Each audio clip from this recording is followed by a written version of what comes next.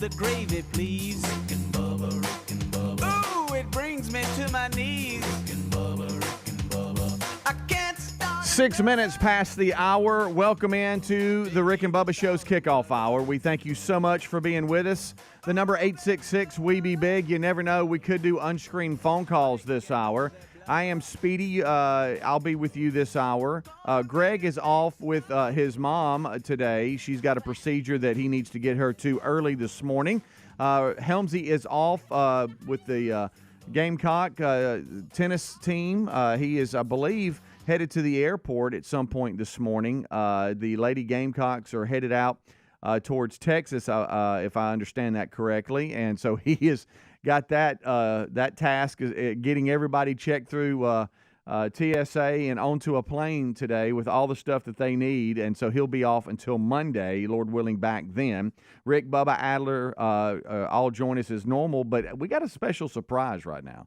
And that is for the first time co-hosting this hour is one Eddie Van Adler. He has come in this morning early. And I got to tell you, ever since I announced that you're going to be with me today, emailers are like, oh, we're fired up. Everybody loves Adler. What's up, Ad? Well, sweet. Good morning. Check. Hey, brain not working. Right. Real early. Hey, 2, 1. 1, 1, 2. I noticed that you did not, move into here as requested. Some of the audience wanted you to just sit here and relax, but you feel that's your blanket in there. You want to stay in there, right? You need to be in there. Yeah. Well, plus I haven't showered in days. Oh, okay, right. So you don't want to be sitting right next to me, friend. Stay behind the window. No, I'm just switching, when you're doing just you, just talking, I want to show just you, and when I'm talking, rarely, hopefully, if we want to keep this show going, I'll just show me if that's okay with everybody. Yeah, that's fine. That's fine.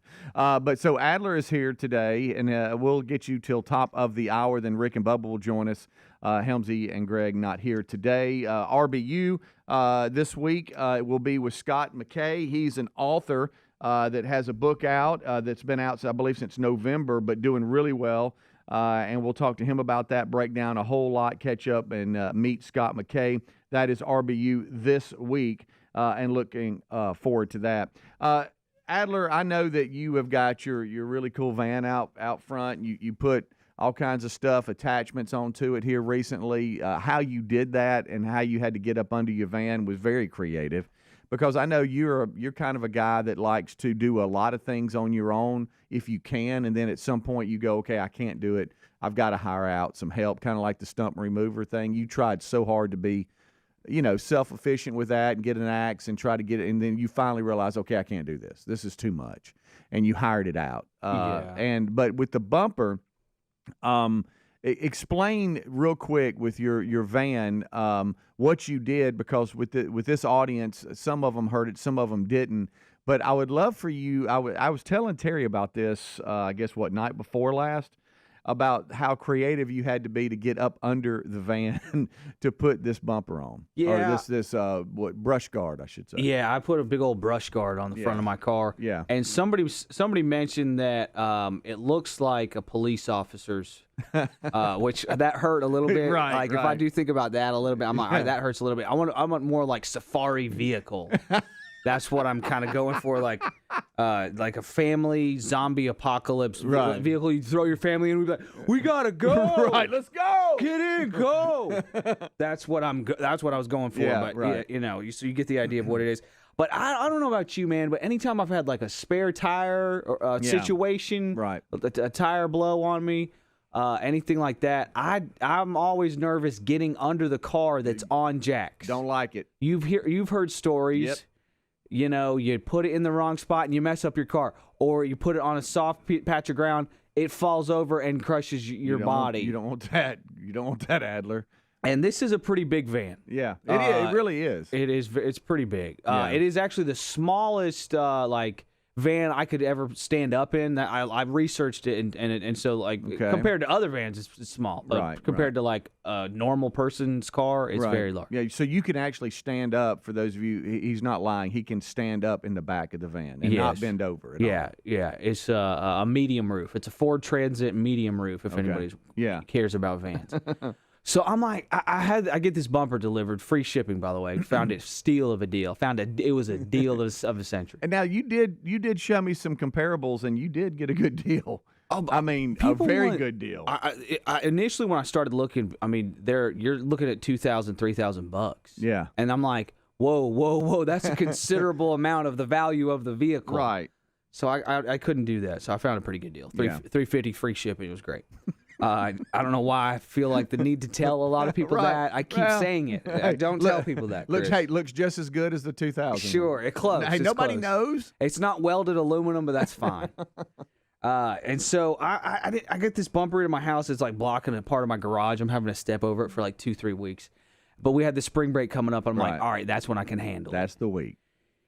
And so I'm thinking, man, I don't have 2 jacks. I've got 1 jack. The car came with 1 jack anyway. So it's like, do I go try to find another jack? Do I put one side on a jack and the other side just drive it up a ramp of what? Stacked up rocks? That's what safe. am I going to do? Yeah. Yes, that sounds good. Let's do that. And so I got to thinking, and the end of my driveway, the concrete is flat, but the ground slopes down like a bushy hill. Mm-hmm. And very low bushes, but like a bushy hill. Right. Elevated drive compared to the hill that goes down. Yes, the end of it kind of hang it down. off a little bit. Maybe. That's exactly what I did. Uh-huh. So I drove as far forward as I could, keeping the tires on concrete. Please tell me Aaron had to come out and you had to say, "Honey, tell me when to stop." No, but I had to get out of the car several times. Okay, just to which look. is frustrating. Yes. Yeah. And so I'm like, I pull it up to the edge, and the nose is hanging over, and I've got this little hill here. I'm like, I guess I'm going to give this a shot. And so I've got this camping blanket that I laid down. Threw it over the little bushes, kind of? Put it in the bushes, yes. And so this blanket's on a hill. Mm-hmm. I'm like, I guess I'm going to lay down in some bushes. And so many roots, by the way, in my back. Roots.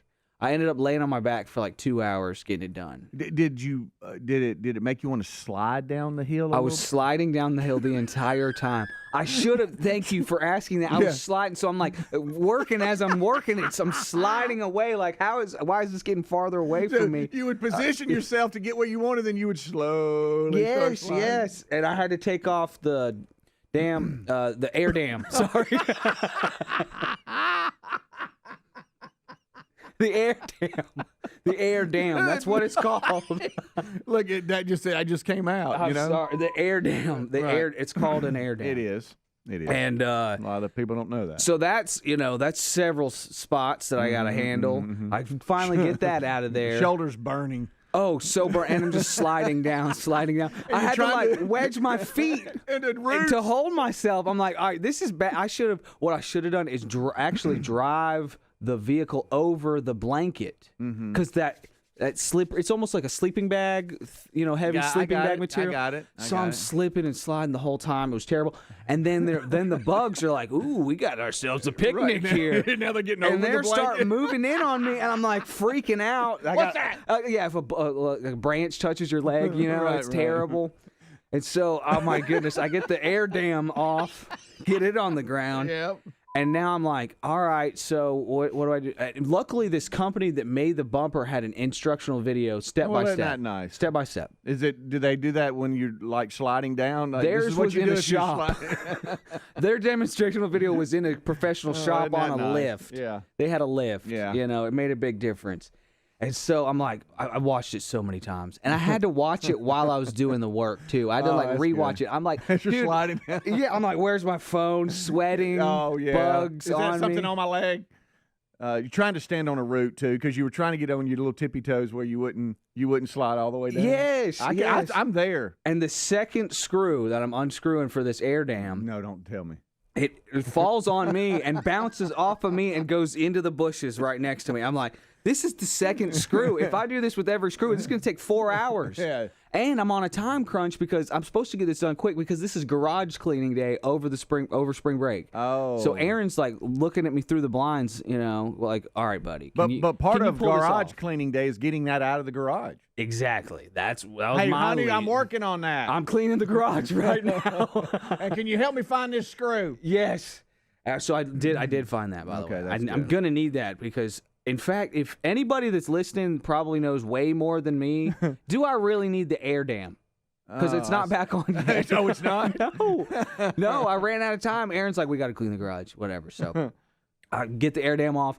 I figure out where it needs to go, and I actually... It's heavy, though. It's heavy, but there was luckily a situation where I could brace it in the middle. Oh, okay. I could walk up to it while I'm holding it kind of like at my belt, put the bumper on, get one bolt on one side, get the one bolt on the other side, and then really tighten it up and get her done, as they say. Well, I wanted you to share that with the audience because you told me a little bit about it, and it was comical what you had to go through. Did you? Let me ask you this: because you got such a good deal on the brush guard, did you entertain calling an H&H or somebody? How much would you charge me to put this on? I thought about it, but this is the biggest car project I've ever done, and it's still on the vehicle. Now that damn air dam I need to fix. No, right. Rick and Bubba. Either all you have to do is trust your gut. Now listen to it and prepare with My Patriot Supply at preparewithbubba.com. Since 2008, My Patriot Supply has helped millions of American families prepare for the uncertain future. Many of them choose 3-month emergency food kits sealed inside ultra-durable 4-layer packaging. These ready-hour meals last up to 25 years in storage. Stock up on all the food kits your family needs at preparewithbubba.com. Each kit, $200 off, and they'll ship fast and free. Find the link at rickandbubba.com. The people of Israel need help, and we can all make a difference through Ma'oz Israel, a respected Messianic Jewish organization that believes in Christ just like we do. This top-rated charity has over 50 years in operation. The atrocities of war and its pain will last for years. Emergency war relief is needed to help folks regain hope, rebuild lives, have food, medical supplies to survive, even needs for children in school. Make a difference now by going to israelneedsme.com or rickandbubba.com under the sponsors. Helix Sleep does it again with an innovative kids mattress made to flip. Why? Well, the firmer side is great for younger kids when they need more spinal support to aid proper development of their growing bodies. You simply flip it over when they're a little older, around 8 to 12 years old, when they want the softer side for sleep. Handcrafted and assembled right here in the USA, Helix is offering 20% off all mattress orders, including the kids mattress. Go to helixsleep.com/Bubba. helixsleep.com/Bubba. Patriot Mobile offers the same dependable nationwide coverage we all want, accessing all 3 major networks, but without funding agendas you don't agree with. Switching sends the message you support free speech, religious freedoms, our Constitution, as well as our military, veterans, and first responder heroes. Their 100% USA-based customer service team makes switching easy. You can keep your number, keep your phone, or you can upgrade. Your choice. Check them out at patriotmobile.com/Bubba and get free activation, or find the link at rickandbubba.com. There's a popular saying out there, health is wealth, and folks, I couldn't agree more. If you're dealing with everyday aches and pains, I want to tell you about Relief Factor, a daily drug-free supplement developed by doctors. It's not just a pill that masks pain. Relief Factor uses a unique formula of natural ingredients that work together to help reduce or eliminate pain.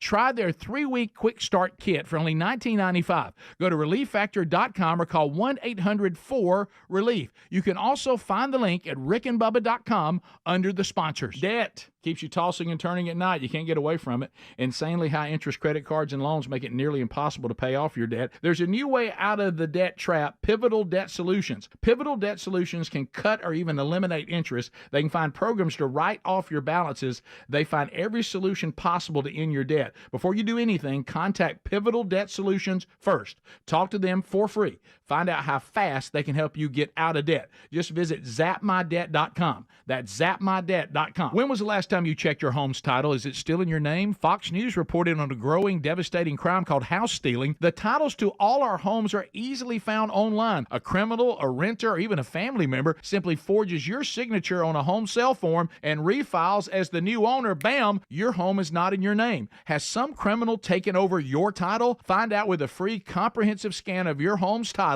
and 30 days of legendary home title lock protection when you go to HomeTitleLock.com and use the promo code BUBBA. springtime is all about fresh air, freshly clean homes. It's also the perfect time to give a fresh look at Simply Safe Home Security, the only home security system we use and recommend. The system blankets your whole home in protection. It has sensors to detect break-ins, fires, floods, and more. Get 20% off any new Simply Safe system when you go to simplysafebubba.com. That's simplysafebubba.com for 20% off. Also, find the link at rickandbubba.com under sponsors. There's no safe like Simply Safe. A wave of concern is washing over America. Recent studies reveal that an astonishing 56% of our fellow citizens report feelings of anxiety or dread about the upcoming presidential election. Hey, this is Rick. This is why we're standing with AMAC, the Association of Mature American Citizens. Now listen, AMAC is more than a senior discount organization. During these challenging times, they fight for common sense and hope our nation returns to traditional American values. Now, as an AMAC member, we're not only going to enjoy money-saving benefits, but also the AMAC magazine, free Social Security and Medicare advice, a trusted voice in Washington, and a community of like-minded patriots who love this country. Take advantage of this election year special, 4 years for $30, and be part of the solution over the next 4 years by becoming an AMAC member.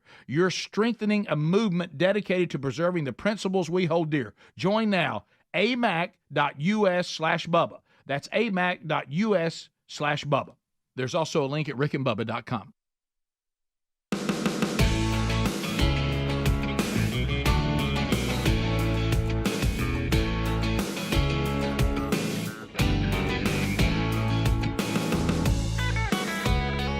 Minutes past the hour. Thank you so much for tuning in to the Kickoff Hour. We're off and running, and we thank you so much for being with us today.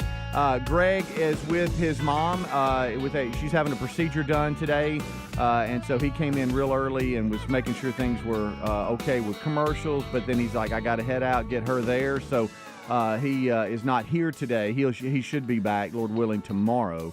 Helmsy is with the Lady Gamecocks tennis team, and so he is out the rest of the week. Should be back on Monday, and so we are graced with Adler. He has been so kind to come in today, so it's not Speedy Rama, and he is in hanging out with me and getting things going for the day. If you missed the first segment, you missed a lot because he gave a very detailed description of how he had to get that brush guard on his van, saying that he really didn't have enough jacks, didn't want to get under something like that, but realized that he had a situation where his driveway was elevated, and then he had a little bit of a what do you call it? Just a little hill, I guess, or something. Slope down where he could maybe hang the front of the van off, maybe take the wheels to the edge and get up under it that way, and him detailing how he was trying to not slide and keep the bugs off of him. And really, it was probably a 2 to 3 man job to hold things. And there was two professionals in the video that I was watching. Right. Two professionals wearing like normal clothes and stuff, and using like good tools and a lift too. Yeah. It was really, they had a much different situation, but got it done. Yes, he did. Each region, each part of the country, each region has its own weather events. The Southeast, we're known for tornadoes, severe weather, hurricanes.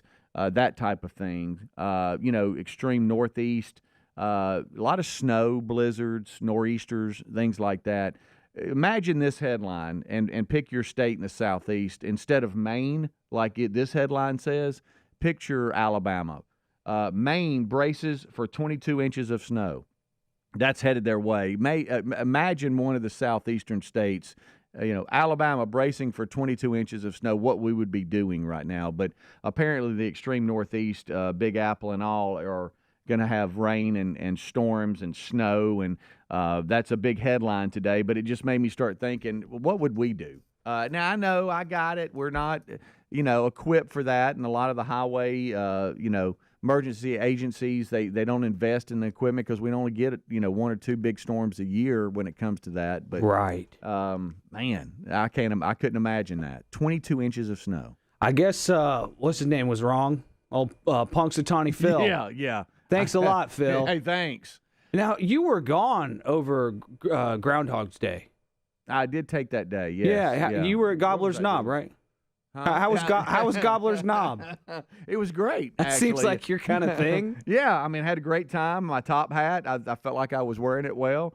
But yeah, I was. What was I doing? We should go to that one year. I know. We talk about that all the time. That'd be a good time. I was at the Daytona trip. Yeah. But JC and them were in Daytona playing, so we went down for that. I mean, even here where we're at, I was getting bit by mosquitoes 2-3 days ago. Yeah. Worrying about, is it tick season yet? Are they getting on me? Yeah. And now I heard James Spann, the weatherman, say something about frost. Yeah. Tomorrow morning. Yeah. A little bit of frost. Look, that's why we were done. I have really kept Terry from getting flowers. She has wanted to go to the nursery and pick out her little potted plant flower. I know we're through Easter, but Easter was a little early this year, March 31st. So I've got like tax days, second week of April in my mind on hey, we don't need to do anything too early. March 31st? I thought that was Transvisibility Day. Oh, it was. Sorry about that. But Terry is biting at the bit to get flowers. She's like, we got to go. I've got all these flowers in mind. They're going to be gone. I want to start doing that. I'm like, honey, just hang on. And we got to, like to your point, it's dipping down a little bit overnight. So yeah, you don't want to plant a bunch of stuff. Nah. Would y'all do that every year? What do y'all do every year? Yeah, we'll go and I want to go with what works. Like in other words, honey, last year, because I don't know about you, but I'll have to take a picture of something because I'll forget what we got. So I'll take a picture of it. You got to take a picture of the tag. Yes. Things like that, and like take a picture of the finished product and go, look, honey, this is what we did last year. Why can't we just go with something that works? Yeah. Can we just go get those same things? No, we got to do something different. We got to do something a little different. Sure. Well, why are we doing that? Why? I want to know why it's got to be different. Yeah, and then it's like, what gets full shade and partial and now this side of the house gets hot, so we got to be prepared for that. And then we walk over to some, specialist that's at the nursery, sweet young lady or man, and hey, this is our situation. They don't know what our house is like. Bless their heart. They're just trying to get through it. And you talk to them too much. I do a little bit. Yeah, you wear them out. And then sometimes I'll wander off like I don't care, and then she's like, what do you think about this? And I'm thinking, you're really asking me what I think about this? You already know what you want. Yeah.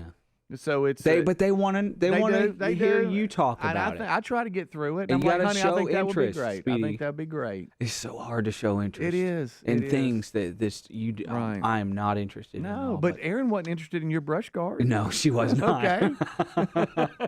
Now, have you guys done food? Are you growing any kind of food at all? No, we're not. Now, don't get me started on that. Okay. I kind of want to start. Yeah, and I see you neighbors.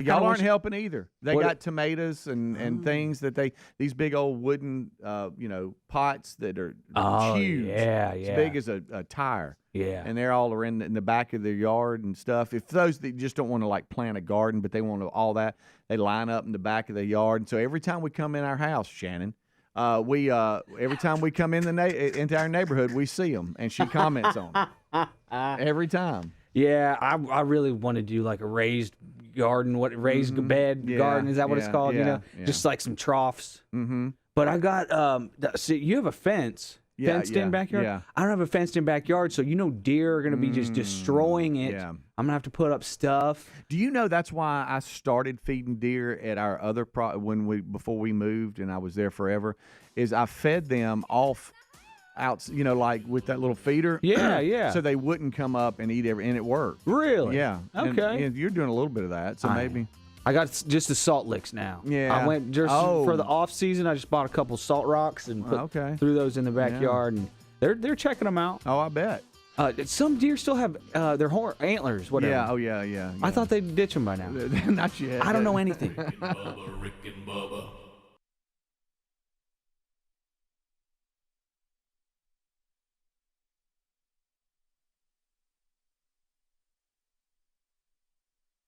Hey folks, Rick here. Something's up, something big. You can't quite pinpoint it, but you can't deny it either. All you have to do is trust your gut, listen to it, and prepare with My Patriot Supply at preparewithbubba.com. Since 2008, My Patriot Supply has helped millions of American families prepare for the uncertain future. Many of them choose 3-month emergency food kits. With 22 food and drink varieties, there'll be no food boredom. With over 2,000 calories per day, there'll be no starvation. And sealed inside ultra-durable 4-layer packaging, these ready-hour hour meals last up to 25 years in storage. 25 years. Stock up on all the food kits your family needs at our special website, preparewithbubba.com, and you'll get each kit for $200 off. Protect yourself, protect your people. Get your kits at preparewithbubba.com. They'll ship fast and free. Go to preparewithbubba.com. Each kit is $200 off for you.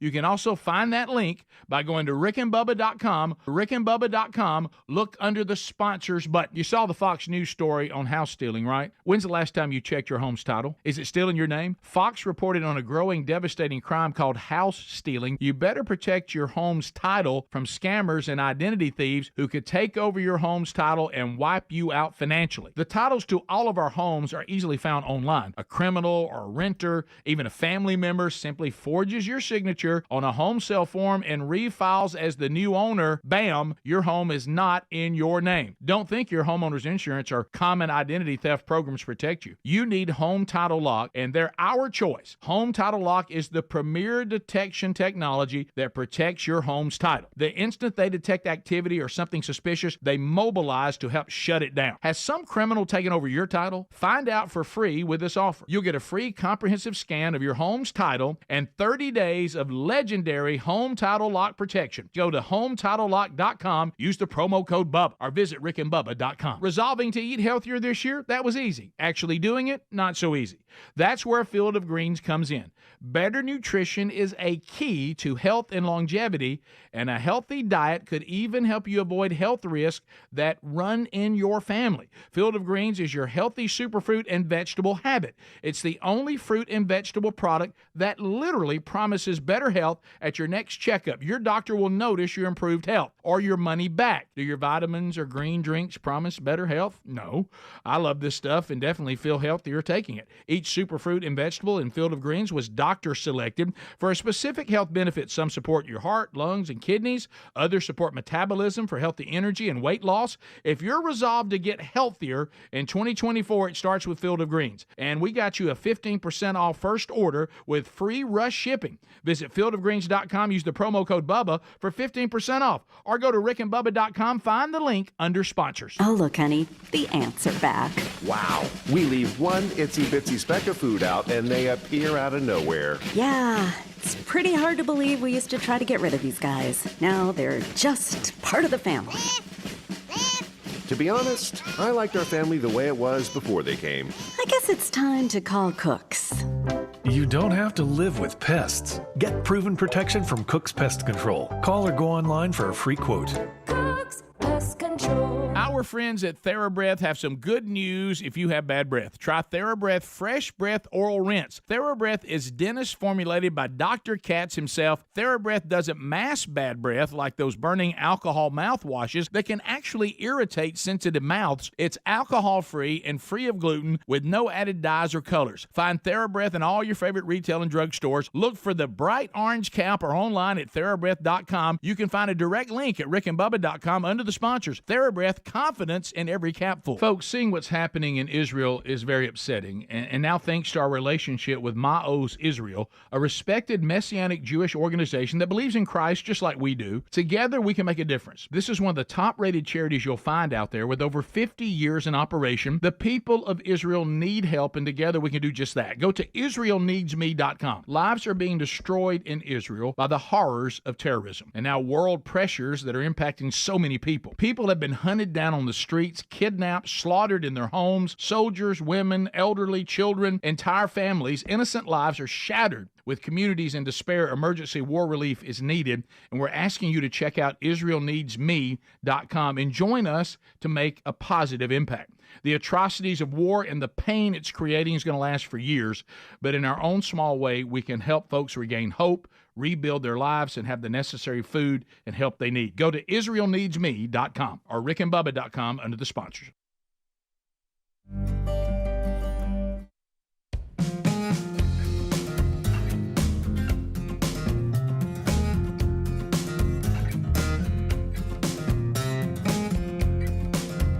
$25 minutes until top of the hour. Thank you for tuning in to the kickoff hour on this Rick and Bubba show, where it's a Thursday already. If you're listening live, it means it's RBU today, and we'll have author Scott McKay on as our special guest and featured guest. So make sure that you are subscribed and getting those notifications to Rick and Bubba University, the podcast, on however you get your podcast. But Adler does a great job as well on the video side. It'll be on Blaze TV, Pluto TV, YouTube, Facebook. So all of that is there for you. That's RBU this week, Scott McKay. Rick and Bubba are here. Adler's already here with me. He's helped hosting this hour, and we appreciate him for doing that. That's because Greg and Helmsy off today. Greg should be back tomorrow. Helmsy back on Monday. Adler, you were talking about, and we got all kinds of stories and headlines that we will try to get to here, too, before top of the hour. But you were talking about your handle with the van and the brush guard and all this kind of stuff. And, having three boys, Tyler off on his own, married, has a child, JC still in college, Reese very independent, but, still he just turned 20. Terry and I joke, I feel like he's like 30, but he was just 19 2 weeks ago. He just turned 20. But very independent and makes his own money and does a great job. He has his life together so much more than I did when I was 20. I'm thinking right now about who I was and at 20, and man, he's doing a great job. He is. Well, he's a hard worker. He doesn't mind working, and he realizes that he has to work hard to get what he wants. He's not one of those that sits around and wants things. But he does need help. We are their parents, and so even though they might, some of them, be more on their own than others, you still are there. You're their parents, and so they call you. I remember calling my dad when I was in my 20s, hey, I'm in a handle, that kind of thing, and he stepped in and helped however he could. And the other day, actually Tyler was laughing because we were able to go grab 9 holes of golf the other day, and it's always fun. I love spending time with my boys, and each individual is just so they're all so different, but yet they're also the same too. It's kind of crazy, but we were out talking. He was laughing about the handle that Reese got in with his truck that I talked to y'all about, where he was in a little bit, I wouldn't say an accident. He just bumped the curve because it was in a rainstorm and his back 2 tires slipped, and anyway, he ended up bending the lower control arm and a alignment pin on his truck, and we were getting through all that, and Tyler just thought that was so funny. And then the next day he calls me, which was day before yesterday. He said, "Hey, Dad, how you doing?" I said, "I'm good, buddy. Well, what's going on?" Because he doesn't call me at 1 o'clock right after lunch. That's not normally the time. Sure. And he said, "Well, I guess it's my turn. I'm in a little bit of a handle." And I'm like, what are you talking about? He goes, "Well, I'm in a bind." He and Mabry had bought a used car for him, and you live and you learn, and you got to check things. And he realized the other day that he didn't have a jack in his car and needed one because he had just had a blowout. Oh no! And kind of close to where our former studio was. How recently has he purchased the vehicle? Probably maybe 5 months ago, maybe. Oh, okay. And then the blowout happened. And then the blowout happened just the other day, and so he calls and says, "Hey, I could do the tow thing and all that, but I feel like I can get this fixed. I'm in a bind. Are you available? Are you around?" And the boys know that with our work schedule, sometimes we are at that time of day available. And I'm like, "Well, yeah, man, what do we need to do?" And so I'm starting to try to get ready. He goes, "Well, here's where I am.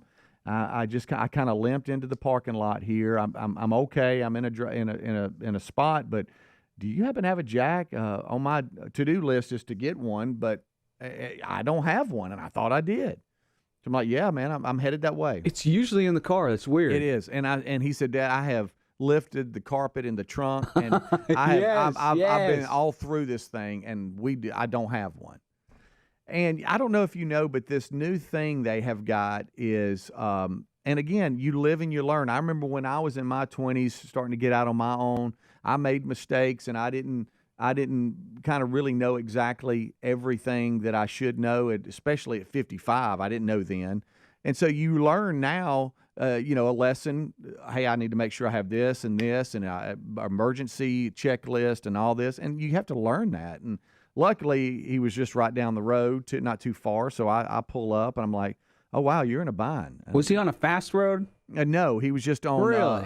He was on 31, which is a street for those of you around the country of where our station used to be on. Now it is hilly, but that's why they call it Vestavia Hills and Homewood, that area. So you're up and down and all this. But he was able to get over to a secure area, and it's just flat. It's so flat. And I have a little air compressor, and I was like, well, let's just see. Maybe something weird happened. Let's see if we could kind of get it up, because on the way there, he had already called a place. He said, hey, a place right down the road, they've got the exact same tire. And they said if we can just take it off and get it to him, of course he couldn't because he didn't have a jack or a way to get there. He said they'll throw the same tire right back on it. We'll come back, and then we can bring it back to him, and they'll balance it and all that. Nice. So he had him a plan when I pulled up. So we get to going and we get to jacking it up and we take it off, and when we take it off, we quickly realize it wasn't the tire. He had hit a pothole. Somebody had kind of pushed him over where he had to move over in the lane he was in, which made him hit like a little pothole on the side of the road, and it actually bent the rim of the inner wall of his rim. Oh. And the tire was fine, but the reason why it went down so quick is because the rim was bent and it loosened the seal, and now air just... It unseated. Yes, it did. I think that's what they We say. didn't realize it until we took it off. So now we're in a bind because he doesn't have a brand new car, but it's within a couple of years. Some of these new cars that have these run flats and stuff, they don't have a spare. You don't have a spare tire. Oh. But if your rim is bent, it doesn't matter if you have a run flat or not. Right. If it's bent like that and it's lost its seal, air just doesn't have anything to. It's just. Yeah. So we get the air compressor out, but it's just blowing out. Yeah. I mean, there's no way. So we're trying to figure out, what do we do? What do we do? And there's alloy wheel repair. They're close by. They do just great work. We've used them to maybe change the color of a rim or something like that. But they also they have a guy that can bend them, and you got to heat them up, and they got to repair them and all this kind of stuff. So we call them, and we take a picture of it, and we're like, hey, this is kind of what we got. And they're like, man, I don't know about this. We could bring it over to us. We might get it to hold air, but you need a new rim. Yeah. But right now, the car's up on a jack in the parking lot somewhere. And we're running around trying to get it fixed to where he can get it home. So it turned into about a 4-hour affair. They ended up bending the rim back to where it could hold air and seal. The tire was fine because he didn't go, but maybe from here to where you park your van to get over, so he didn't warp the wheel or the tire or anything like that. He was fine. Shredded up. Yeah. He was able to get over. So the guys were like, oh, the tire's fine. Your problem is the rim.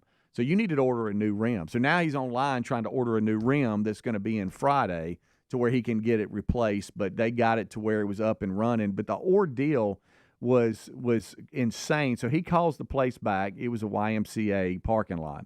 And so now we're running around. We didn't know it was going to take this long. We're still up on a jack. Now we've got rocks and it's braced and, where it doesn't roll back or anything like that. But he calls the YMCA. Hey, could you walk out and see if a car is still up on the jack that we just left because we were, running around town and it turned into longer than it actually was. So we go back and we go to the rim place and they had repaired it and it was fine. We bring the tire out, which was heavier than I thought, and we place it in the back of my truck and we head back to put it on. And so we go back and the car is still there. It's fine. We put the tire back on. We lock it in, and he takes off. I'm like, son, I'll follow you home just to make sure, because the folks that repaired the rim, they're like, it's fine. It's not going to leak, but, I would order a new rim and not maybe get up on the interstate and just, be going 70, 75 miles an hour. Right. Just get around town, maybe run some errands, but if you can use your wife's car, do so. That's kind of the instructions they're giving him. So I'm like, well, let's just make sure everything's fine. I'll follow you back to the house, because that was on the way to my home. And so I do, then give him a little on the way, as I'm passing him and stuff like that. But it's funny as a parent, you're sitting there and you think you got it like you like it. I just made a sandwich and actually had some Cheetos, if you want to know the truth, that I was chasing with my sandwich. Are you a child? What's going on? That's quite a lunch there, I'm not buddy. really sure. I think last time River was over, Terry had bought some Cheetos, and I'm like, well, I'm going with Cheetos. They're good. Now, they're messy. Yeah. You got to watch your fingers. Yeah, and watch out. Had just finished and was thinking about getting an Oreo cookie. Okay, that's just Ruby's lunch. You're just describing what Ruby ate for lunch sorry yesterday. about that. And then the phone rings and your day changes. Yes. But it was a long day. But the folks that repaired his rim, and then the people, there's just kind people out there, and I hope I'm that nice.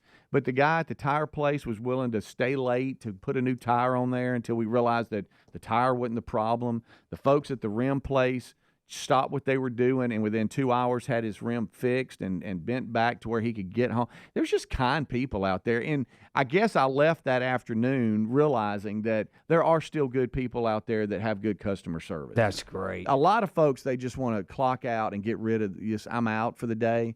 But these folks actually cared. And he got back home to his wife by dinner time, and things were good. And his rim should come in tomorrow, and he'll be permanently fixed. But he is going to better his situation and make sure that he now has a spare, and he's already ordered a jack.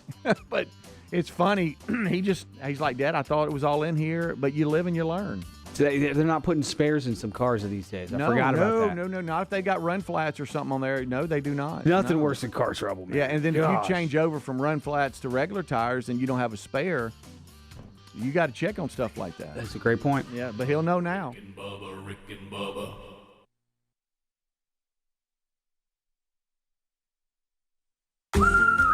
Oh, honey, it's our favorite leaf filter trusted pro, Matt. Matt, come in, come in. Hi, Mrs. Sparks. You wanted me to stop by? Is everything okay with your leaf filter gutter protection system? Okay, of course, silly. We wanted you to stop by for dinner as our way of thanking you. Yes, to thank you for that free gutter inspection, the free estimate, and what was the other thing? That lifetime guarantee. Well, Mr. and Mrs. Sparks, those are just Leaf Filter's policies. Everyone who calls Leaf Filter gets a trusted pro to come out for a free gutter inspection and estimate. And every Leaf Filter installation comes with a lifetime guarantee. So it's not just us? No, sir. We don't want anyone to worry about clogged gutters ever again. You mean everyone gets this level of service? Everyone. They just need to visit leaffilter.com/WWO to schedule their free inspection. Okay, but you must be starving. You work so hard. Ready to love your gutter protection as much as we do? Visit leaffilter.com/WWO and get up to 30% off today.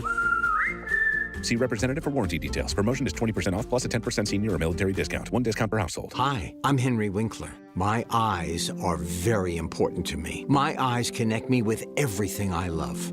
I loved my late father-in-law dearly. He always lit up a room, but his vision dimmed with age. He had age-related macular degeneration, or AMD. And since partnering with Apellis, I've learned there's an advanced form of dry AMD called geographic atrophy, or GA. His struggle with vision loss made me want to help others know about GA's warning signs. For some, colors appear dull or washed out. For others, hazy or blurred vision make it hard to see details, like fine print on price tags. Many have trouble seeing in the dark, making driving at night difficult. GA gets worse over time and cannot be reversed.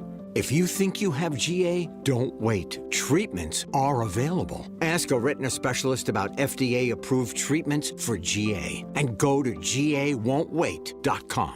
Starting with one store in 1978, Boot Barn has become the largest Western and workwear retailer in the nation. Supporting those who feed, build, and protect America, we offer the largest selection of cowboy boots, work boots, Western wear, workwear, and outdoor gear. With over 500,000 pairs of boots and thousands of top-quality jeans and clothing, it's an honor to support the people who make our country so great. Boot Barn. Keep West. DQ presents the sound of BOGO-free Blizzard treats in the DQ app. It's the sound of downloading the DQ app, redeeming the sweetest BOGO-free Blizzard deal, telling all your friends, and heading to DQ. For BOGO-free any-size Blizzard treats only in the DQ app for a limited time. Download it today. At participating locations, limitations apply. DQ. Happy tastes good. There's a popular saying out there, health is wealth, and folks, I couldn't agree more. Some of you may be living with everyday pain. Now, this can affect so many parts of your daily life. I mean, it can affect the mood, your sleep. What about missing out on activities? Our friends at Relief Factor offer a natural way to relieve that pain. It's 100% drug-free. Developed by doctors, Relief Factor uses a unique formula of natural ingredients to help reduce or eliminate everyday aches and pains. Now, unlike pills that just mask the pain for a short time, Relief Factor helps support your body's natural response to inflammation, so you feel better all day, every day. Over 1 million people have tried Relief Factor, and here on our team, several of us have tried it. So let's get you a special deal, and let's see if we can help you too. Go right now and see if Relief Factor can work with you with their 3-week quick start kit that's only $19.95. Now, this is a great price to try it out for 3 weeks. You'll know in 3 weeks. You will feel the difference and know it works. You can also find the link at rickandbubba.com under the sponsors. Debt, keeps you tossing and turning at night. You can't get away from it, but the truth is the system is designed to trap you in debt. Insanely high interest credit cards and loans make it nearly impossible to pay off your debt. There's a new way out of the debt trap. Pivotal Debt Solutions.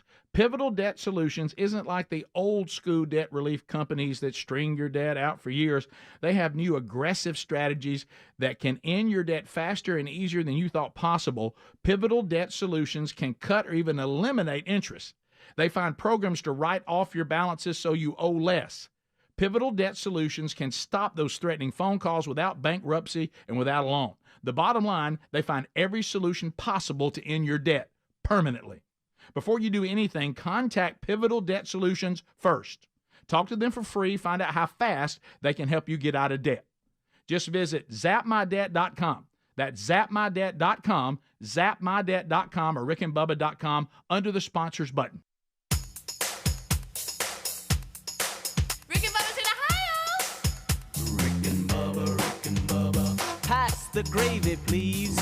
All right, we got 8 minutes until top of the hour, so we are back. Adler here with me, helping host this hour. Rick Bubba join us right after top of the hour. Helmsy off till Monday.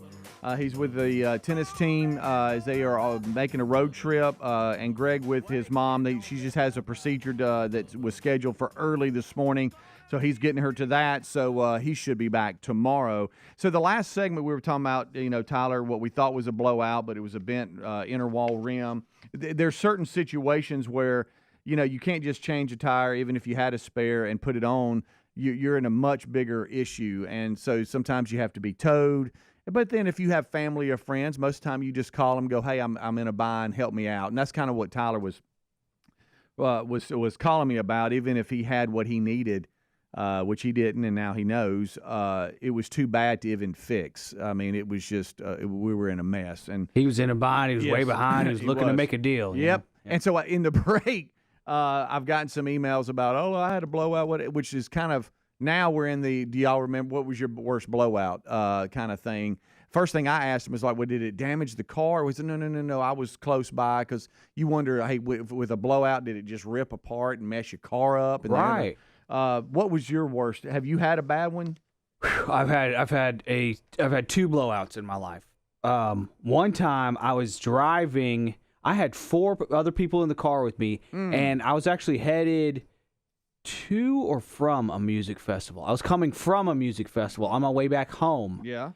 And I'm in one of the girls. This was in college. Okay. One of the girls' dads let us took his beat-up SUV so that we didn't mess up any of our cars. It was. I think that's why. My car was like, no way would we take this more than 100 miles, because I'm lucky to get to class in this thing. Yeah, we're not taking my car. And so a group of friends, we borrowed this girl's dad's, like, I think it was like a Jeep Wrangler or something like that, an old Jeep Wrangler. I had wood on the side, one of those. Oh, yeah.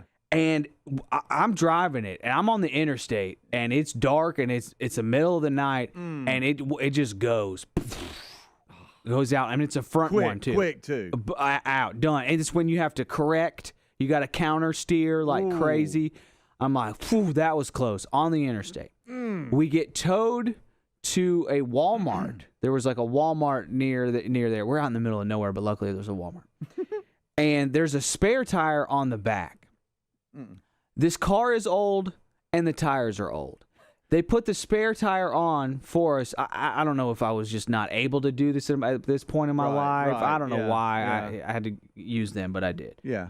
And this is so long ago, I may have put the spare on myself, and then because the spare was old, you know how people put those cool covers on their tires? There's like a smiley face or something like that. Yeah. This did not have that. And evidently it had been sitting out on the back of the vehicle in the sun for years and years and years, and it was dry rotted. So I think actually now I'm thinking about it, this is 15, 20 years ago. Yeah. I put that on, and it blows out again. So I had 2 blowouts in this vehicle on the interstate. No. And then I think that's what led to us being towed, having to get some new tires that's put it. on. We have no more tires left. But when the second one went, I was like, you gotta be kidding me. Twice? I'm trying to get home and live. I barely survived this music festival. I've been camping for 3 days, sleeping in a tent. I mean, we were like people, except we had clothes on. We were like people from Naked and Afraid coming back home from this thing, and we just wanted to get home to our terrible small dorms, you know. And but my goodness, 2 blowouts in a row were horrible. I had a blowout. I guess it was. It was. I guess about 4 years ago was my other one that I've had. I was driving Aaron's car. We were headed to Atlanta to go to IKEA to get a couch. A tire blows out, so I put a spare tire on it. And then we just keep going and get the couch, and I drive to Atlanta and back with the couch not only shoved in the back but tied to the roof. And I'm like, this is the worst trip, the worst possible situation I could ever have. But I got through it, man. Okay. What about you? Have you had any blowouts? Oh yeah, I've had some blowouts, but back to what you just said, that's where the you can't have nothing comes in. You can't have nothing. No. And it was funny because the story back to Reese. I'm there at Landers McClarty Chevrolet in Huntsville in the service department when he had his issue, and I just looked at Reese and I said, you know the first mistake, and Reese said oh yeah, Dad, because I've taught my boys, you thinking you could have something, and I said you can't have nothing. You can't even have nothing. Nothing. And then Steven, who works there, he turned and looked at me. I mean, that's the cry, of the Rick and Bubba audience. Everybody knows that and stay in it and all that. Yes. He looked at me and goes, aha. And I'm like, what? He goes, you're Speedy. And I was like, yeah. Hey, man, oh, man, I love the show. But by saying you can't have nothing, it's like it was an antenna. He quickly turned and was like, okay, I know. He related the show into you can't have nothing. Absolutely. And it was an ultimate you can't have. I mean, you can't have a thing. You can't. But yes, I was in college, and I had a Honda Prelude. I've talked about my Prelude before. Yes. It was car. It was a red one, and it got me through a lot of years. I had the kind. It was where to turn your lights on, it would lift up. Oh, okay? yeah. And one side was kind of not really. It was kind of broke. You had to pull it up yourself. So every now and then I'd be winking at everybody when I went by during the day. My Nissan 240SX had the same exact thing. Yes. And then so I'd have to go and I'd have to pull it up. And once I did that, it would stay. But if you just turned your lights on, it wouldn't lift. And so sometimes I would, and then the other one wouldn't go down. It was a mess. But when I interned at CNN way back when for Larry King, I stayed in Atlanta with a buddy of mine. And I had a blowout trying to get to the CNN center in downtown Atlanta on 75. That's good. And it was a mess. Oh, and that's a great time. I quickly learned, and then I had to call my buddy. I was in a handle. But I quickly learned that, folks won't stop and help you. They'll blow right on by you. Right Do you on stop, by though? You. Not really. Okay, I mean, but then. if I see a family maybe, or yes. something like that. But of course, that's probably a trap, though. They're probably going to rob you. Right. That's what we think now. Yeah, that's what I think. That's now. a good point. Yeah. All right, well, top of the hour, but that's been my worst one. It totally destroyed. It's so scary. Yeah, yeah, pieces of like tire everywhere. Bubba, Rick and Bubba.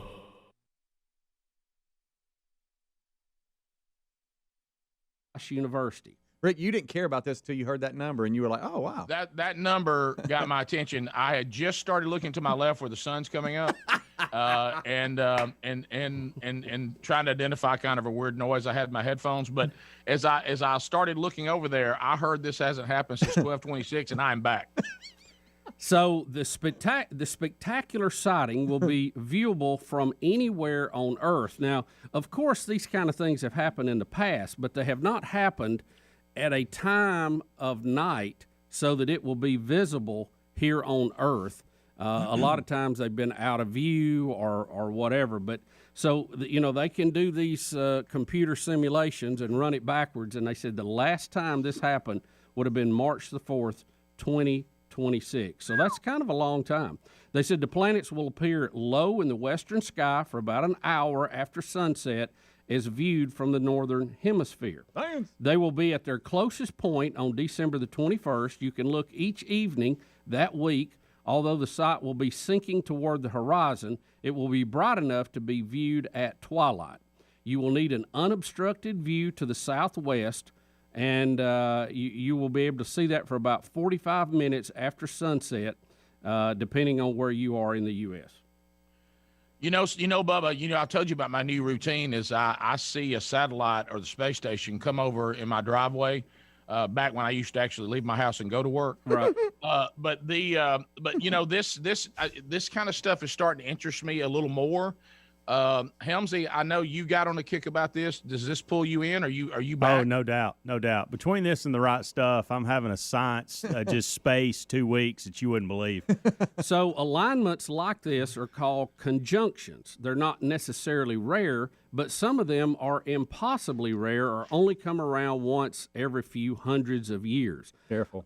Astronomers speculate that the Star of David, written about in Matthew, was one of these exceptional rare triple conjunctions between Saturn, Jupiter, and Venus. One such astronomer who has studied this was the great Johann Kepler, who bears the name of the Keplerian data that we use now to track things in space. And Rick, if you're wondering, he is wearing an undershirt, so we're good. I was just about to say, what outfit is he wasted today? Long sleeves. You know what's funny about Johann Kepler? Is there another show anywhere today that has a wheel of meat and is about to do the 12 working days of Christmas that mentions Johann Kepler? Same show. I'm not saying his first name right, but that's what I call him. Well, now you got me saying it. So I know. We'll just go with it. So what is funny about that, though, I decided I was going to start naming all my pets after great scientists in history. I've got Einstein the cat. And I told Betty, I said, the next pet we get, I'm going to call it Kepler. I did not know that you named your pets like that. Well, I've just started it not too long ago. Brand new, Hamson. Yeah, it was kind of a new thing. I like to go with themes. You know what I mean? I like themes. Out there. So we're going to go with great scientists throughout history. So. I guess it's because this is Betty's area. That's the only conclusion I can come to. Right. Because you have loved this as long as I've known you. It seems like you would have started naming pets after famous scientists long before now. Well, like I say, it's kind of Betty's area too, but I've suggested and I've thrown out some names, and she goes, those are kind of cool. Kepler is a good one. Newton is good. So you got some of those coming along. I'm surprised when you started naming your green fields at the farm where you hunt, you didn't go with that. Well, I have different themes, right? And I go with state names. Okay. On greenfields, kind of like you do battleships. That was kind of the idea behind that. But I do like a theme behind it. Right? Yeah. Can I ask you back to your greenfields because I remember this? So you're obviously not doing SEC because you have one named Virginia. You went with just states in general. Well, I have a Georgia, I have a Florida, I have a Carolina field, which is double, so it's North and South Carolina. That's smart. So what makes you call it the state you call it? When I go out there and look at it, the first thing that comes to my mind. Okay, all right, that makes all sense. Thank you for your honesty. And initially, I was kind of doing it in a geographic way, like if you looked at it from above. Yep. Like if it was the southeasternmost field, it was the Florida field. Yeah. And then the one next to it would have to be Georgia. Okay. And kind of that. Yeah. But as we kind of added and moved things around, it got a little out of order. So now it's just kind of like, I walked out there one day and I said, man, this looks like Virginia. Look at those pretty mountains. I'm going to call this Virginia field. Okay. Have you ever Church been is to approprially named. Yeah. Well, church is different because of where it is. But it's appropriately named. Yeah, it is. Can I ask you something, Bubba? Have you ever been to Virginia? I think I drove through there one time. No, we landed a plane there one time, going to the White House. We did. But anyway, so every.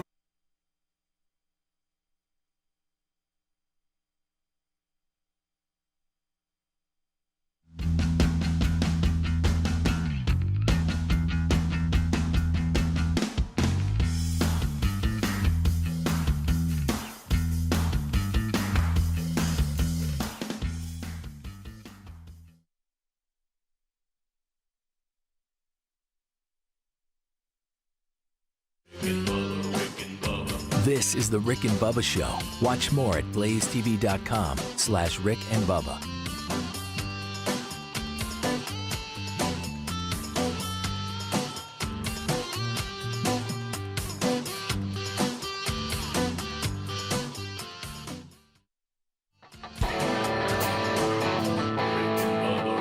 The hour, Rick and Bubba Show. Thank you for being with us. A brand new hour is starting now as we power up the Big Boy studio for another hour. This one starts with the national anthem.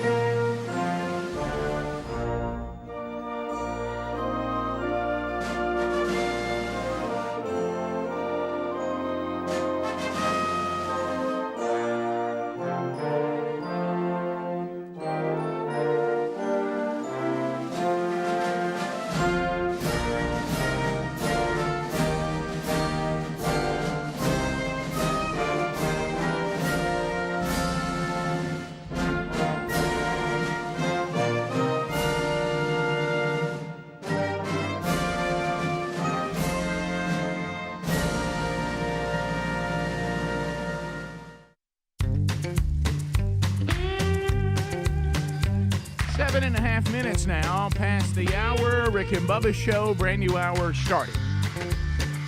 The kickoff hour behind us. Eddie Van Adler weighed in on the kickoff hour with Speedy today, so he's already here, been here, as the real Greg Burgess is tending to mom today, and Helmsy is coaching and on the road with the tennis team at Jacksonville State University. So there you go. So Speedy is here. Adler is here. Not only has the YouTube experience for you live, but also he'll archive the entire show for you today as well. Best of hour will go to Blaze TV for the Blaze TV subscribers. You also may be listening on America's boldest radio stations on the Rick and Bubba Radio Network. There's a live option for you. Maybe you're listening to the TuneIn app. That's also a live option for you. Or you are doing the archives. We have full podcast audio archives every day of the entire show. A best of hour is there as well on the audio side. And as of a few hours after the live version of yesterday's Bible study, the archive of the Bible study is now on the YouTube channel and the podcast channel. If you get an opportunity, yesterday, one of the more gripping parts of the New Testament is this discussion from the Apostle Paul about the thorn in his flesh and why it's there, and it's some deep stuff. And it was a powerful day yesterday. So that is available for you today if you so desire. So we'll cover the stories of the day, but we need the silver-tongued one, the man with a golden voice, professional lunch eaters man of the year, the inventor of pizza and a cup, Shakespeare's worst nightmare, and the master of the King's English. Ladies and gentlemen, put your hands together for Bill Bubba Bussey!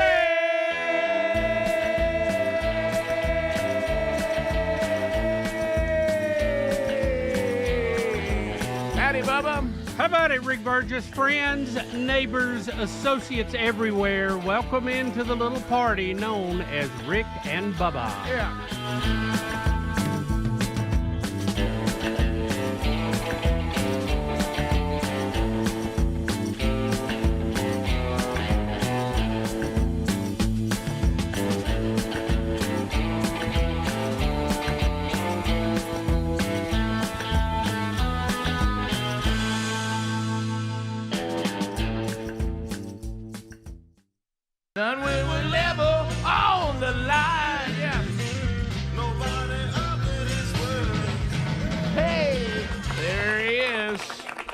Jimi Hendrix version of All Along the Watchtower. There Jimmy. He was an innovator. Yep, a Bob Dylan song, and once again, sometimes we like others to sing Bob's songs as opposed to Bob himself. But so I've heard many versions of that. I like Jimmy's the best. You know what my second one is? U2 has a great version of it. Really? Yeah, so it's good. Bono, or as you said, Bono. So we do have a lot to unpack. It's down to the big four. Yeah, I mean, big four. We got Helmsy coaching, and aging parents. Greg taking mom today. We were discussing, and Bubba, you've been there, and I saw Greg in the parking lot this morning. Did you really? I tell you, I was messing with him because he pulled in. Yeah, I know he came by to get something. Okay, but I had forgotten for a minute that he had to take your mom today. Yeah. So he pulls in and he's parked really terrible. Of course, there's nobody in the parking lot, but he's in between spots. Sure. So he comes out, and I said, "Hey, nice parking job, Goody." Yeah. And he got in the truck and drove off. And then I texted him. I said, I didn't mean to make you mad. He just left.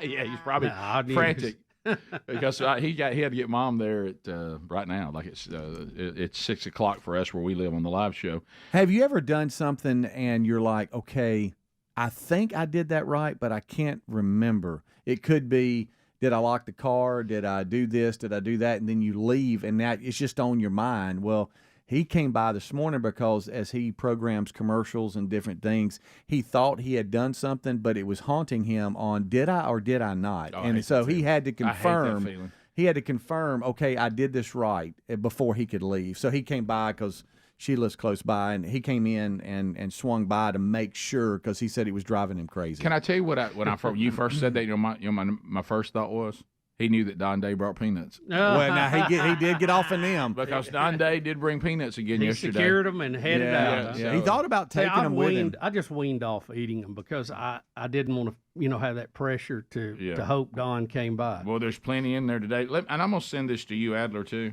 And something's got to be done about this Don Day peanut thing. Yeah. And so Adler, I'm texting you a picture. This is what happened yesterday.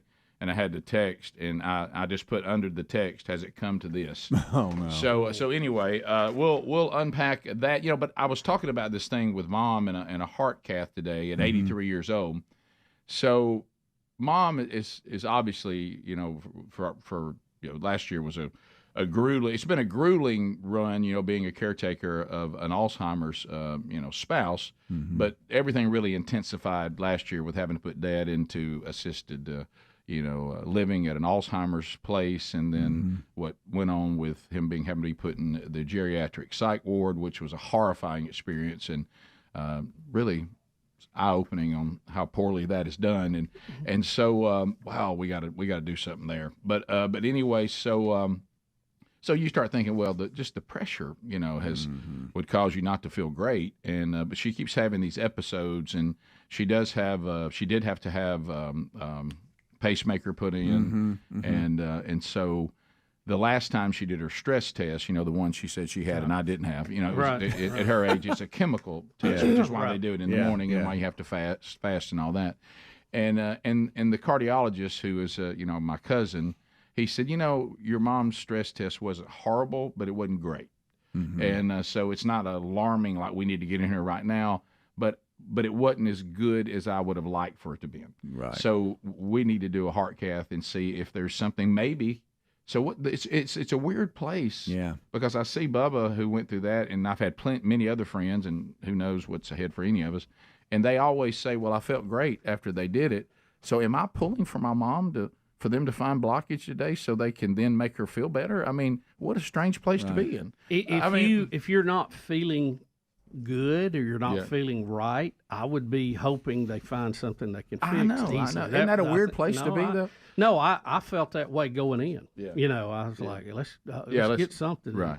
So because what's happening, what she doesn't like, she says, here I am, I'm 83, I still had my health, and she says, I don't like when I want to go to a family gathering or I want to do something that should be fun. Like we had the 50th birthday for my sister. She had an episode and had to go into the house and kind of gather herself, and she kind of feels like she almost wants to pass out. And you want to leave because you can't breathe. Right, yeah. That's how I felt. Yeah. I felt like I needed to go somewhere. It feels very similar to what you leave described. the area, whatever you're in. So I find myself hoping that this will be, because I want her to be able to enjoy this part of her life and have a quality of life. So that's right. So anyway, and when you don't feel good, you just can't. And so hopefully this will help. And because she is a lot of fun when she's a gamer. I mean, you can see her sometimes trying to push through and not be a downer, and all that. And I don't want her to have to struggle like that. So, So anyway, but not what I had sent to Adler was, so now yesterday, Don Day shows up and you've got now Greg's peanuts, you've got peanuts for he's got various bags of peanuts. Then some of the guys in the Bible study hit him up for small bags of peanuts, and it's now become the Peanut Man. And I got this yesterday. Look on the screen. Wow. Now for Brody? Wow. And I sent this picture to my son Brody, and there's a bag of peanuts that has Brody in Sharpie on it, and I said, has it come to this? I saw Brody the other day, and he said he sure would like some peanuts. I said, now I'm becoming what am I, Mr. Peanut now? Now you got that on you. I'm the peanut distributor.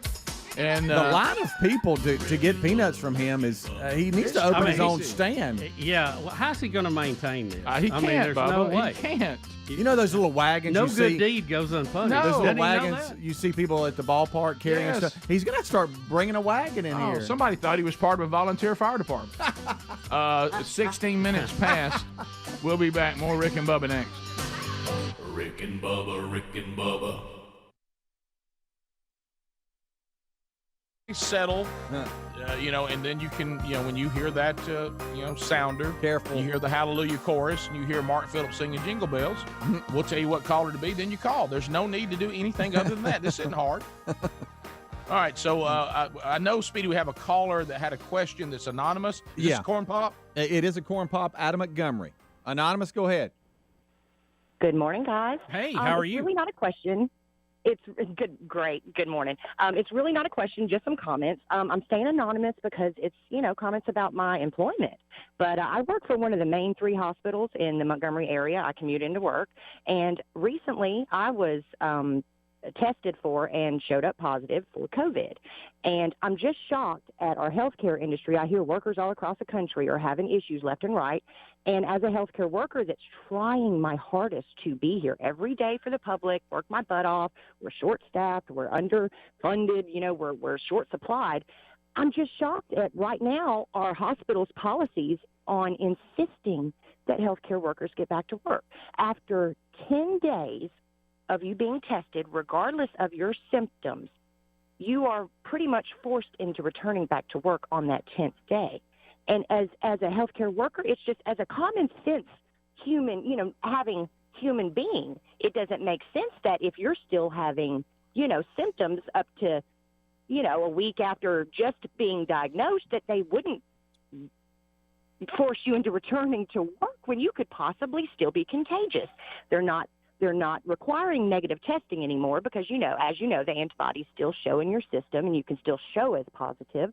But I'm just shocked as a healthcare worker that they're sort of forcing us into these predicaments and these situations, and it's leading to massive spreading within our within our practices, and it's scary left and right. Now, luckily, it didn't hurt me at all. It felt like a common cold, but a coworker right next to me is in the hospital right now still, and they're expecting her to return the day after she gets out of the hospital. I mean, it's just insane right now, the policies that are ever changing, and just wanted to know what you guys might possibly think about it. Well, let me ask you this, Anonymous. Is this, and like I say, I don't know the details. We're just kind of taking it on face value from you, but is this not just part of the fact that the system is just being overrun right now? And they just it's all hands on deck. I mean, they're just kind of having to have bodies there to help. Well, and we have to have bodies. I don't know where they're going to turn when everyone starts, because we are right now. Every one of us is popping up positive left and right. Doctors, nurses, helpers, receptionists. It's all across the board. But and I don't know, it's just shocking to me that they would force us to return almost and continue the spread even worse than I don't know the fix myself. I really don't. I'm just shocked at the system. Right? It's just scary times. It's just scary times. And I see a lot of people speaking out against nurses that are taking a stand, nurses that are striking, nurses that are speaking out or you know, protesting and things like that. And I just want to make the public aware, you know, that we're trying our best. We're wanting to, you know, to push every day to try, you know, and make up and cover for the ones that are having to be out. And you know, we're trying, but it's just shocking and scary. And I just hope everybody is just kind to each other and patient and understanding when they're calling their doctor's offices and they're not able to get in and things like that. It's just scary times. Well, and I understand, but like you said, you're talking about people returning. So you're talking about people who have had it and are coming back. So I think they're just having to kind of shorten the time because they just have to have all hands on deck. And what I would give you an example of is if an aircraft carrier is on fire. You know, if you're on an aircraft carrier, you work in shifts. Well, when you say all hands, that means everybody. You don't sleep if the ship's on fire. Mm-hmm. Everybody gets up. And obviously it's not the ideal situation, but I think in some places they're just being so overrun right now that they've had to go to all hands up. Right, Rick? Yeah, can I ask for a clarification? Because, you know, and please don't take this the wrong way, because I understand what you're saying, and I have great respect for the medical teams, but we don't want to get into hyperbole and exaggeration. Now, I understand someone who is asymptomatic or had like cold symptoms like I may have right now and you had, and them saying we think 10 days science-wise, we don't think you're going to be that infect people anyway, keep the...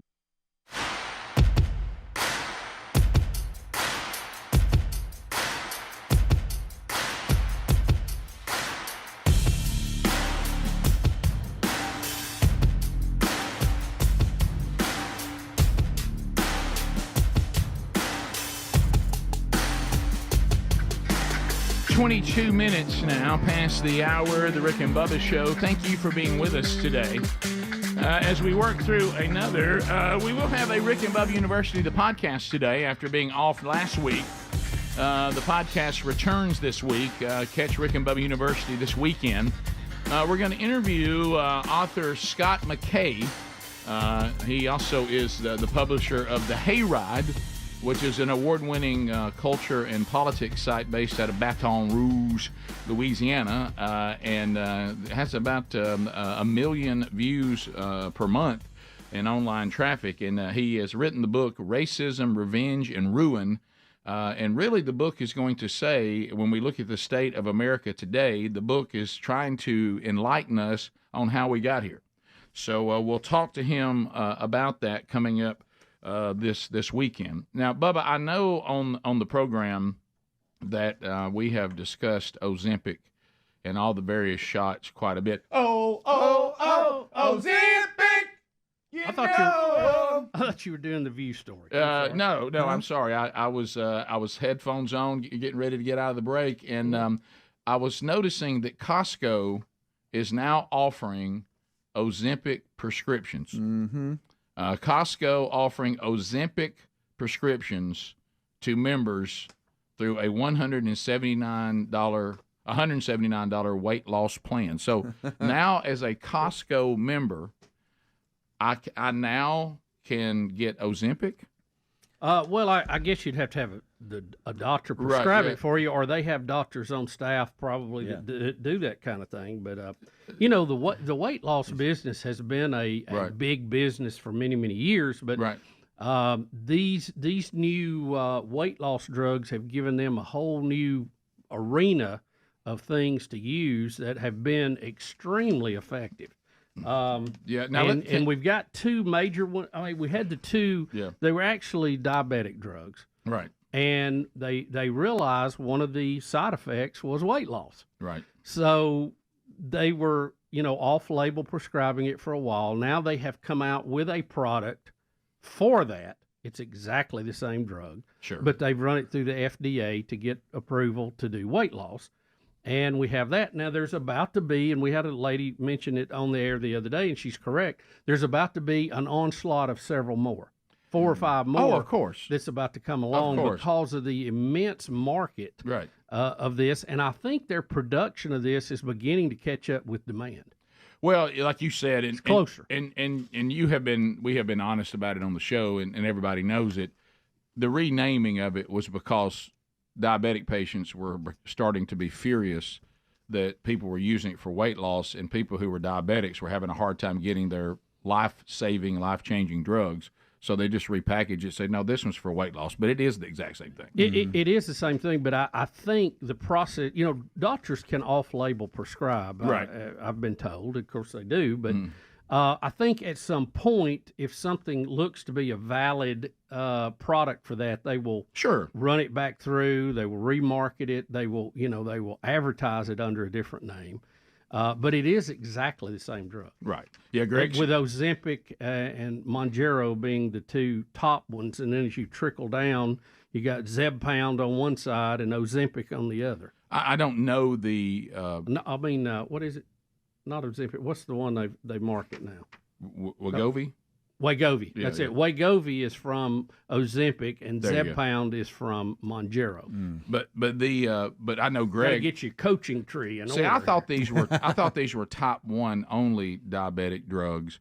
But Greg, who's type 2, he said that he was talking to his doctor. He's having a hard time getting what's it called? Trulicity. Yeah, Trulicity, and the doctor told him it was because of this. And oh, really? Yeah.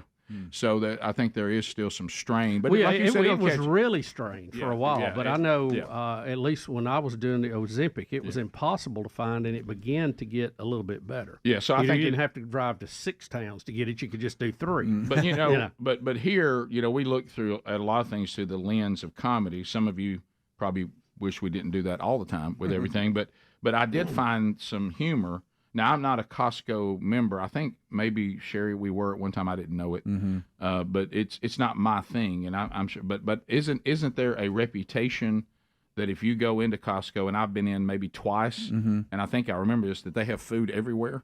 Like you can eat. There's all kinds of sampling places. Yeah, I don't know. I mean, I've heard people buying hot dogs as they walk through. I'm not allowed to shop much. We're Costco members, and isn't there food everywhere? Yes, about every other aisle. There's someone set up and sample. Yeah. Oh, no, I like samples. That's what I'm talking. No, Bubba, there was a running joke. Like if you were a college kid, go to Costco and just make the round. Yeah, and you go around and eating all you need. It's funny that the place where there's food everywhere is now going to give you an Ozempic membership.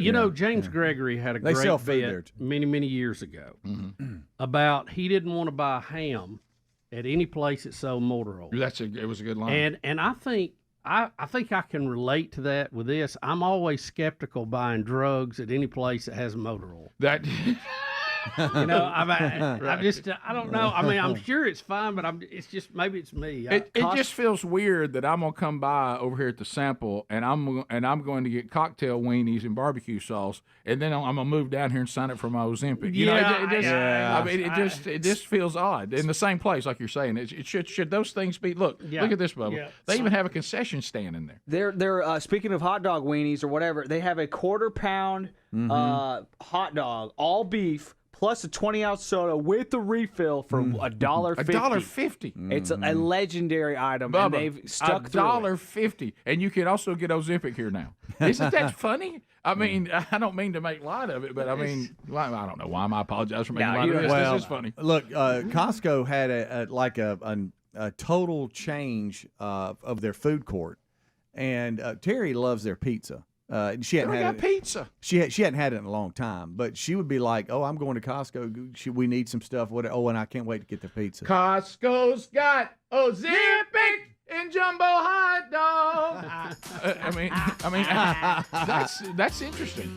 All right, we will come back and do the View story. I'm sorry I didn't hear that part. I knew you and I laughed about it, but we'll unpack. I thought you wanted to go there. I was just laughing about it, and kind of got lost in my headphones there. All right, we'll be back. So Costco members, good news. Ozempic membership available, too, for $179. We'll be back. Bottom of the hour. Rick and Bubba, Rick and Bubba. It's gone, you're able to work. Are you exaggerating that somebody really is going to be told to go back to work if they were in hospital, got out of the hospital on Thursday, they want them back at work on Friday? Because that sounds like an exaggeration to me. Absolutely. Somebody who was hospitalized with COVID, gets out on Thursday and they want them back at work on Friday? Yes. I In don't fact, believe she that. got out 2 days ago, and as yesterday, she was trying to find someone to treat her so that she didn't have to, so that she could possibly find some excuse to not have to, come back. She's still that sick, and she's being told that she's no longer covered by any of her, sick time, and it's just a lot of policy and employment stuff and HR stuff. But it's just we're not getting coverage past those 10 days. No, I got you, but I think the 10 days may be they don't think that you have, to Bubba's point, you can't miss the point, and I don't envy your situation. Is you're in a adverse environment and you're in a field that requires selflessness and danger. Yeah. And when you get into this kind of line of work, just like in the military, to Bubba's point about all hands on deck, we need to do the best that we can do for you. But this is a different line of work, and you're in a more dangerous situation as opposed to another career choice. Yeah, exactly. There's a couple of others that want to weigh in on this, Rick. Kelly, line 8 here. Let's go to Kelly. Kelly? Good morning. Hey, Kelly. Go ahead, Kelly. She is not wrong. My daughter-in-law is a nurse on a critical care wing in Oklahoma City, and she tested positive for COVID, had fever, the whole rampant symptoms. At the end of her 10 days, she still had symptoms, but she had to go back to work. In my mind, that was insane because she could infect people who were already in a compromised situation. Kelly, let me ask you this again. Extraordinary situations calls for extraordinary measures. But at the end of 10 days, do they feel like maybe you're not as contagious as you would have been, or you're past that point where you could infect somebody else, even though you don't feel good? I got that. Look, I was told by my doctor that after 9-10 days, you're not going to affect anybody. Is that what they're basing it off of, just because they're out of people? They are out of people. That's the problem. Yeah, they are out of yeah. people. Yeah. Well, but that's what again, if the science is saying that after Kelly. 10 days you're not as likely to infect other people, then they're not really doing what y'all claim they're doing. And I understand it's not ideal. We got that. Oh, And absolutely. it's terribly stressful and aggravating, and it's just an almost impossible situation. But I think it's just based on what we're up against right now. Yeah. And there's been so Look. much inconsistency on right. this virus that you don't know if the latest update is right or wrong, or were we right in the beginning and wrong now. It's all over the road. No, you're right. And I have, Bubba, you said it perfectly too. I've got sensitivity on both sides of it, but we're in a situation that is unlike anything that we faced in our lifetimes. I know that they faced this 100 years ago, but we haven't faced this. And when you're in the medical field, the depth chart is not all that deep. Yeah. And if they start seeing that, hey, you're physically able to do it, we'll take the chance on day 11. They may not have any choice. Yeah, I think that's what you're looking at. It's not the norm, and it's very disheartening, and it's very tough. I mean, these people are having to lay their life on the line. No doubt. Rick and Bubba, Rick and Bubba.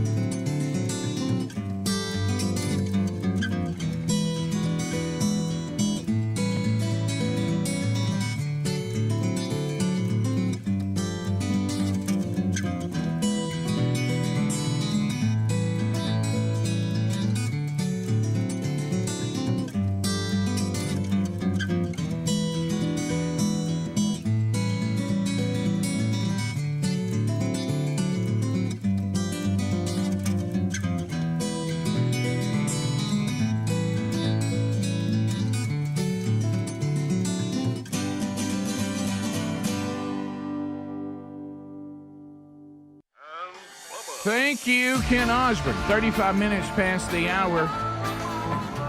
Patriot Mobile teaming up with the Rick and Bubba Show. We're so glad to have them on the big show now. PatriotMobile.com/Bubba. There are options out there. I know a lot of times you're going to look. When it comes to my cell phone, I mean, what am I supposed to do, guys? They're all a bunch of libs. No, not PatriotMobile.com/Bubba. Well, you guys talk about, man, merit.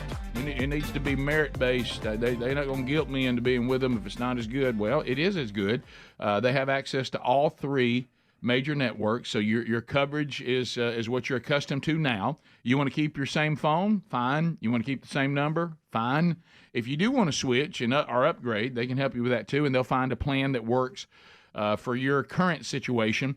And when you're with PatriotMobile.com/Bubba, guess what? Same coverage, a U.S.-based customer service team, and you're not funding things that you do not believe in. When you're with PatriotMobile.com/Bubba, you're sending a message that you support free speech, religious freedom, sanctity of life, Second Amendment. We're with the military. You're with our veterans, our first responder heroes. And so this is money that you're spending anyway, but you do have an opportunity to take that money and invest in a company that will provide you the same service you have now without you funding things you don't agree with. So go to PatriotMobile.com/Bubba, or you can call them at 972-PATRIOT, use the code Bubba, and get free activation. You'll also find a link at rickandbubba.com under the sponsors button. All right, so The View, and I agree with what, I don't agree with exactly what, I'm not saying Joe Rogan, his analogy is one that I would agree with, but I do agree with him that The View is just a joke, and there are a lot of people like we do on the highlights sometimes. We call it the mouth ulcer syndrome, that, when you have a mouth ulcer, if you would just quit messing with it, it wouldn't hurt so bad, but you can't stop messing with it. So this is like you watch something or you listen to something, I don't know what this is about us, and you do not like it, but you enjoy somehow some sick entertainment comes from hating it. And I don't know. I know we got some of that out here with our show. Mm-hmm. I know, especially Danny the Democrat. But I will say this.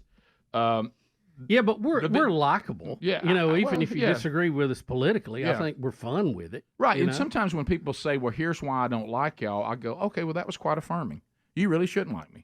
And I think if you like me, I'd be like, "Well, I need to work on myself." Well, can't we disagree on politics? Of course. And still like each other as people? Well, Bubba, not anymore, brother. I'm sorry. No. And also what we find out, and this is old, and it's just so tired.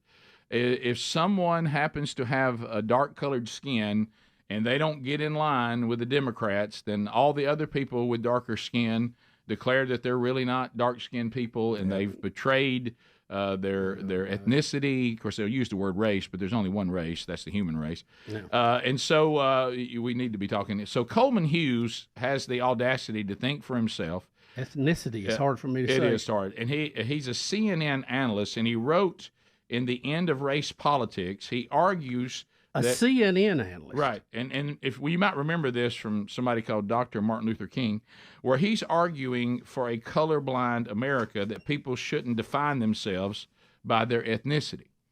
Well, watch out. Sonny Hostin was not going to have that on The View when he was interviewed by them, and she attacked him, claiming his argument helped right-wing politics, and he was just a pawn for the conservative political movement.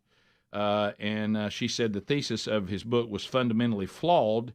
And he said she said so many in the black community believe that you are being used as a pawn by the right, and you're a charlatan of sorts. Now, see, that those names were leveled at him simply because he was thinking for himself. He disagreed with Sonny. Sonny had to disagree with him, so suddenly he is a man working against his own race. Right, he's not, or his own ethnicity. And we know where you're correct in that. Yeah, you know where the left will eventually get you. You won't be black at all. I mean, right? Yeah, I don't know how they do that, but they somehow remove. They call you a white supremacist, right? I've heard it. Which is, I don't even know what to say to that. Other than one comedy skit, I've never seen that. Yeah. Bubba, am I right or wrong? That's good, Bubba. Which was good. Mm-hmm. Am I right or wrong? Did Dr. Martin Luther King, the face of the civil rights movement in America, did he say that his dream, part of his dream, was that he dreamed of a day where people will be judged by their character, not the color of their skin? He did. Mm-hmm. That was said, fact. right? But Rick, here's the thing, and it doesn't matter what your ethnicity is, where you are, your geography. People will always take it because we know the heart is dark and evil. Sure. If left to a default position, people will take advantage of these things. Look, they were white people who took advantage of their majority situation. Of course. There's also minority people who take advantage as a selling point of their position. Correct. Now, for us to say that doesn't happen is not being honest. Right. So when you have people who are prospering, making money or power, doing these things, it's hard to ever get it to go away because they don't want it to go away. Right. So Joe Rogan is now interviewing Coleman Hughes. He's in the clip I found. They're gonna reference the actual appearance on The View, and Okay. I found a clip from the actual appearance. If you guys want that, Yeah, let's have that first. Okay, here's Coleman Hughes holding his own on The View. I have a question, because you write that the anti-racism movement, there are a couple of people, I don't even know who they are, maybe Robin DiAngelo. Robin DiAngelo, Yeah. Ibram Kendi, for instance. Okay. Well, you say that is just another form of racism, and you even say it has a lot in common with white supremacy. How can you compare those two things? I You talk compare about them because- anti-racism, you're comparing it to white supremacy. Because they both view your race as a extremely significant part of who you are. So white supremacists, they obviously say, we all know what they say, okay? Neo-racists like Robin DiAngelo, they say that to be white is to be ignorant, for example. Well, this is a racial stereotype, and I want to call a spade and say this is not the style of anti-racism we have to be teaching our kids. We should be teaching them that your race is not a significant feature of who you are. Who you are is your character, your value, and your skin color doesn't say anything about that. That's actually misrepresenting what Robin DiAngelo's position is. It's in her book. Yeah, no, it is true. We do have people of color right now that say because I'm white, my skin color lets you know that I'm inherently ignorant and evil. Yep. Just because of the color of my skin. So, and he's right. What's the other term? You had the white. It wasn't white supremacy. It was white privilege and all that stuff. Yeah. You know, you got all that. And as long as we wallow in that mud, we're going to stay mud. Oh yeah, and as you said, when you do it, you've just been duped into a position where you can be manipulated by politicians and the people in power who couldn't give a rip about any of that. They just know it's easy to use for their benefit. Right. So now he gets on Joe Rogan discussing what we just heard, and Rogan makes a statement that we've been laughing about today, and hopefully we all can laugh at it. But it's fun. All right, here we go. I had no idea what to expect. I didn't know who Sonny Austin was. That's on me. I was Boy, he's screening it fast. up. That's good, man. He That's is good. fast. Boy, Speedy Gonzalez. Sorry, no I racial. had no idea what to expect. I didn't know who Sonny Austin was. I actually still really don't know. So I wasn't expecting necessarily for her to kind of try to ambush me in that way and attack my character in that way. And I responded to it in the moment, as I do. And I didn't expect it to go as viral as it did, but I think it arguably went more viral than anything I've ever done. It's hard for me to totally tell, but I've just got people messaging me almost nonstop for like 4 days afterwards. Well, it is the show that people love to hate. Yes, that's true. That's true. They get so much hate watching and hate watching viral clips of them saying ridiculous things. I mean, it is a rabies-infested henhouse. And that's the headline today that Joe Rogan is getting. Yes. That he just called The View. Rabies-infested henhouse. Rabies-infested hen. So it's not just a hen house. No, it's a no. rabies-infested hen house. So anyway, and I want you to think about it, and we've touched on this show many times. We've talked about this so many times, but it's here again. Here's a young man that is making almost identically the statement that Martin Luther King Jr. was making, and now you get in trouble for saying that. Well, it's Rick, almost identical. There's a lot of us in the world that are getting along just fine, and we've had to move on from the evils of the past. And there's, like I said, there's people who are making money and have power. Right. As long as racism is stirred up, they don't want a cure. No, you're right.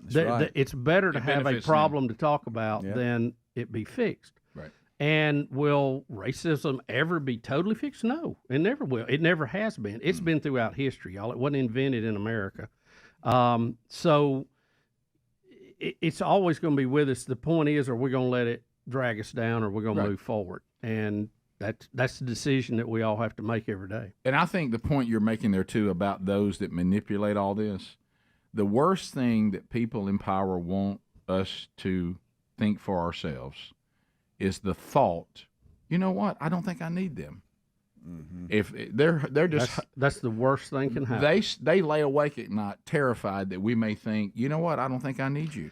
You know, and you've always got people who are antagonists to whatever is going on. Right. We started. Betty has been watching this documentary on Moses I'd never seen before, and I will say it may be in the History Channel. I'm not even sure, but it was pretty interesting. And you forget how many people were antagonizing him all the time. Oh, that's so true. I mean, we got a guy pretty close with God. People are all over it. Oh, you know sure. what I mean? No, absolutely. We'll be back. Rick and Bubba.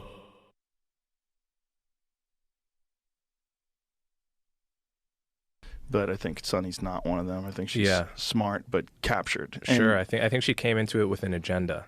Of course, you know they do everything with an agenda. Yeah, you know, she came into it. It seems really wanting to paint me as someone that has been co-opted by the right wing. Yeah, and I don't know how much research she had done into me. She claimed to have read my book twice. So your argument, and I've read your book twice because I wanted to give it a chance. Which is almost certainly not true. Yeah, because she was totally missummarizing. When did the book come out? February. The odds are very low. Very low, right? Because very low. Me, brother, and me, still coming to you from home because of the quarantine, because of the COVID situation that we've been talking about ad nauseum for quite a while and again today. And it's a tough situation. Greg and I do not know whether we have it or not because we're waiting on tests, trying to get the most accurate test that we can. But I was exposed and Greg was potentially exposed, so we're staying away for the given periods of time, and we think we have it right. Bubba, correct me if I'm wrong. 7 days if you have no symptoms and you get a negative test. 10 days if you have no symptoms and no test, but you were exposed, and then 14 days if you're exposed and tested positive. Do I have that right? I think they just said 14 was better, but the others we can get by with. Mm-hmm. But if you get a positive test, it's 14, correct? Rick, I'm not sure. I'm confused now. See, I was told 10. I think it's 10. Yeah, I was told 10. So I don't even. But it's according to what day it is. The CDC's changed that 2 or 3 times, by the way. So anyway, the doctor where I went to get tested, they told me if I test positive, 10 days. That's what I was told. Is it? You know, the big confusion too. Is it 10? Is it 10 days from you testing positive, or 10 days from symptoms? Well, it's according to who you ask. Or 10 days from when you're over it. You know? Yeah, and don't forget this. Also, there's some that say, well, you start counting from when you were exposed because that's when you got it. That's right. Yeah. So anyway, oh man, we'll do the best that we can do with it, just like everybody else out there. Greg is feeling fine; he's having no issues. I have cold-like symptoms, but that could be because I just have a cold. Mm-hmm. So we'll see. But one of my sons who was with me, with his brother who did test positive, he has come back with a negative test. That's so we'll good. see. Good deal. So we have everybody there at Master Control. Greg and I, of course, are on location, and welcome back. Look right there. You just heard from him. There's Bill Bubba Bus. Well, glad to be here, Rick, and thank all of you for being part of the Rick and Bubba family. Is it? So, Bubba, do you want to do what I think we're about to do? Oh, boy.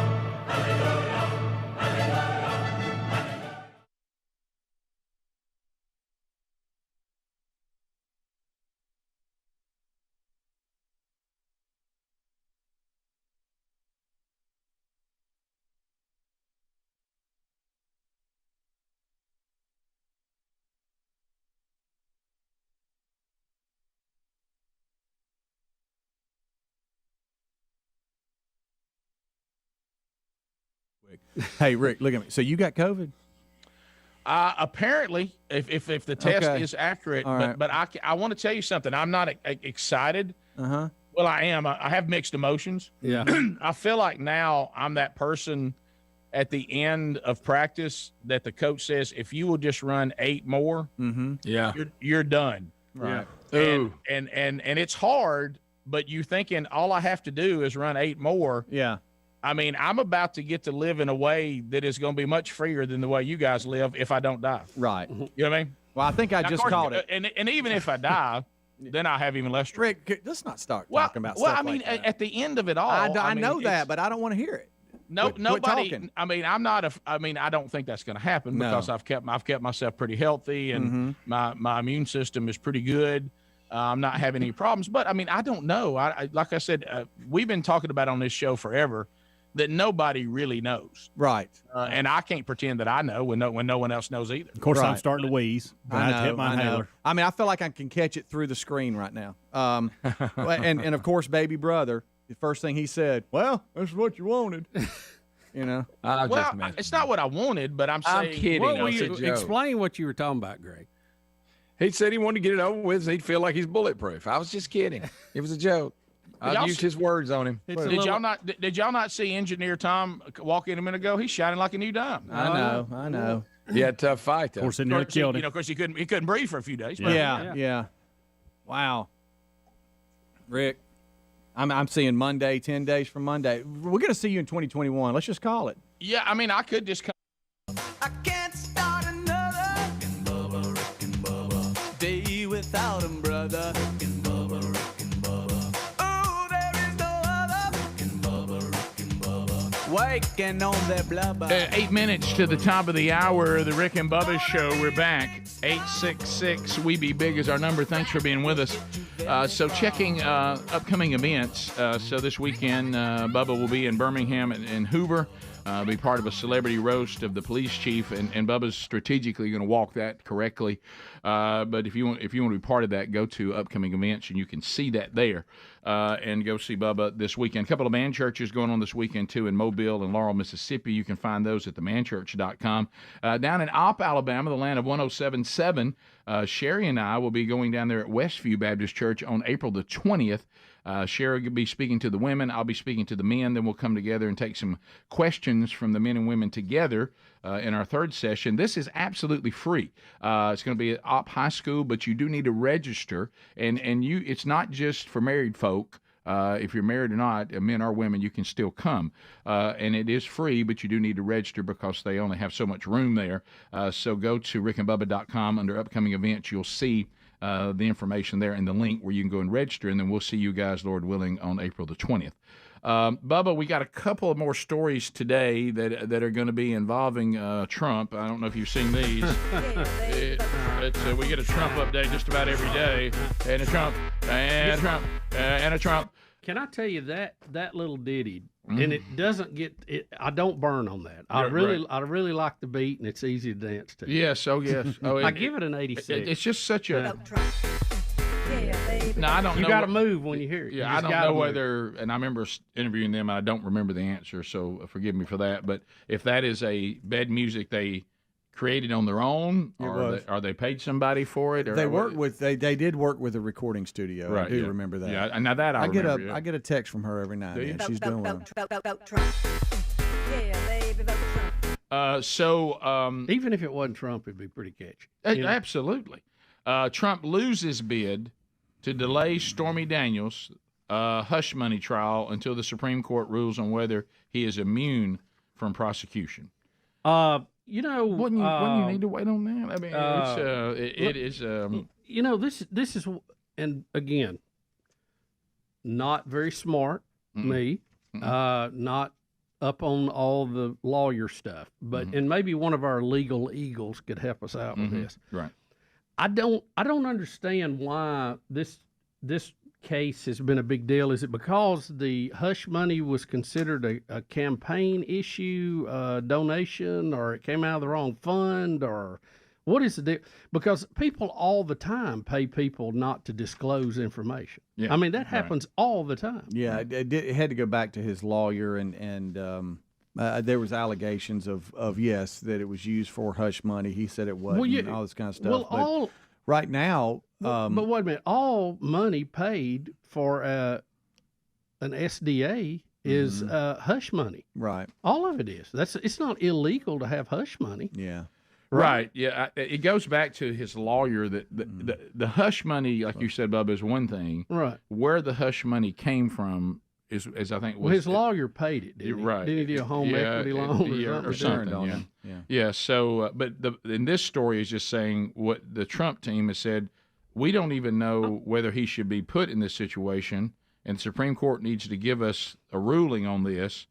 But apparently they're going to go on with the trial even without the Supreme Court ruling yet. Well, yeah. You had a New York judge decide that. Any ruling in New York, and they know that. They go to New York to get these rulings. Right, and we have a Jesse Waters clip that Adler has that pertains to this, where Trump, was banned from talking about it. They put a gag on him, and then but the judge's family has been paid by the Biden campaign almost $10 million, and Jesse broke it down, just the hypocrisy of it all on. So Trump can't defend himself, but the judge can do whatever. It's just it's very strange. You mean let me be sure I've got this. Trump was ordered not to make political speeches that said the Democrats are out to get him. Right, about the judge or his family, when all he's doing is defending himself and telling you what happened.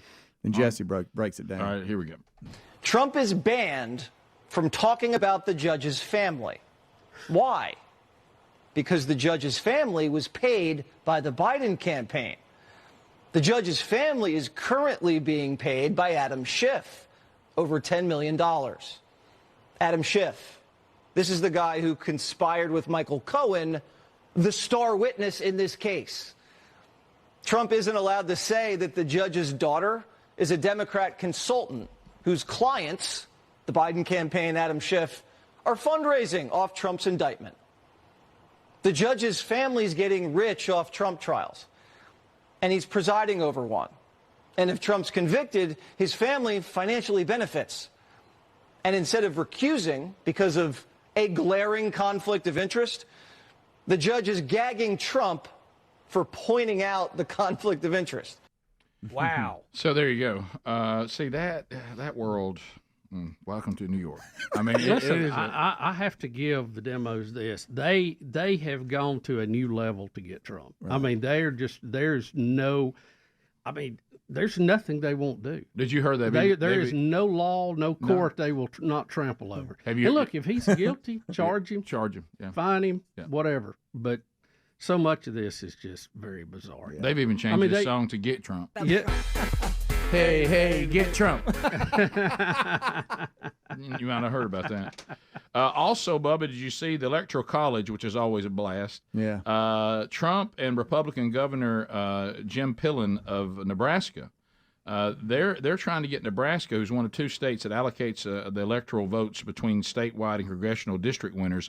They're trying to get them to a winner-take-all that they think might help Trump in the election. Yeah, now each state gets to decide how they do that. Yeah, Some divide up their electoral votes based on how many votes you get in the in the general election. Right.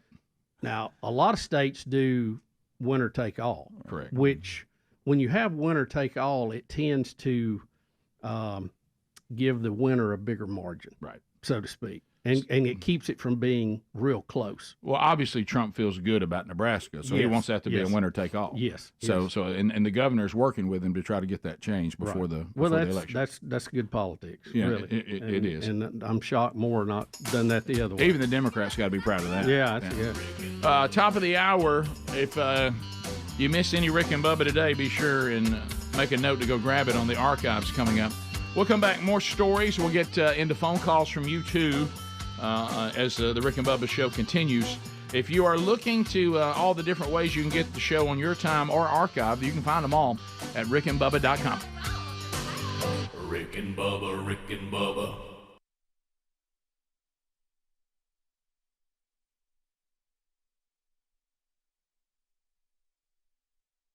So when Manscaped.com came into the world, we were like, all right, what's going on here? And I really want to simplify this message. Bottom line, and we've said it on the show many times, men and women are created equal, but they're beautifully distinct. This would even include the hygiene needs. I know, Rick, are you going there? I am. But Manscaped.com was designed for men. Sometimes we get a bad rap that we don't take our hygiene as serious as women do.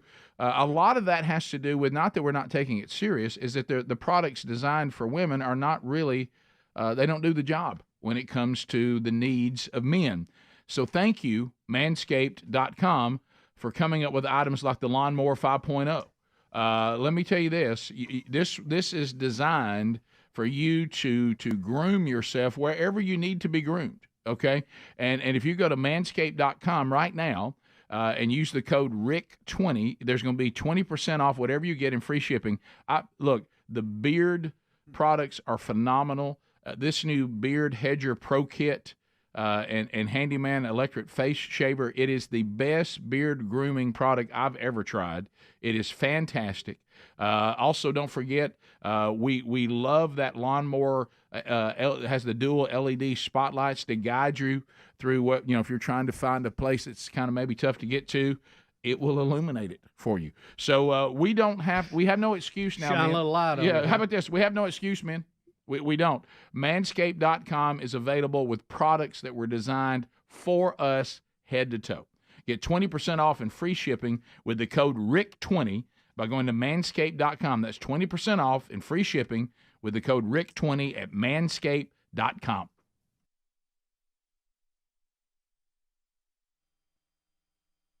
Back at the first show of the new year. I mean, do we need to give the 12 working days of Christmas away tomorrow and come back on the 6th? Somehow I'm thinking that Sherry now is more interested in my wireless service down at the farm now. Yeah, I know. She may want to go look at that. Yeah, we might need to do some testing on that today. Well, buddy, hoping guys. it just stays. What? Are you hearing something else? No, I'm just talking about you can't. There's no way we could have the quality we need from down there. I know. I mean, no. And no, the land you're of going to have Gary. to stay there. She might have to move. Yeah. Yeah, that's true. You're right about that. That's kind of how our plan was, too. They're going to have to, leave food on the steps. And you have to just go get it like an animal. Oh, God. DoorDash looks pretty good right now. Well, look, DoorDash. Hey, let's be honest, because yesterday that's how I ate. I mean, DoorDash, you talk about a step in the right direction. Yeah. Yeah. Now, I talked to, Big Love, who uses these services like there's no tomorrow. He claims that DoorDash is superior to Uber. Well, if you can't get Uber Eats where you live, it's very superior. Trust me. Yeah. So I don't know the difference, but it's kind of what he said. He said it's all about whatever kind of food that you want, he said, because the selection varies wildly. Yeah. So, Rick, here's the deal. When all this broke out back in February, really is where it broke out. We started hearing about it March and whatever. If somebody had come to us and said, look, it's going to be December what's today, the 4th? Third. The 3rd. It'll be December the 3rd today before patient 0 shows their head at your office. We'd have took that deal. No doubt. We've been very lucky, I think.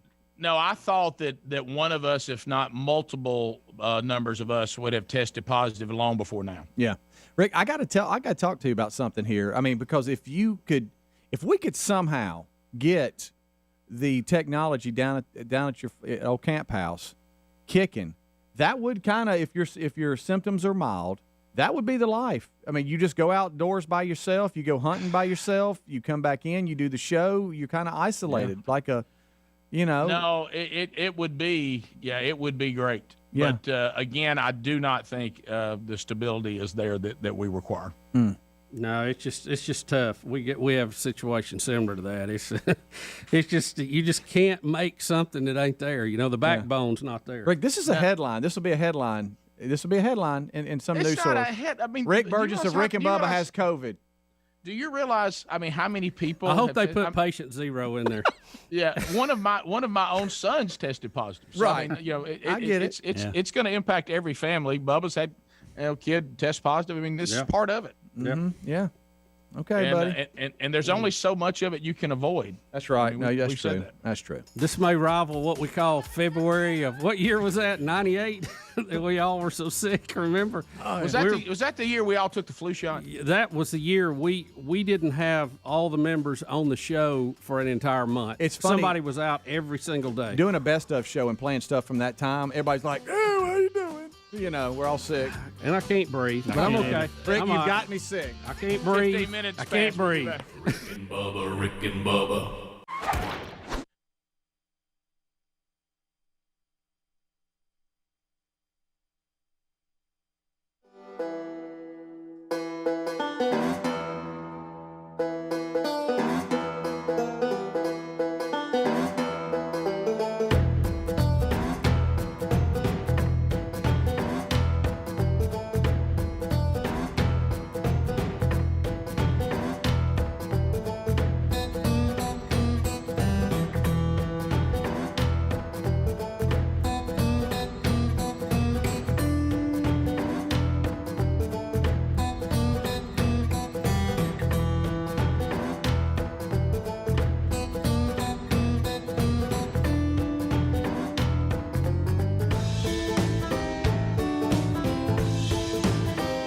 6 minutes past the hour from the Big Boy Studio, out on the bleeding edge of technology from Sweet Home Alabama to the rest of the world. Thank you for being with us today. Speedy and Adler are here. Helmsy is coaching. They're traveling. And the real Greg Burgess is with our mama today. She's having a medical procedure, and Greg got her to her appointment and is there taking care of her. And we welcome back Bill Bubba Bussey. Rick, great to be here, and thank all of you for joining us for the little get-together we call Rick and Bubba. No, I told you guys in the break, no worse feeling than when you have a family member having some medical tests done today and some searching for some answers, and you're waiting on how it went, and the family member that is your communication point is Greg. Not a good place we find ourselves in today. So hopefully we'll get an update at some point. Bubba, moving into a little bit of sports talk, we do it all here. The big story today in the NFL, Stephon Diggs is leaving the Buffalo Bills and has an emotional farewell letter to the Bills after being traded to the Houston Texans as a wide receiver, and he says he has had a special 4 years in Buffalo, and sadly, good things come to an end. And apparently, he's been traded.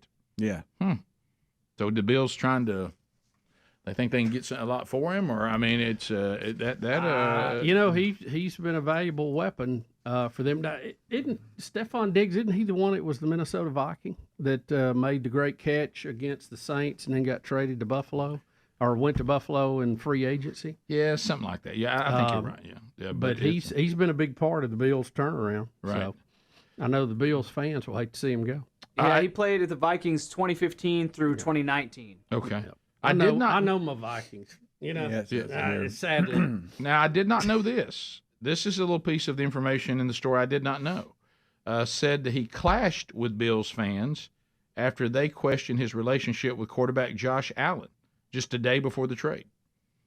So there were some fallouts with he and Josh Allen, and Bills fans got kind of mad at him.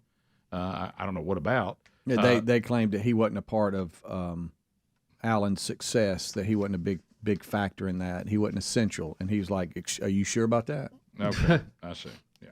Which, he was kind of his go. Yeah, he was. Go-to. Yes, he's been a go-to guy everywhere he was. Well, I think that's emotional, delusional fans that know that something's happening that they don't like, and you try to make yourself feel like, well, it don't matter, we don't need him. Yeah, and he's like, you might, but anyway, so we'll see. But anyway, hey, how about the Texans are trying to put together a little team? Yeah, so they had a good season last year. Made some noise, and if they can get everybody on the field, they ought to be pretty good. Stephon Diggs is the guy that was famous for standing and watching the Chiefs celebrate that big win. There's that famous photo where Diggs is just standing there with his hands on his hips watching the Chiefs celebrate their big win, and asked why. He's like, because I want to see that, and I want that. and it was just kind of to motivate himself. Yeah, I love that. Oh, yeah. I think that's a great idea. I've done the same thing myself. Burn that in your memory. I right tell you, there. one of the best plays though was the play with the Vikings to beat New Orleans in the playoffs when he made that crazy catch and scored when it looked like it was over. And Bubba, here's a weird story. So Marcus Mariota, who's kind of bounced around the league, okay? He's a journeyman. Yeah, he's a journeyman. And he's going to be with the Commanders now. So I don't know why anyone I don't get it. There's a lot of things out there in football and in team sports I don't get. One that has really at times, I'm not exaggerating, if I let it get to me, it'll keep me awake at night, is why anyone would want to wear the same number of another person on the team. I don't understand that. Do they have dupe numbers in pros? No, I don't think so. I don't think so. Here's another one. Who would want to wear number 0? I'm a 0. Look, I can see somebody pursuing number 1. Yeah. And of course, famous story about Greg and our dad and Angie, our dad. He would not let anyone on the team. Number 1 was not available. Because he said nobody should be out there thinking they're number 1, and because it's a team sport, so he didn't make one available to anybody. And so, in a funny, when he ended his coaching career, the team actually gave him a Jacksonville State jersey that was number 1. Oh, that's great. Which was funny. That's perfect. But anyway, why would anyone want to wear 0? Well, Rick, here's the thing. I think we're probably overthinking the number thing. It's just another number. Right. And I think the NFL finally said, we are a little pressed for numbers. We don't want to do duplicates, so why not activate that one? It's just another number. I don't read too much into it, but it does look stands weird. for nothing. It stands for nothing. Well, see, you're putting it to stands for nothing, and 1 means I'm the best. And I know there's some that you could do that, but really, it's just an ID mark, And they probably needed another jersey, so they didn't have to go to 100. Well, yeah, but I mean, that would look worse. When you look at the limits of the NFL rosters, you'll never be without numbers. No, you shouldn't be. No, they don't let you have that many. No. I think they just thought it was. Yeah. Oh no, people want to wear it. So he'll be the first quarterback to ever wear 0. Well, to your point, it does open you up for some comedic. Yeah, if you're wearing 0 and you have a terrible game, they go, "Well, you were a 0." No, I can see it on social media right now. Yeah. You better play well in it. I would get more. I don't know if I'd want to be one of those real low numbers, because even if you were number 3 and you throw 3 picks, people go, "Oh yeah, well it's on your jersey. Why not?" Yeah. If you go up to at least 7, it's hard to have it that many picks or touchdowns. Yeah. Well, I actually love my dad and respect him greatly. I thought he was a little over the top with the 1. Yeah. But 0 is just... Well, your 0 is just his version of 1. Yeah, I guess it is. Who wants to be 0? I mean, but who wants it? I mean, that's the part I don't get. The only thing I could say is maybe you have a really good game and the headlines could be from 0 to hero. Right. So you're writing 0 headlines? is our hero, like Schoolhouse Rock. Rock. It could be hero. I don't know. But then the next week it could be from hero to 0. Yeah. Goes both ways. Dangerous. It's dangerous. Yeah, I can see it right now. Well, when we traded to get Mariota, his number says everything. We got nothing.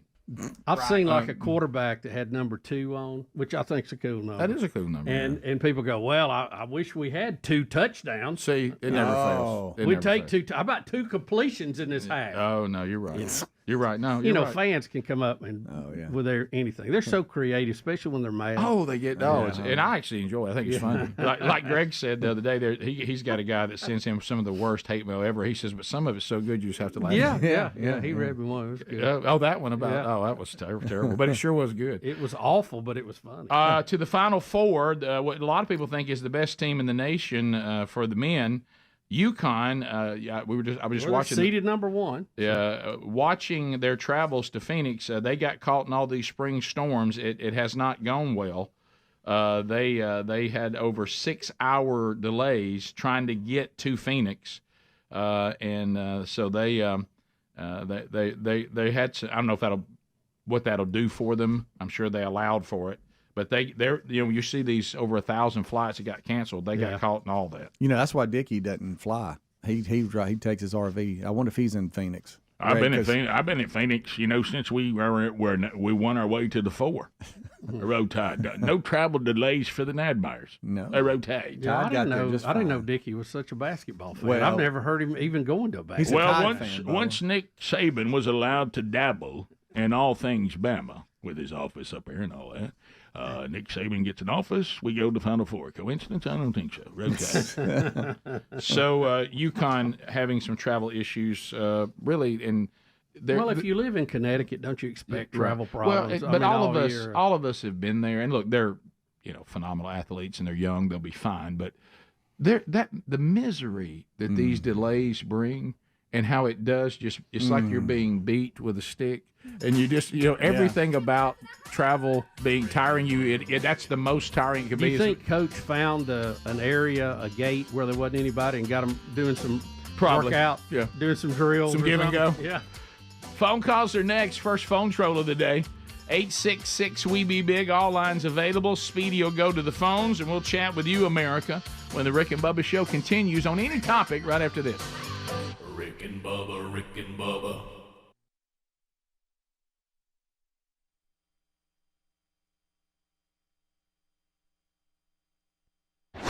So we do not, right now, Big Love here at the house tested negative. I tested positive. We also have Brody here at the house who's already had it, so he has the antibodies. And I'll talk to the doctor after we finish the podcast today with Sean Spicer, and he says we'll get our game plan together.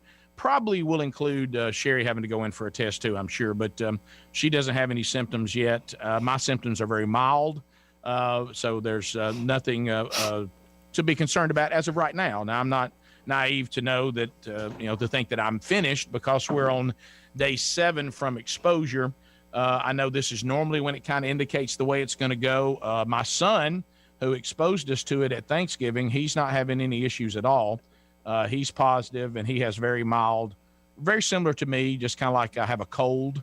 No fever or anything like that. I still have taste and all that as of right now. That could go at any moment. But I did notice this morning my coffee didn't taste as strong as it normally does. Okay, are you serious? Straight up? Well, you know how you start thinking about everything. I know. Once you start. And you have been unsure about yourself all morning long during the commercial breaks. You've talked a little bit about there's a chance. I mean, I have felt like based off your demeanor in the commercial breaks that you may have felt like, hey, I may have this thing. Yeah, and I've seen you blowing your nose in the break.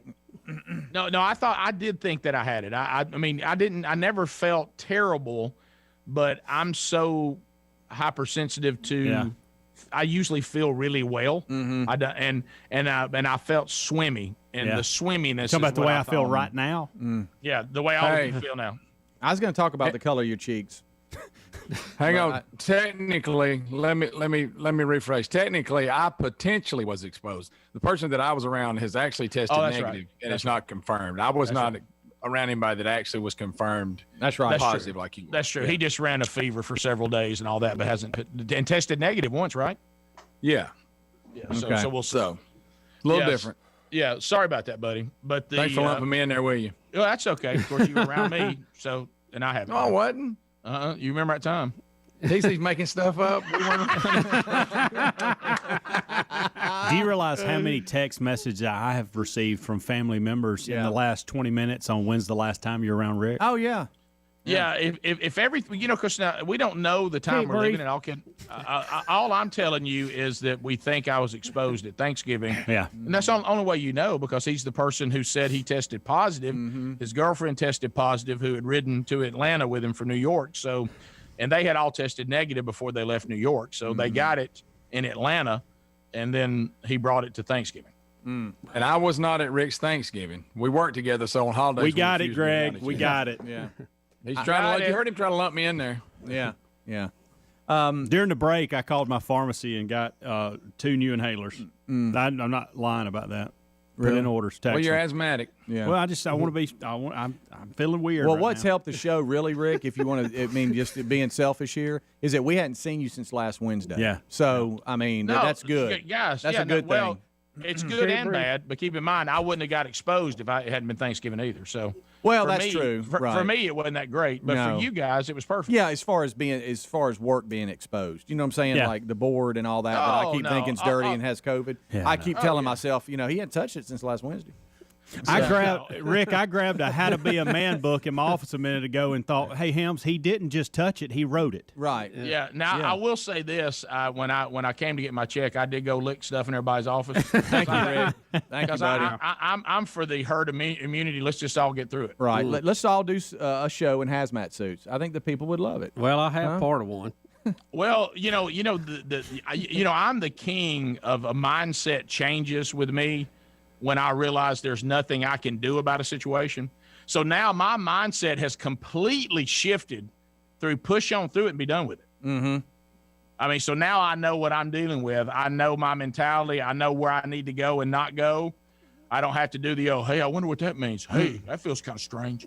Now it is just like it is nose to the grind, and I'm pushing to get to the other side of it now. Feel like I have a fever. I agree. I agree with 100%. And for the show, you can now talk about what it's like getting on the other side of it. Well, I hope it's not overly dramatic, but because there are a tremendous number of people who've been through it, and they all have wildly different experiences. Yeah. So we'll see. Right. That's right.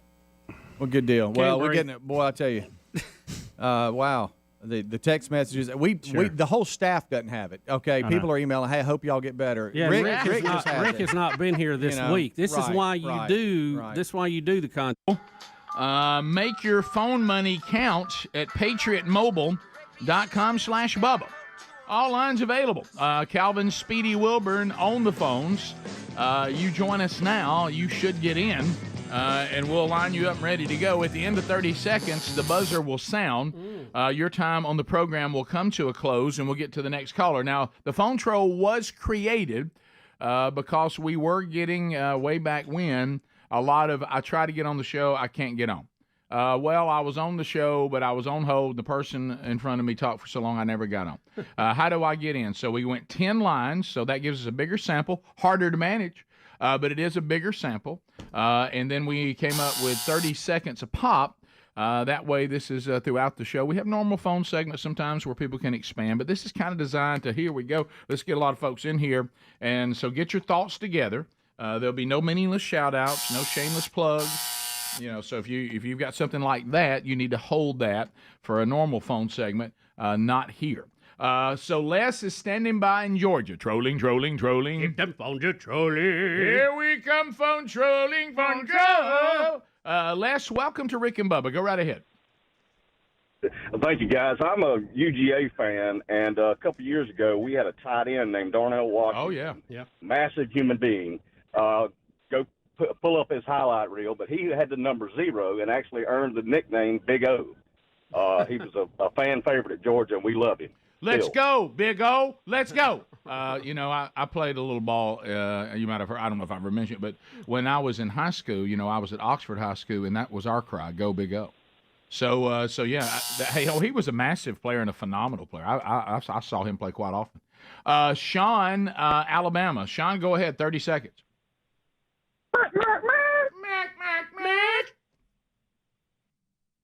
That's it. Well, wow. That Okay. was McCalla, Alabama, ZZK, Bill standing by. Bill, go. Good morning, gentlemen, and blessings to all. Bubba mentioned this number a few minutes ago. Number 2 would have to be the worst number of all, because we've had some experience with that. We had a number 2 on our team that tended to cost us a game every now and then, and people go, well, no wonder he's number 2. He plays like number 2. He plays like number 2 all year.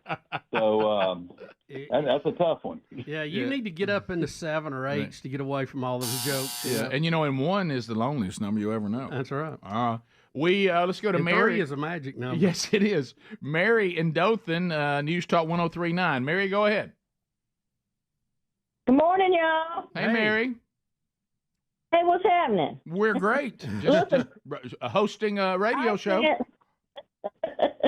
I sent an email to Speedy Rock and Roll 1946@gmail.com.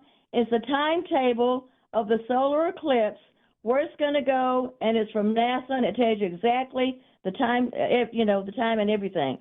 Bubba, I know you're not going to be around totality. Adler's going to attempt to get he and his daughter to totality. What will it mean anything to you? Oh yeah, I mean, a lot to me. What will you be able to see? I'm missing it because when we had the last one, I said I would be ready to do something on this one, and I'm not. Right. But I'm doing the next best thing. I'm going to Huntsville, and I'm going to be doing some stuff with NASA. Are you? I didn't know that. Great. Yeah. Congratulations. Yeah, I can't really go into it. So, since we'll be raptured, so we might end up seeing it after. You and I'll end up at the same place. So, so anyway, and I've made no plans for Tuesday because we're not going to be here. Right. Why book anything past that? Robert, South Carolina.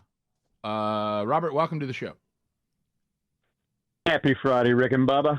Happy Friday Eve, I mean. Okay, I was about to say, did I miss one? Did I miss one? It's a little Friday. Yeah. I got a little ahead of myself because of the impending rapture on Tuesday. Understood. I won't be here, so. I was calling about the Bible study yesterday. I really enjoyed that one in particular because there's been so much speculated and talked about with Paul and his thorn in the flesh.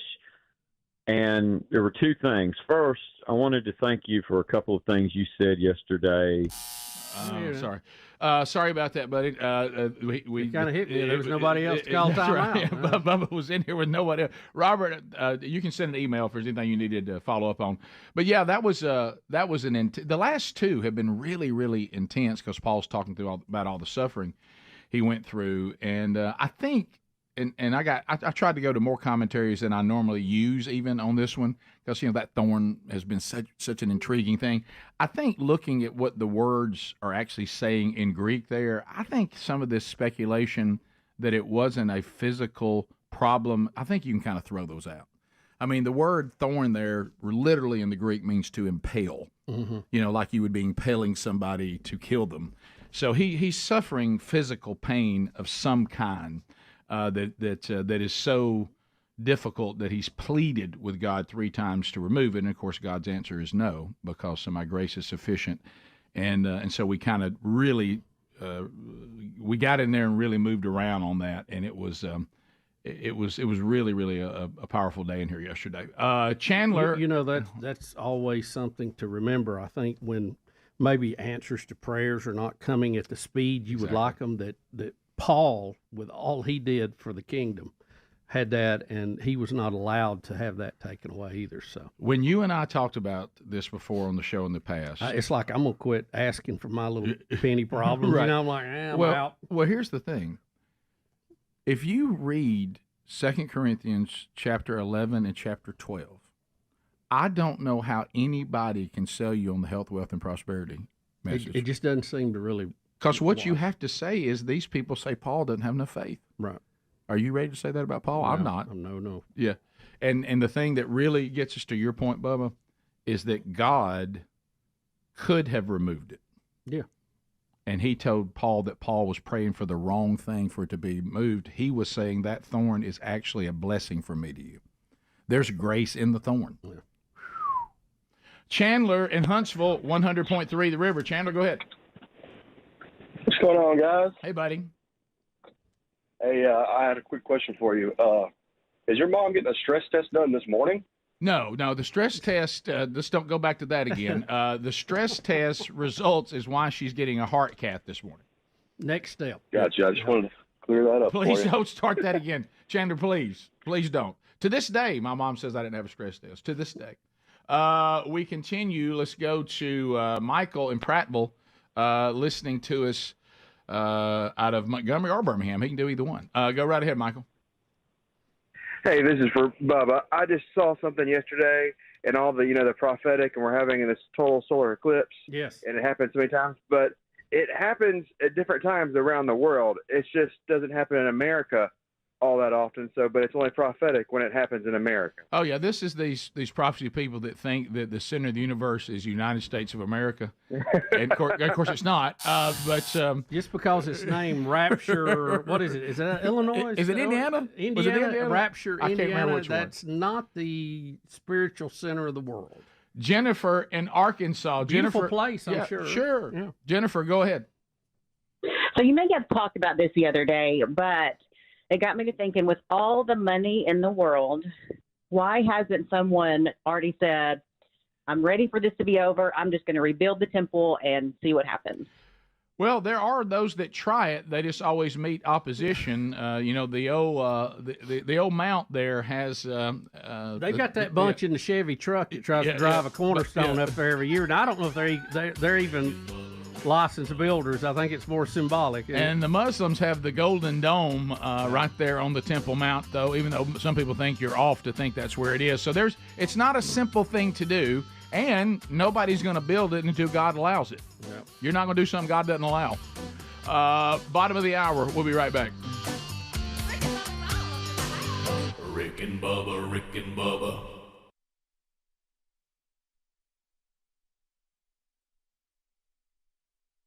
Tracing. Yeah.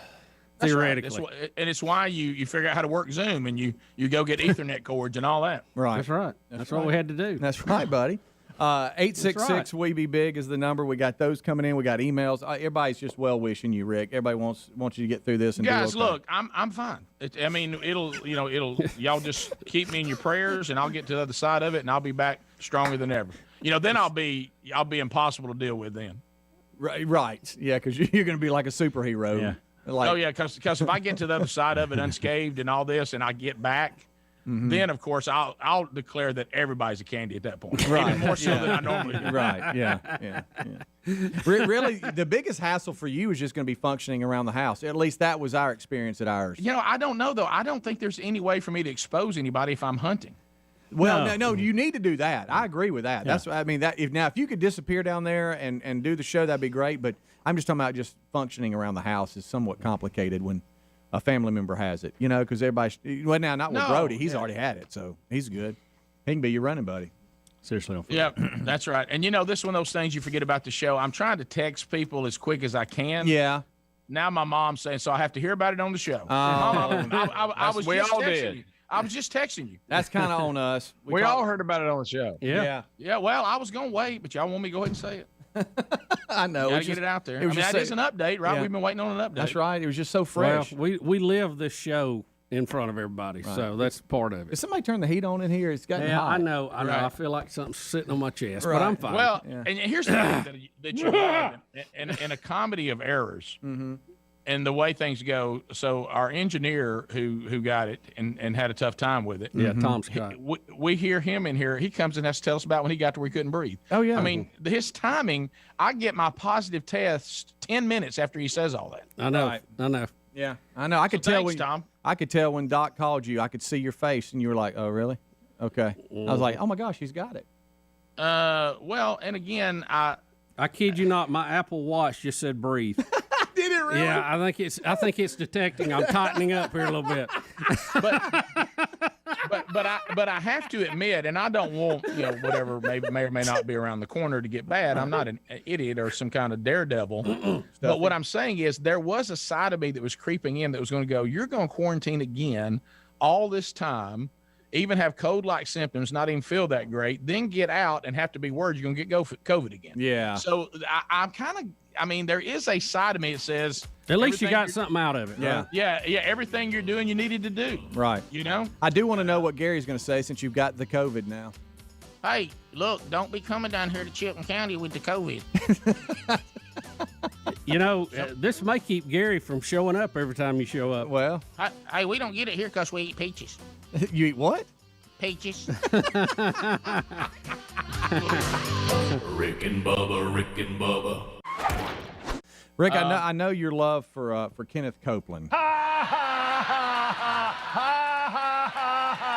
God love Ken. I don't mean to be mean, but my goodness. Right. Well, Eddie Van Adler has found something for you since you have tested positive now for COVID. Yes. That he would like to play for you in hopes that it might help your spirits a little bit. Oh, is this that Kenneth Copeland thing? Yeah, it is. This is him, I believe, talking about COVID-19 and defeating COVID-19 to a little bit of music for you, Rick. Yeah, that's right. And kind of to appreciate this is an actual, and Rick, we do believe in the power of prayer, but this is an actual prayer from Kenneth Copeland, and then somebody just took that prayer and set it to metal music, which I think makes it an even more powerful prayer. What do you guys think? Guys, I want to try this again because I think maybe there's some miscommunication. The goal is to do things that make me feel better. Right. Well, this is a little bizarre, but it was being passed around a lot in social media yesterday. So I'm going to put it under it was bizarre. We need to see it, and I leave all other connotation to be decided later. Okay, thank you. Good call, Bub. Yeah. Judgment right now. Because we have... In the name of Jesus. Standing in the office of the prophet of God, I execute judgment on you, COVID-19. I execute judgment on you, Satan, you destroyer, you killer, you get out, you break your power, you get off this nation. I demand judgment on you. I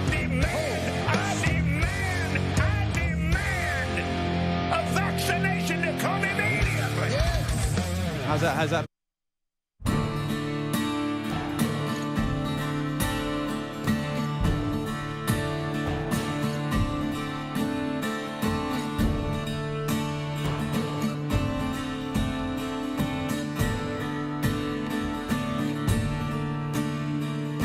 35 minutes past the hour. Thanks for being here.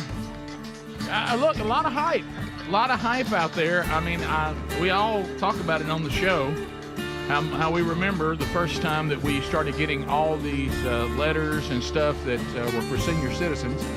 And we were all kind of coming to the realization, are we up for this stuff now?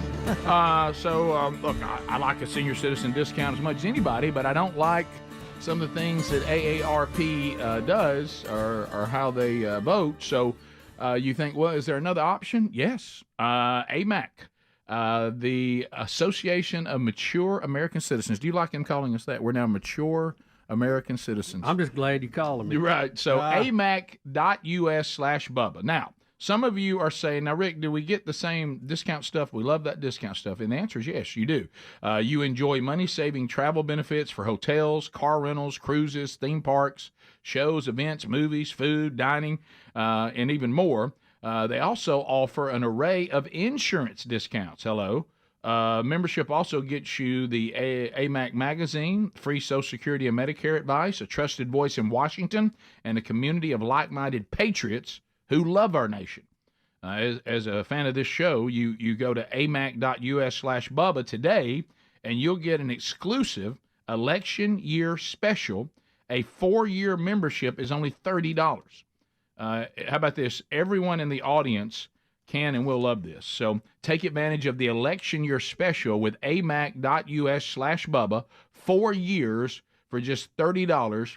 You're strengthening a movement dedicated to preserving the principles that we've all held so dear, and you're saving a lot of money at the same time. It's a win-win. amac.us/Bubba, or go to rickandbubba.com. Just look there under the sponsors button. So, Bubba, you and I don't know what it is. I don't know if we're just in the kind of the mood for it, but we seem to be willing right now to work everybody in as big a frenzy as we possibly can about the eclipse next week. Yes. So it's like it's not we just want to work everybody into a frenzy.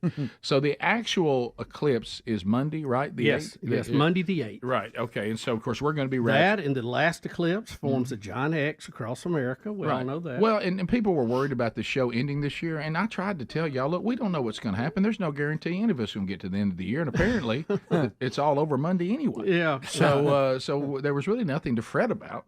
Well, if that's not that's not good. If you're not already stirred, you probably had already heard about this, but these two happening at the same time is going to feed the frenzy, so to speak. Right. So I don't know how to say this bug name. Do you? Cicada? Is it cicada? Cicada-geddon is what they're calling it.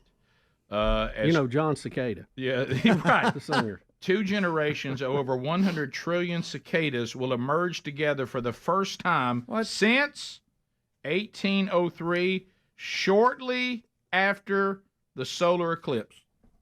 End of time.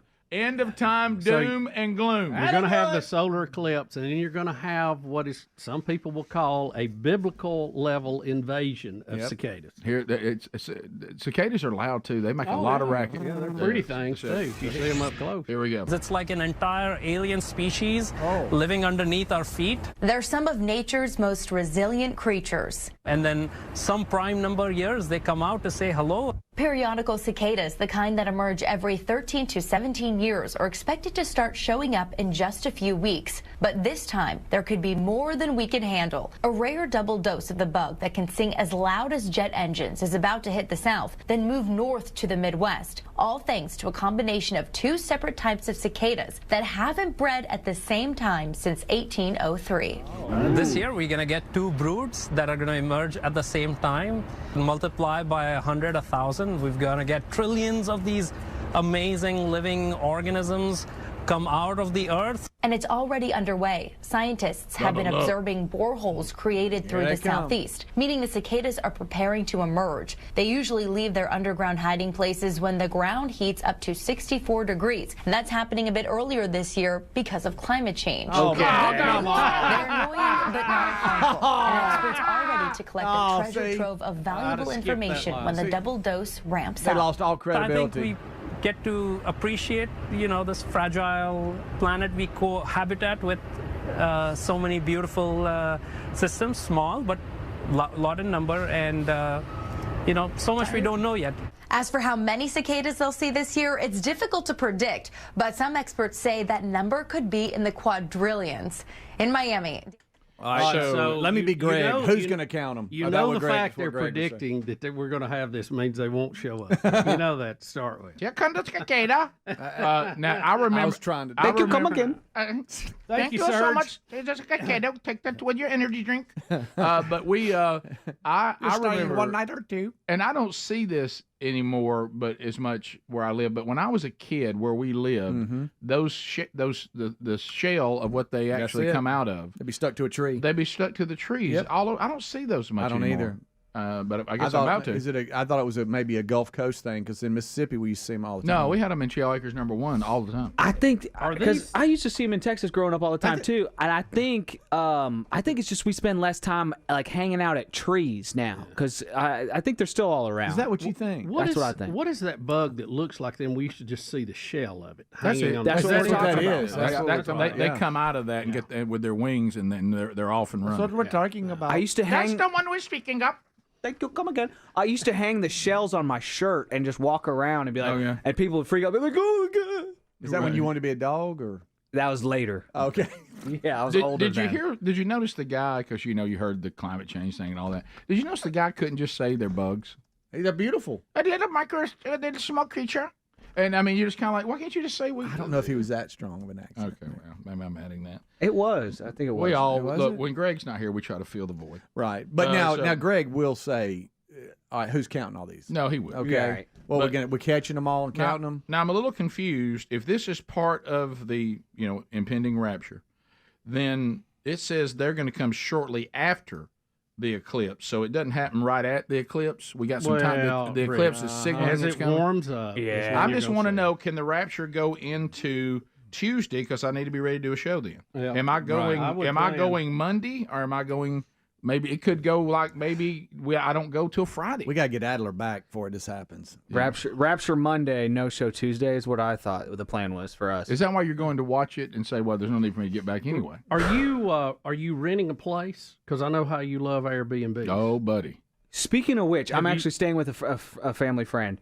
Have you seen the Airbnb strip? They're really pushing that. Sir. Look at that are going to be in the totality. This orange line right here, which is the same line of the eclipse, the path of the eclipse. That is a map of 100% occupied, 100% booked Airbnbs in the United States. So people are jazzed up about it, y'all. This is going to hurt our business. It's going to be cloudy, but myself included. We're not going to be able to see it. Yeah. Is it really? Are they predicting clouds for this? Wouldn't that just be the last I saw was 59% chance of like an overcast.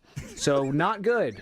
No, it's not. You're I'm going to glad go. I saw it last time. You're going I to love go it. and not get to see I it. like how he's been teaching Hey, Ruby look. what it's all about, and she's gonna be like, And we "Where all is know, it?" Bubba. I mean, prophecy Yes. prophecy clearly says that Jesus will rest his foot on a cornfield in the middle of the United States of America. Right, he does. He does.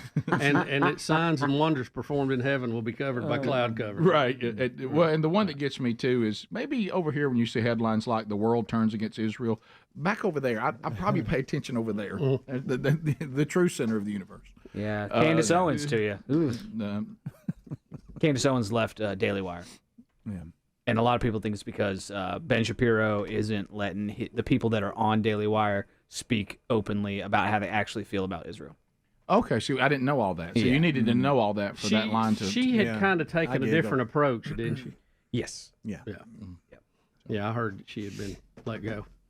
Okay, so so I didn't even know all the players, and I just see these things. I don't know who writes them or where they come from. Probably should. She looks to be at odds with some of her other fellow conservatives. Okay. Yeah. Well, we all have should be able to think and for ourselves, but of course also face the consequences of what we say. Yeah. Because it works both ways. Right. I apologize. Back to the solar eclipse. Y'all know how I am. I like details on travel, and I really want to dive a little bit harder into Adler's trip on getting Ruby and flying and I mean, just the whole schedule. Because I been can a little imagine. gray, hadn't you? Yeah, a little bit. Yeah, I'm an open book. You know, our bunch in Arkansas that they're just really devoted to the show said you should have come to Little Rock. They would have taken care of you there. There it is on the map. It'll probably be not cloudy there. Right. they had you covered over in Arkansas. Oh, it's going to go over Erie, Pennsylvania, too. Oh, we'll be right back. Rick and Bubba, Rick and Bubba.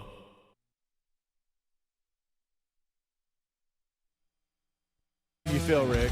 Y'all remember the goal? The goal is to try to make me feel like, man, that's good. That makes me feel better. Rick, I'm not even positive, and I don't know how I feel about that. It's disturbing on one hand. I don't know that I feel good about it. I can't really get to that spot yet. You know, I'll just say it this way, as nice as I can. You know that Ken and I have some theological disagreements, and Bubba, I'm assuming with you as well. Yeah, I know there's some prayer warriors out there. Caution. Yeah, there's some prayer warriors out there. I'm not going to put Ken on that team for me, but that is pretty funny. Whoever put that together, but I'll probably be coveting prayers from other sources. Rick and Bubba.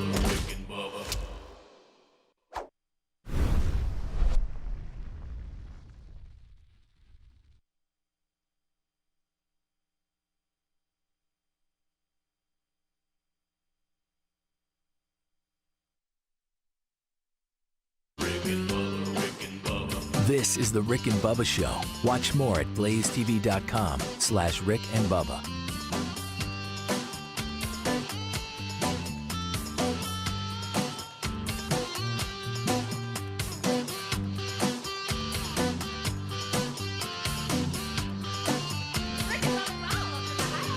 Rick and Bubba, Rick and Bubba.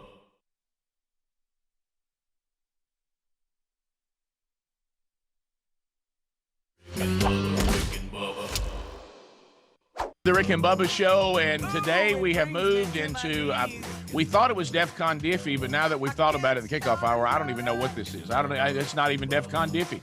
But anyway, we'll update you on the latest. The Rick and Bubba Show takes on COVID-19. We start this hour with the national anthem.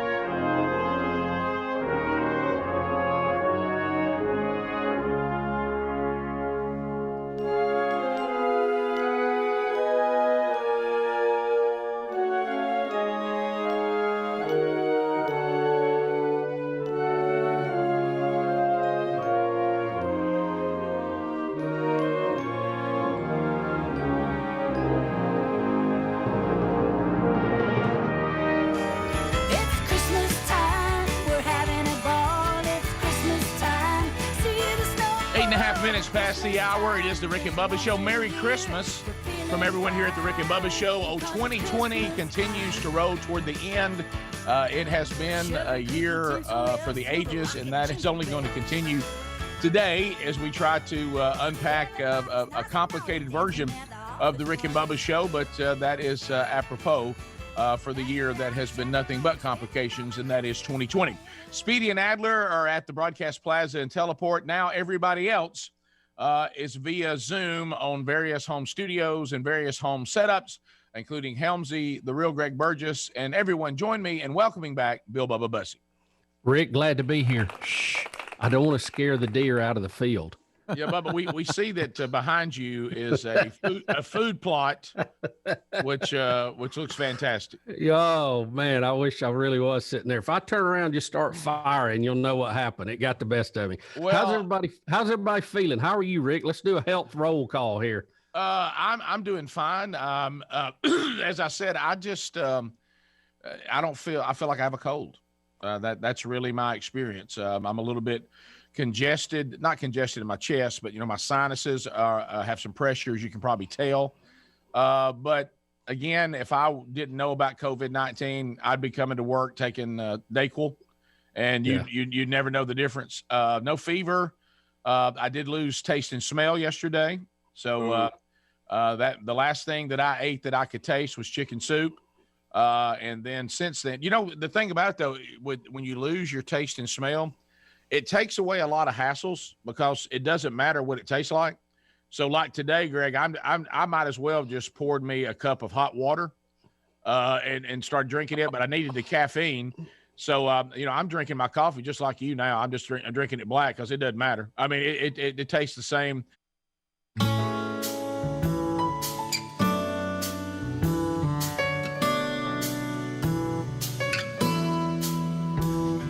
10 minutes to the top of the hour. Thanks to be with us. Thanks for being with us. All right, so Adler, I want to dig a little deeper. I'm kind of with Speedy on this. So we know the eclipse is coming Monday. Is there something Monday? Yeah, and somebody heard, and end of time, doom and gloom, all of that coming. So I'm Adler, I am curious. Can I ask one quick question, yeah, Rick, before you go? Sure. Adler, I invited you to go on my flight to see the eclipse, and maybe I missed the email where you were inviting me to go with you. Oh, boy, this is awkward. Are you want to fly Southwest with me and Ruby? I would like. I wasn't asked. Right. Yeah. They would have liked to. How attached? Now, last time, how much did you pay to go see it? I didn't. It was free. Yeah. Okay. That I just was want to great. be sure. I guess what he's really asking is how attached are you to Ruby going? That's right. How attached you are think you she really wants to see Ruby's seat? Having Ruby in that seat. We would be able to chill out a lot more than I think I will be able to chill out with. Yes. With just Ruby and I. Oh yes. All right, but here's the. You'll eat the same. But... First of all, would you consider taking Bubba? Of course, he took you last time. But all right, so and then. And it was a once in a lifetime experience. But I really wasn't prepared because I know this is shocking. I'm probably not as up on my solar eclipse stuff as I should be. Am I hearing right that you're going to take a 3-year-old, right? Okay. Yes, 3. You're going to fly Southwest. Yeah. Better known as Down and Dirty. Okay. And then you're going to squat and watch. Okay. So Southwest. And you're going to travel a pretty good distance. Could have with all this travel, airports, all this, for this wonderful experience with your tiny daughter, who likely will not remember it. No, she won't. How old is she? She's 3. Okay. No way. And I wasn't ready for this, and I just heard this. I guess I've heard y'all mention this a couple times, but today I really locked in on it.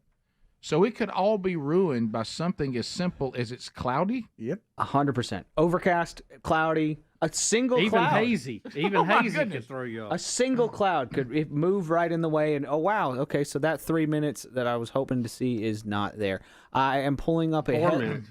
Yeah, get a longer one this time. I do remember he's been using models at home of what it's going to look like to Ruby to educate her. Right. Yeah. So if it doesn't happen, she's going to be like, Have you "Where is it?" explained the fact that the sun across our continent moves east to west, but the eclipse is moving west to east, which some people don't understand. But Right. it's fine. You're seeing a shadow. A shadow It's fine. moves in the opposite direction of the Shadow, light. You are intelligent. So this headline really hurts. I played with a flashlight once. That's Right. all. Yes. That forecast.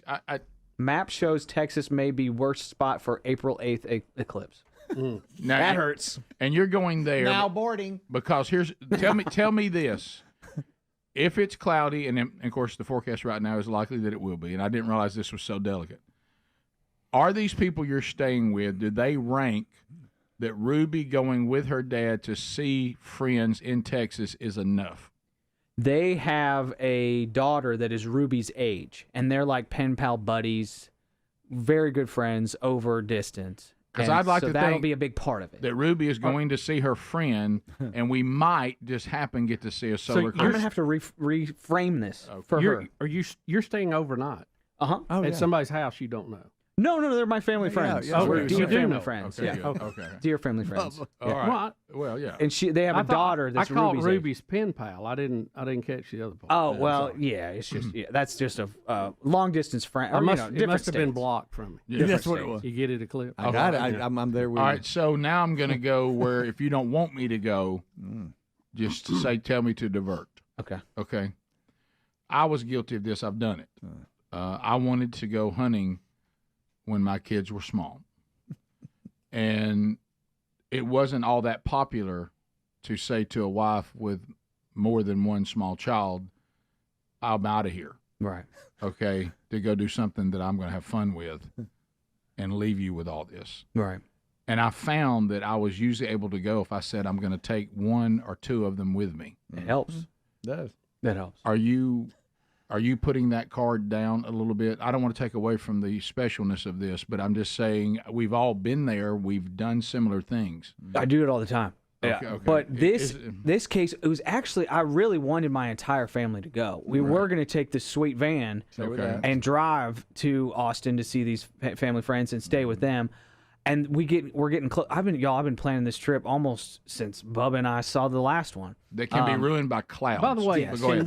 can we see that video again? We either post it or would you send it to me Totality? or something? Yes. I think now's the time to review that. I wish we had the echo thing for a mic, so when we say totality, it's like totality. So you're saying Rick, not in its purest sense, because I wanted everyone to go, but that didn't work out. Right. We were like, all right, if we drive, we will have one day, because I can't miss a lot of days. Erin actually can't miss any, so that's actually part of why she's staying. And then we've got a 1-year-old, so like, all right, that's another reason to stay. Stay with us. And money and all that stuff. Stay with you know, I'm flying out at 5:20 a.m. on Saturday because that was the cheapest flight. So that's gonna be big. Yeah, But this trip will still cost you more than the last one. it will. Okay, Yeah, okay, because that one was free. Yeah. Wait a minute. So Ruby's got to get up and be at the airport at like 4:30 in the morning. Okay. All right. This is getting better. But y'all, I will say, I think she's so excited about it. She's having trouble sleeping this week. I've been woken up so many times in the night. Here she is. She's got her backpack. She's got her sunglasses. Oh, she's ready. I mean, she's ready to roll. I'm gonna She's have jazzed up. I'm gonna have you some eclipse glasses hopefully tomorrow. Okay, I do have some if you're feeling pressure. Sorry, Bubba. Yeah, See, he I've got has them that lined too. up. He doesn't need you, Bubba. I'm That's so sorry. not it at all. Well, But so many people have said that lately. Bubba, I think Bubba's going to have a better view than I. He's going to Huntsville with NASA and all that. Oh, I don't think you were supposed to say that. That was all fair. I'm visiting Huntsville. Yes. So that was all fair. Adler, I remember taking a how many planes they got. But anyway, just Daddy and me trip with my kids, when they were this age, and of course it was Disney World. So a cloud wasn't going to ruin that entire trip. I mean, I mean, it's tough, right? Another kid had his Daddy and me trip at Universal Studios. I mean, I wish I hadn't told Ruby about the eclipse. Right. I'm straight up wish I hadn't told Ruby. You just told her you were going to visit somebody. Yeah, that's what you should be an add-on. Boy, you right. How you got down the road. You should have been going. We're going to see friends. You're going to go see your friend that's your pen pal. That you love her, and it's going to be fun. And this is going to be great. And then when you got there, and the skies, if they Lord willing, are clear, you would go, hey, Ruby, there's a solar eclipse. You don't build the whole trip around the solar eclipse. What about, I got it. What about if you wait till it gets dark and go, here it is, honey. There it is, sweetheart. Look up. And the whole sky's dark. We could do it at a different time. Yeah, it's just dark. You know what you're building, don't you? It's one of the stories that y'all rag me about all the time. That time that I didn't know that Safari Zoo lots, that they were closed on Mondays. What a great best. And I built it up all day long. Yeah. And got kids worked into a frenzy and didn't check that they were closed on Mondays. You don't build it around something that could not happen. Yeah. You build it around the I things thought that it are was safe. Texas, it's clear sky country. I think they call it clear sky country. They don't call it that. They don't. That's Montana. It's big sky country. Right. They don't call Texas clear sky country. You grew up in San Antonio. It's the Lone Star State. I've heard it. Yeah. No, they're further north. Hey, another question. The Dakotas would have an issue with that. How does TSA treat a 3-year-old? I hope I can board early, number one. I mean, do you have to show? I mean, what's the process that you've had to go through to prepare? I mean, I think it's going to be the same. As a person, you just go through. How do you prove, like, this is Ruby, it's my daughter? Oh, I'll have her passport and all that. Okay, yeah, you she got actually that. has a passport. And it's domestic. Wow. And domestic, it should be simpler. Yeah. And also, that's when you have more delays when it's going to be a domestic. great trip to see clouds. Yes. Oh, it's going to be beautiful. Going to see your friend. You better shift that narrative, and I mean now. Rick and Bubba, Rick and Bubba.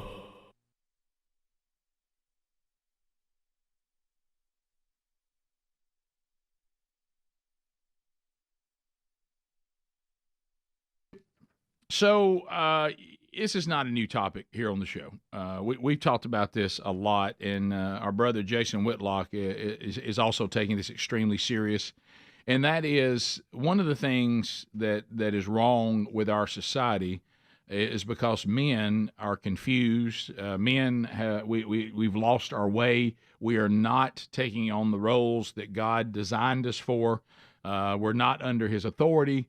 We're making it up as we go, and boy, has our society paid a price. Well, Jason Whitlock, our brother here at Blaze TV, has partnered with country music star John Rich for Roll Call 2.0. Remember, we did this a year ago, presented by Preborn on Saturday, June 1st in Nashville. Great music, delicious food, great time to hang out with other men from around the country, but most importantly, be transformed by the biblically inspired messages that will be delivered by, of course, Jason Whitlock. North Carolina Lieutenant Governor Mark Robinson will be there. Pastor E.W. Jackson, Glenn Beck will be there, many others. If you would like to be part of it, go to fearlessarmyrollcall.com. Go ahead and reserve your spot, or maybe you need to reserve a spot for the men in your life. As it says in Hebrews, godly men must come together and encourage each other toward love and good deeds. So be sure you're there, men. Or why don't you try to encourage the men in your life to be there by going to fearlessarmyrollcall.com to reserve your spot.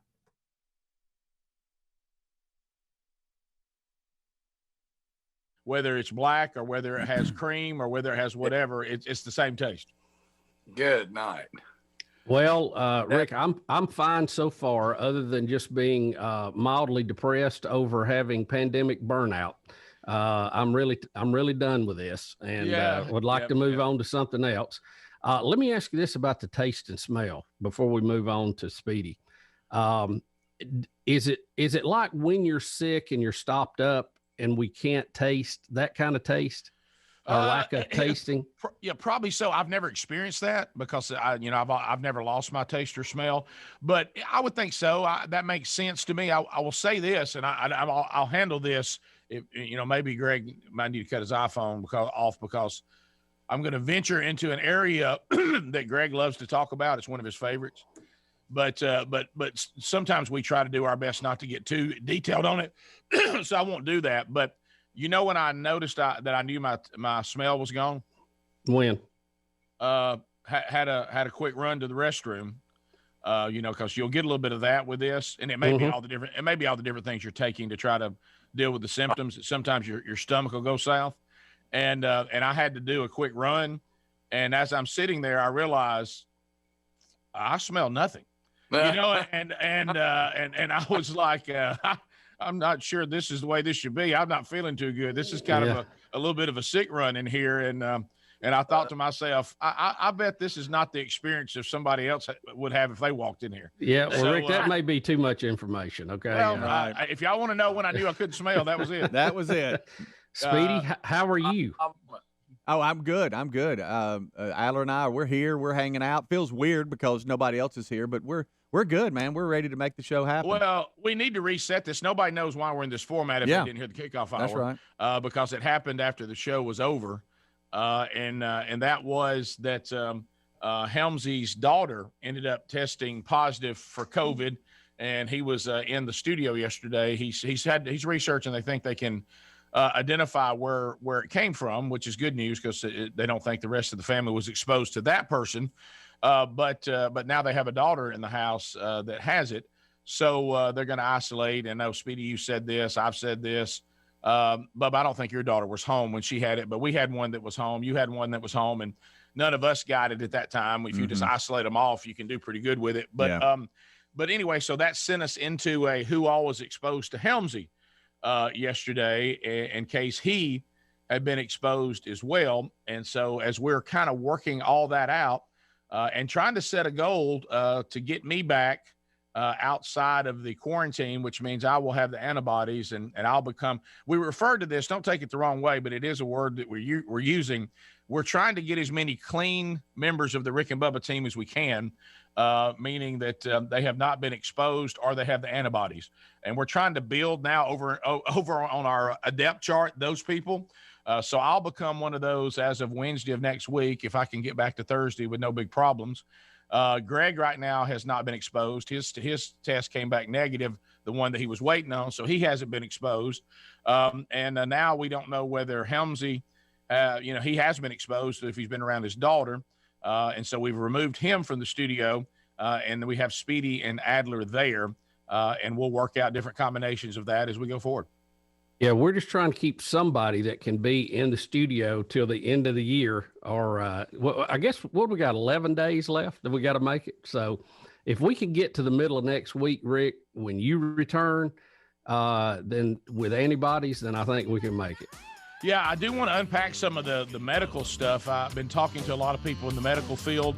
You're going to be surprised about the old Rick and Bubba show and the fact that we're professors at Rick and Bubba University. A lot of the things that we've been theorizing about, just from a common sense standpoint, appear to have some validity about all this, and that will also include, the new desire of the antibodies Rick test. And Bubba, Rick and Bubba.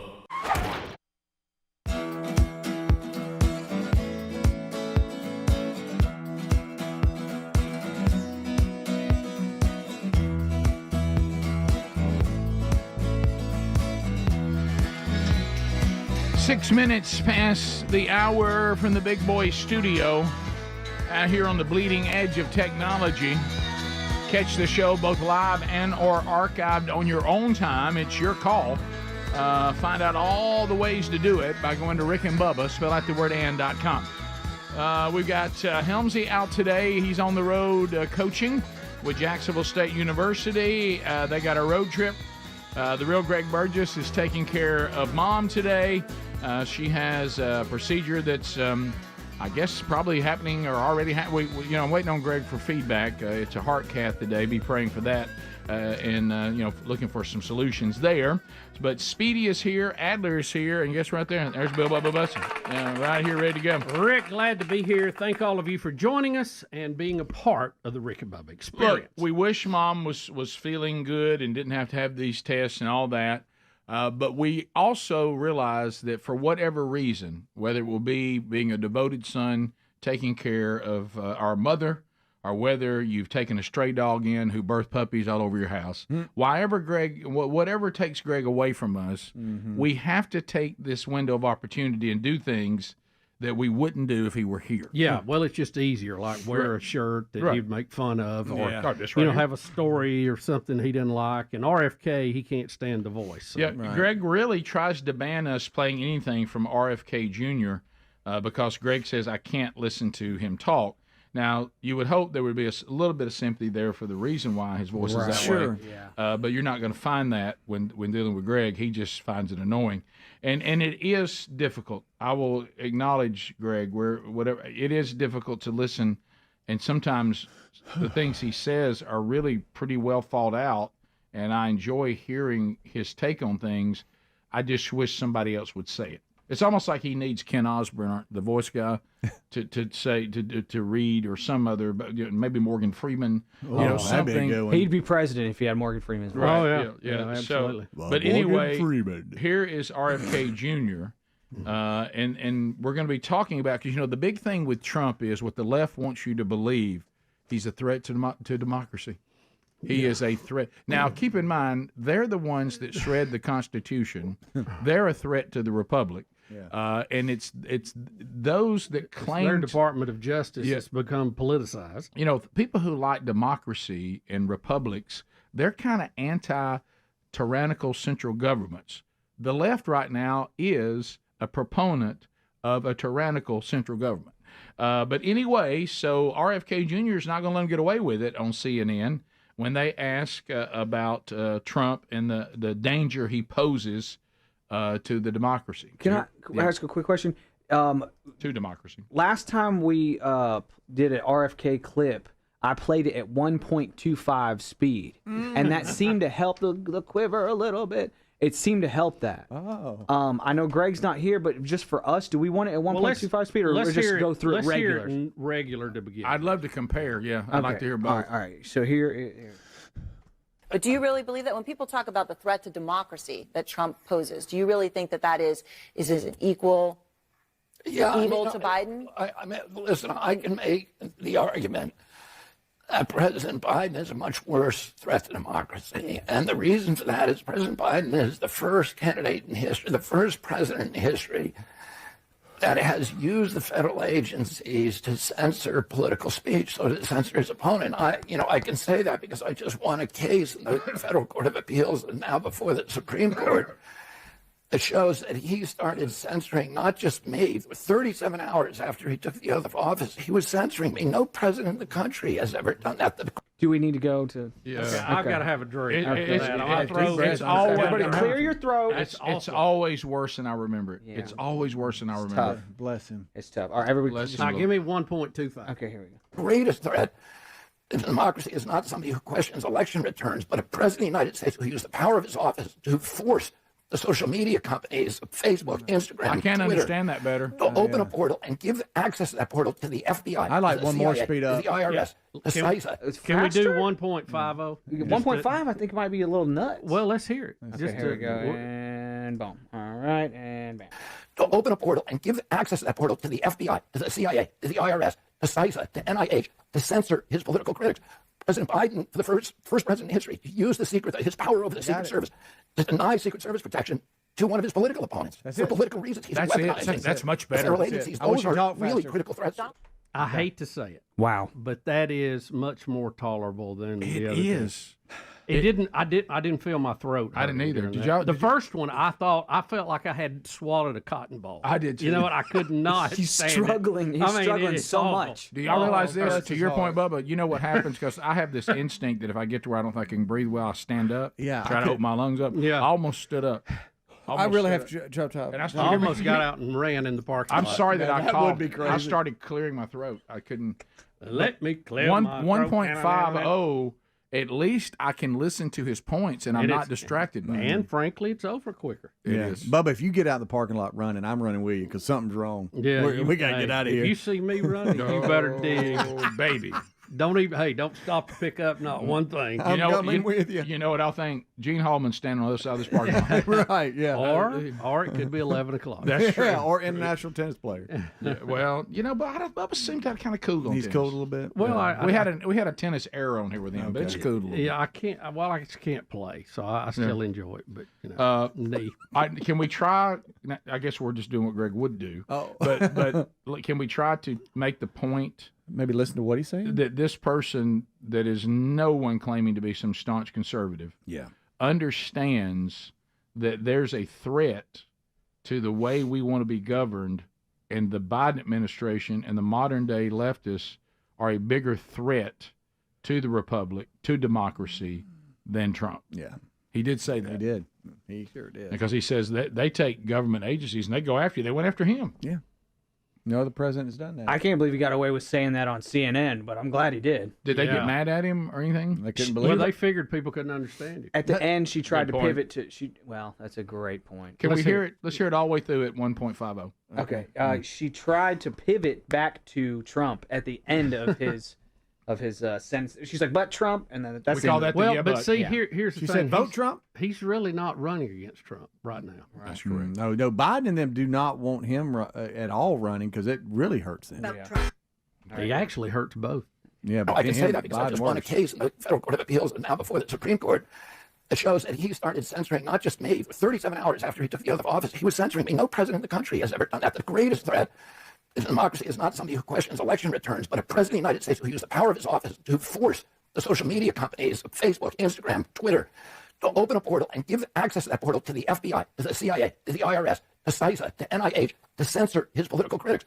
President Biden, for the first president in history, to use his power over the Secret Service to deny Secret Service protection to one of his political opponents for political reasons. He's weaponizing the federal agencies. Those are really critical threats to democracy.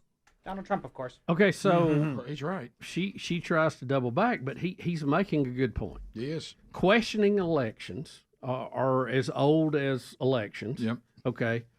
A president who's using his power to quieten and to hush and to silence political speech of his opponents is unheard of. It's never been done before. Right. And we know that has been done. I mean, we've seen it. We saw the Pfizer courts thing. So, I mean, it's the Hunter Biden laptop. Remember, you couldn't mention that. The with the virus, anybody that objected, you couldn't mention that. You got shut out. Yeah. No, you're right. The shutting down people's ability to speak and weaponizing the government agencies, that's a much bigger threat. And a matter of fact, the Democrats. I mean, that's a real thing happening. It's not a. Yeah, no. We have to keep saying it over and over again. The Democrats questioned the 2016 election. Everybody, the losers always question it, unless you just get mauled like Mondale did by Reagan. Right. I mean, at 49 states, you kind of go, well, okay, I'm out. We'll be right back. More Rick and Bubba next. Rick and Bubba, Rick and Bubba. Bubba, now this UFO thing, we're about to see some pictures that we can't see. Should I just pull the story up on my phone? You could. Can I access the same picture that Adler's about to show? I think you could. Yeah, you should be able to. What should I be looking for? Latest UFO pictures? Just scroll down from the top a little bit, and you'll see it. Look in our show prep. No, I'm talking about on Daily Mail. I'm sorry. Is it in the show prep, Speedy? No, that's what I'm asking you. Where do I need to find it? Daily Mail? Is that what you're saying? Yes. I'm sorry, Daily Mail. Okay, Daily Mail. Yeah. Got it. All right. I'm gonna see if I can do this. This is what it's like to be in this format. See, we can't see what all of you are seeing on YouTube. All we see is what we see on Zoom, which is one shot of the studio, and then I can see Greg and Bubba. That's all I can see right now. So whatever they're showing you on YouTube, we can't see it. Well, Rick, what is really wild about this, I mean, we've had this UFO discussion, and of course a UFO means unidentified flying object. Doesn't mean it's a space alien, doesn't mean it's a flying saucer. It just means something we don't know what it is. Now, a lot of people say, well, if it's not something we know, it might be this. It might be, but we just don't know. There is a new report out that reveals the activities of the DOD's Unidentified Aerial Phenomenon Task Force. Watch it. They include photographs taken from the cockpits of 2 U.S. military jets. One of the leaked photos shows an unidentified cube-shaped object hovering. Another is described as showing a triangle craft with lights on its corners. Pilots say the triangle craft emerged from the open ocean and shot into the air. It adds speculation that unidentified craft are operating underwater on this planet. Greg, they talk about this on Coast to Coast?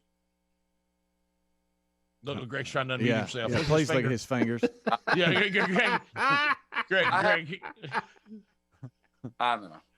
So I had myself muted because I cough and all that. But now I have not heard this yet. This is the first I'm hearing of this, but I kind of like that thought of them under the water. That's interesting. Well, you know where they're coming from, don't you? Atlantis. Atlantis. Now, Rick, the photograph, and I don't know if Adler has shown this or not, we are. Yeah, he's showing it. There definitely is a triangle-looking object. Looks like an arrowhead almost that was taken by the pilot. And they don't really go into a lot of detail about how this encounter happened. Some people are saying the object is shaped similar to the parachute on a drone scope. Not a drone scope. What do they call that? It's the thing that that they put up basically on the weather balloons to check for conditions up in the atmosphere. But they can't be sure. But there is some coincidence to the shape of it. But you think that the military would have some kind of radar or at least have some acknowledgement of when weather devices were up in the air that's going to be in their area. Wouldn't you think they'd know that? Yeah, I'm looking at the picture. You're right. I mean, when you said arrowhead, that is spot on. I mean, it looks like an arrowhead that you'd find on the ground flying through the sky.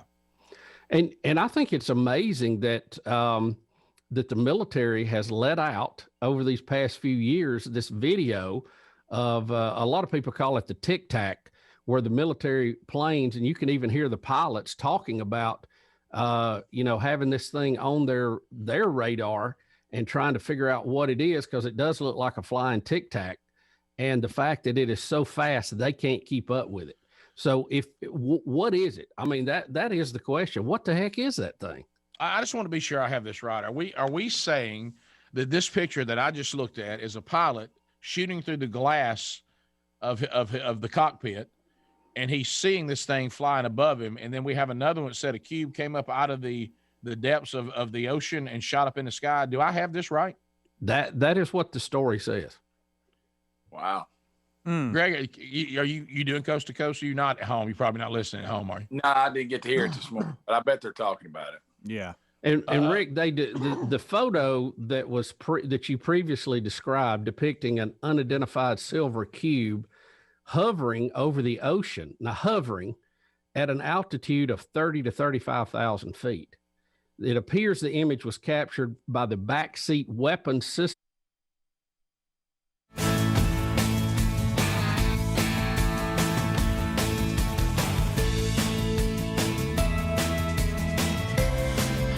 We're back 21 minutes past the hour. Thanks for being with us today. The archive of yesterday's Bible study is available now on our YouTube channel, podcast channel. A lot of emails and talk about it yesterday. It's some of the more thought-provoking scriptures in the New Testament that we walked through yesterday. If you haven't got it and you would like to, you can. Also, don't forget, coming up this weekend, Bubba will be in Hoover, Alabama, 104.7 WZZK land as part of a celebrity roast. They're going to have a lot of fun. Great panel that Bubba will be part of. If you want to be part of that, just go look for the details at rickandbubba.com under upcoming events. So I know there was a Would You Rather that came in before we get to our next thing concerning the RFK Jr. clip. Yeah. Someone asked you, Rick, and this is a tough one, I think. Would you rather listen to RFK Jr. give a speech or Beth Mowins call a game? A football game. Wow. I'm going to have to go Beth Mowins by nose on that. Bubba, I have to, I think, agree, which really feels strange for me. Yeah, I mean, you can, we're talking about either or here, so there's now. Not can I speed up RFK Jr.'s speech? No, to I think you're watching it live. Yeah, you're just watching it. I have to agree with Bubba, and I can't believe I'm saying it. I really can't, because Beth Mowins is undesirable and annoying. Mm-hmm. The thing with RFK Jr. was what just happened to us a minute ago. I start coughing and trying to clear my throat. I stand up. I feel like I can't breathe. Mm-hmm. And I do want to correct, too, an emailer that sent me. Yes, it's true that RFK Jr. is very, very anti experimental vaccines being forced on people, and he is absolutely in the camp that these vaccines were sold to us as effective and safe, and neither one of those, completely safe, which is not true. He is definitely in that camp, but his voice isn't the way it is because he's vax injured. That is incorrect. Yeah, I don't think that is correct. No, it's we know it's not. Yeah, we have looked at that, and the issue he has nothing to do with the vaccine. Even though he is very outspoken against the vaccines. Now that part you're right about, but the vax injury is incorrect. Right. And that's not why his voice is that way. No. All right. So what if Beth Mowens was interviewing oh no. Oh. That's when you start hoping that Monday's the rapture. You know. Oh. Well, I don't even think anybody here can do an RFK.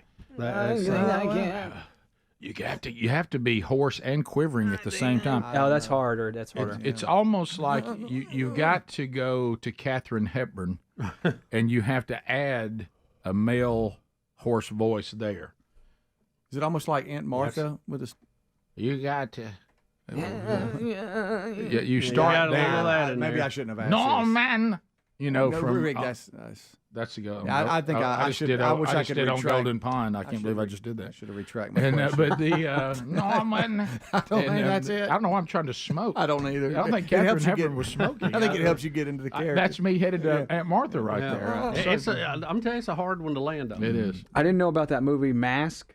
I do know about Golden Pond. I do know about that movie. Right, The Hold comfortableness of that. hold a grunt, like a deep breath, and then try to talk.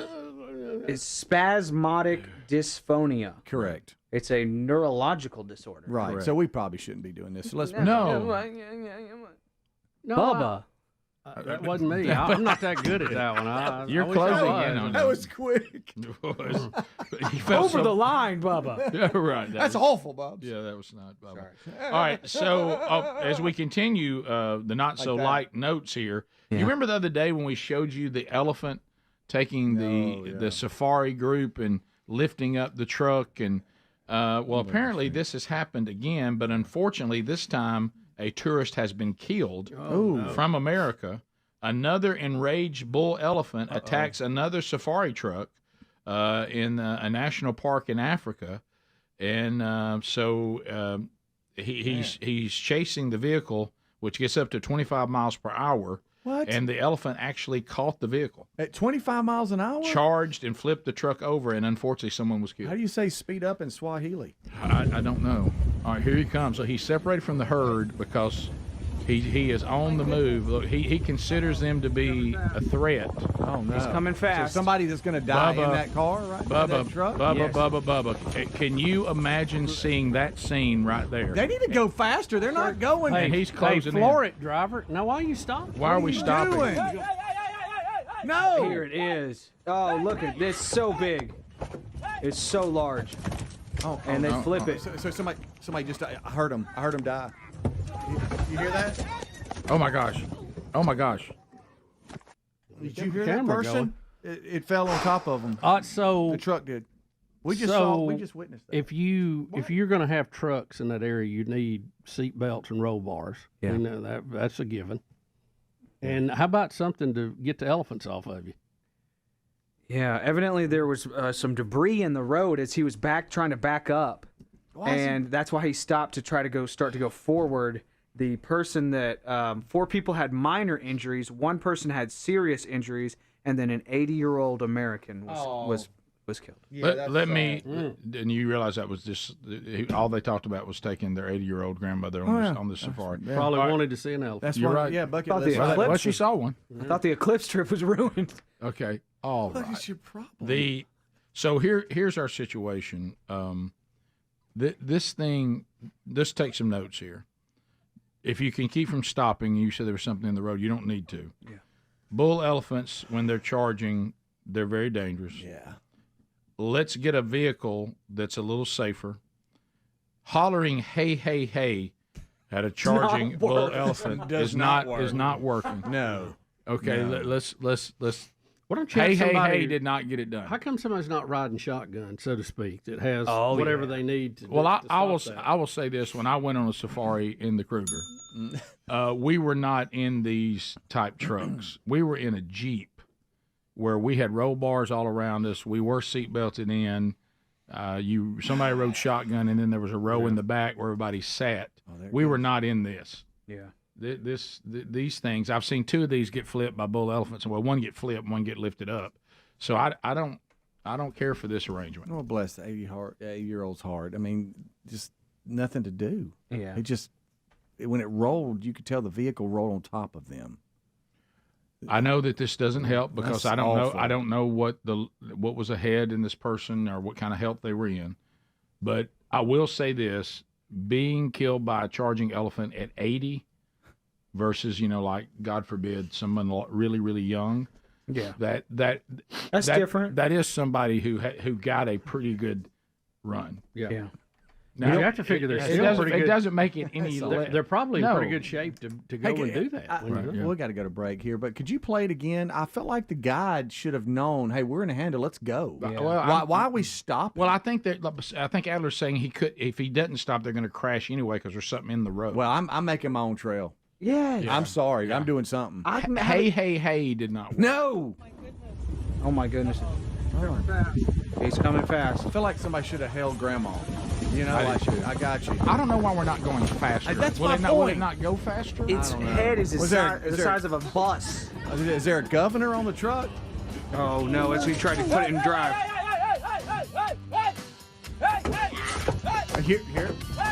Here. That did not work. The hay did not work. Golly. I heard that's terrible. I didn't care for that, did it? No. Bottom of the hour. More Rick and Bubba coming up right after this. Rick and Bubba, Rick and Bubba. Operator of an FA-18 fighter jet.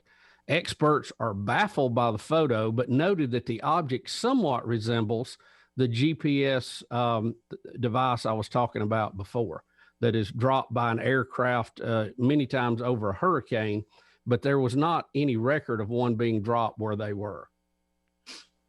To me, this is pretty big. I need somebody to step up and go, I'll tell you what the flying arrowhead is. And, oh, by the way, the cube that came up out of the ocean, that's either it's hogwash or let me tell you what it is. But, guys, we're just sitting around like we don't have people reporting today that a cube shot up out of the ocean and the arrowhead's flying over, one of our fighter jets. And we have these pictures now. That seems pretty odd to me. Yeah. And Rick, the famous Tic Tac video is actually from 2000.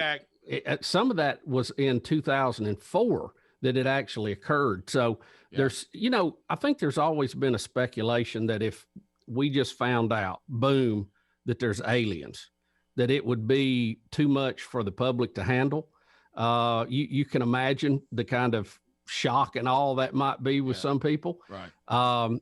But some people speculate that this is the process of the government letting a little out at a time so that we are not in a shock when we actually find out there are other creatures and other beings in the solar system or universe than us. But again, this doesn't prove that that's what that is. It just proves there's something they don't know what it is. Right. How big would you say this is? Adler's asking how big you think it is. Which one? The triangle?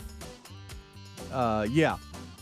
I don't know. I don't know. I don't know how far away from the plane it is. Yeah. It's really hard to tell. You're right. Top of the hour, more of the Rick and Bubba Show coming up. Remember, gift number 2 is going to happen today, and the giant wheel of meat, all still to come on the program. We'll be right back. Rick and Bubba, Rick and Bubba. All right, now, Bubba, you were telling us, and we have this in the show prep today, we have a story concerning an emergency landing on a highway. Yeah, this is crazy, Rick. An award-winning pilot made a textbook emergency landing on a Minnesota interstate Wednesday, only nipping one vehicle as he landed on a busy interstate. The single-engine plane landed, hit a vehicle, temporary closing part of the highway Wednesday night in the St. Paul suburb of Arden Hills, according to officials. Now, the footage is from the Department of Transportation there in Minnesota, and they show the moment that the 52-year-old Craig Gifford miraculously landed his plane on 35 West. While it isn't quite by means a multi-mode transportational system, they're glad that no one was injured, and they were impressed with the pilot's effort to zipper merge from above. In other words, to land in between a few vehicles that were on the highway. All right, well, here's where this setup really messes up again. I need to see this. Yeah, I'm going to try to show it to you guys. I'm going to try to show it here. Tell me if y'all can see. Adler's going to move the computer that we're looking at Speedy on, so we over to one of our monitors. Is that right? There in the studio. Yeah, he's going to see it. How are you going to try to show it to us, Adler? Yeah, we're going to try to just turn you so you can see the in-studio monitor. He's yelling off mic. Yeah, we can hear you. He's going to try to turn it to where y'all can see the in-studio monitor here. He's going to. Oh my gosh, he's trying to. What I feel like we're going to pull a wire out. We're all going off the air here. How about everything to him is just really big, isn't it? I mean, like the computer is. Is he moving a cinder block? I know. Bless his heart. He's turning us around. It's a 50-gallon drum. Right. This must be what it's like for really fat people to turn around. There's some stuff in the way. I'm sorry. Yeah. See, it's like just all the CDs are so big. Hey, Adler. Everything's so so big. big. There, buddy. Okay. Yeah. There you go. It's going to be so far off you can't see it. Here we There go. we go. Is it getting better? There we go. What am I looking at? The little small screen there? Yeah, the one with all the little squares on it. This is the one where I wish Bubba had bought a bigger TV for that. Yeah. I mean, Rick, we need a projector for us to see it on this. Right. Bubba, Camp House called and wants its TV back. Right, so yeah. Bless your heart. I'm just going to try. All right, because there's another monitor back the other way that might be bigger than that one. Yeah. You know, there's a your scenario where I think I could feed you the video from my spot, but I'm afraid I'll mess up something. They do have that feature in Zoom where you could. Yeah. Oh, okay, there it is. I can't see what that is. How about now, guys? You're gonna see the plane. See the plane come in there and land. Good gracious! I don't know what that was. Was that Arrowhead thing, or is that a plane? I cannot believe that. Watch, here it comes from the left. It's gonna come in from the left. You're way behind. Watch it. Watch it. There it comes. There it goes. There we go. I can't make out the details, but I do see what y'all mean. Good. No.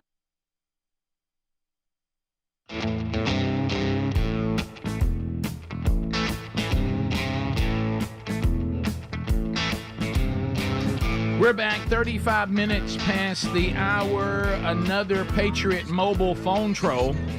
The Patriot mobile phone troll. Make your phone money count at patriotmobile.com/Bubba. All 10 lines are available. You can join us now. Speedy on the phones. 866 We Be Big is the number. And you can make comments, ask questions, bring information to the table. The buzzer will end your call at 30 unless Bubba gives you a timeout. He has 2 because Helmsy's out, so's Greg. So he's got both of them. And if not, though, we'll roll on, so don't count on that. But if you'll dial us up now, we'd love to talk to you. You know, now more than ever, you know, we were talking about the daunting headline yesterday, the world turns on Israel. IsraelNeedsMe.com, joining forces with the Rick and Bubba Show. This is Ma'oz Israel. This is a Jewish organization. These are Messianic Jewish people who acknowledge Jesus Christ as Messiah. And together they want to make a difference. It's one of the top-rated charities you're going to find out there, over 50 years in operation. The people of Israel really, really need us to come together and help our brothers and sisters. IsraelNeedsMe.com. Lives are being destroyed. The horrors terrorism has brought. Now world pressures, as we mentioned, are impacting so many people. People being hunted down in the streets, kidnapped, slaughtered in their homes, soldiers, women, elderly folks, children, entire families.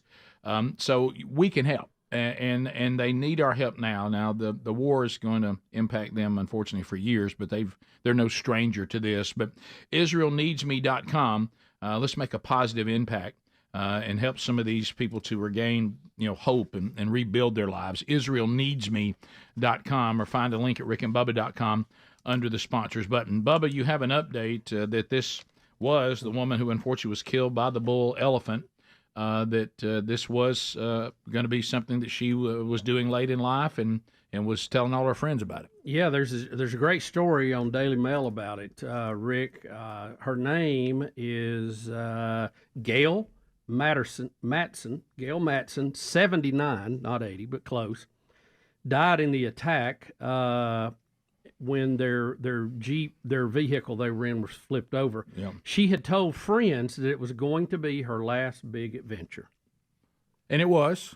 It was. And but you know what? Let's be thankful that because I hope up to this point she'd had an incredible time and she didn't think she was going to be able to do this much longer. And she's from Minnesota. Not the way you wanted to be your last, but hopefully she had her life in order and went out doing something, Bubba, as we always say, that she loved. Yes. She posted a picture, Rick, actually inside the vehicle, Don't say this. holding a flower a few minutes before the attack. Oh, God love her. So, of course, somewhere out there, I know I can feel the animal rights people already saying it was their fault, not the elephant's fault. I pretty much think the elephant dialed him in and went over and killed him. I went after him, tried to kill him, and killed one of them. Wow, Rick, how about that? Picture only moments before. Look. Bubba, why are you... Isn't that wild? That is wild. By the way, also, before we go to phones, want you to know, thanks for all your prayers.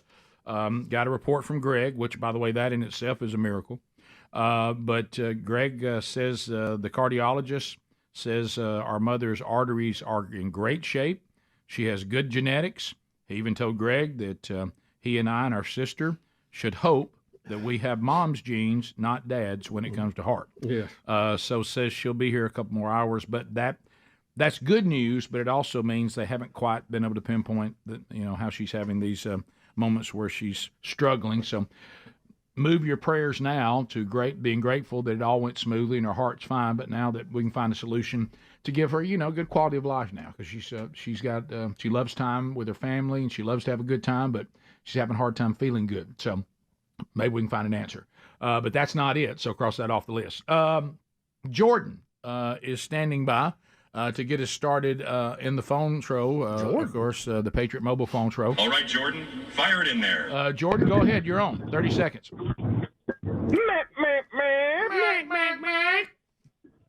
Bubba, I want to know something. Yes, sir. Could you possibly, for me, be the first person to make a Carly Russell joke to the police chief? Look, are you reading my stuff, man? What's up? What? If you're being roasted, it's kind of wide open. Oh wow! Hey man, that is some good stuff right there. Now that was the fake abduction person. No, the fake child on the That's side. what I mean. Yeah, but That's it what was I mean. eventually that's abduction. right. Yeah. Oh wow! So he went there. Okay, It's a roast. It is a roast. What are You're you right. supposed to do? John in Nashville. John, 30 seconds. Go ahead. So about a year ago, I was 196, got down to 170, 5 pounds under my marriage weight. And one day, Bubba again was talking about peanut M&Ms being a healthy snack, and I saw them in the convenience store, and I thought, you know what, I can eat some of those. Well, then all went downhill from there. So I'm back up to 188. So thanks a lot, Bubba. How did you lose the weight? I swim every day. Well, I did swim every day. Now And not eat peanut M&Ms? Bubba, he said somewhat healthy snack, John. I know, yeah. He didn't say healthy. He said somewhat healthy. I tell you, when they put them at the checkout line at a store and it's just right there, that yellow pack smiling at you, it's hard to pass up. Oh, yeah. Because I start thinking about that, letting them melt in your mouth, Sure. Well, maybe there's with a somewhat cube of healthy. ice or something. There's It's better great. choices you can make. It's a better choice when you're Yeah. going to go down that road. Yeah. You didn't say healthy. You said somewhat healthy. Somewhat. Adam in Kentucky. 30 seconds. Go. Guys, it's such a privilege to talk to you. Thank you for all you do. And I don't remember if it was the kickoff hour the other day or the main show. The guys were talking about the LSU and the LSU women's basketball team and the national anthem. Right. Well, this don't happen if Kim Mulkey is not a national championship winning coach and LSU is terrible. If they go 2-28, nobody's talking about it. Just like Colin Kaepernick thing with the national anthem and the NFL. Well, yeah, because they wouldn't be in the playoffs and they wouldn't be on national TV and it wouldn't have become an issue. It's, Right, yeah. You look, I feel very strongly about a lot of patriotic issues. I don't know that this one qualifies, honestly. Yeah. Lindsay in Alabama, 30 seconds. Go ahead. Hey guys, I just was listening about the bull elephant attack, and I remember a few years ago I had my daughter at the Birmingham Zoo, and they were introducing a new bull elephant to the group, and they had their employees around for in case that there was an attack like that. They would throw apples at the elephants to distract them to break up the fight. Huh. So what is apples the go-to food? Is that like the gold pearl? Yeah, a lot of people don't know this, and I don't know the state. I bet they tear apple tree up. Oh, the current status. But, that was unique. Our zoo where we live in Birmingham, Alabama, I don't know the situation now, but at the time, normally when you go to a place to view elephants, and, of course, the circus they don't do bull elephants. It's usually females. And they were going to take a exhibit that would just be multiple bull elephants that had never been done before. And you might remember us saying on the air, well, I hope we don't find out why it's never been done before. Right. So it was kind of an experiment. So I guess it's all gone okay, but that is something unique for that very reason. We continue. Let's go to Todd. Welcome to the Rick and Bubba Show. Yeah, Ted. Yeah, Ted. Hey, fellas. Hey, Ted. Listen, real quick. Really miss y'all. Been with y'all since way before the Gunnersville Treaty. It's going to be like losing a family member, only you know about it ahead of time. So it's breaking my heart, but I love you. Thank you. Thank Thank you very much. I'm going to be on a cruise going to Aruba and Curacao, and we will be in the water Monday. And Well, you have a great time. So is it where he's at? Well, he won't get any darkness with it. I don't. They won't even be close to that. Right. And I'm looking at forecasts. I'm getting them from various parts of the country. People are sending me. It looks like most of the U.S. is going to have weather issues. Oh, so the big event will happen, but you won't get to see it. Panama City, Billy. Go ahead, Billy. So glad we went last time. Yeah. Hey, man, I used to work with elephants, and I was going to tell you that we used to have to clean up their displays and their the scenes behind. We had to have no rocks. They would find the littlest rock, and they would throw it at people. And if they didn't like you, they were so accurate, like 40 or 50 feet away. So you had to remove any rocks, because if there was even the smallest one, they'd get it with the trunk and throw it at somebody? Yes, sir, they would. They would take it. I've never heard of them throwing rocks. That's new. I could see how they could. Yeah, I'm not doubting that. Because, that's just an arm. I mean, they use it like an arm. I mean, my big old strong arm. Oh, I mean a big one. How do they see to throw it that far? Well, I guess. Don't they have poor eyesight? Their eyesight's not great. You're right. But they have great memory. Yeah. I guess never forget anything. Jamie. Yeah, that's just the female elephant. Jamie, go ahead. Hey, my name's Jamie, and I was just going to say I have spasmodic dysphonia, and you could probably hear it because it's really bad over the phone, but the treatment is vocal cord injections of Botox. Oh, really? So does that calm help? it down? Does that help? Yeah, because basically my vocal cords don't relax. Right. And I haven't always had it, but I'm in sales and I talk a lot, and I have no idea. Like, it just popped up one day when I was like reading a book to my kids, and I was like, I couldn't say certain words and letters. Yeah, you can. Very strange. Wow. You could tell just a little bit of Yeah, it. yeah. There, You got pretty good handle on it. I guess you're getting treated, but we could definitely hear it, no doubt. And Speedy made sure that you got on, so that's incredible. And it just started out of nowhere. Okay, now that I really want to hear that you knew why it started. Yeah. 14 minutes to the top of the hour. We'll be right back. More Rick and Bubba coming up.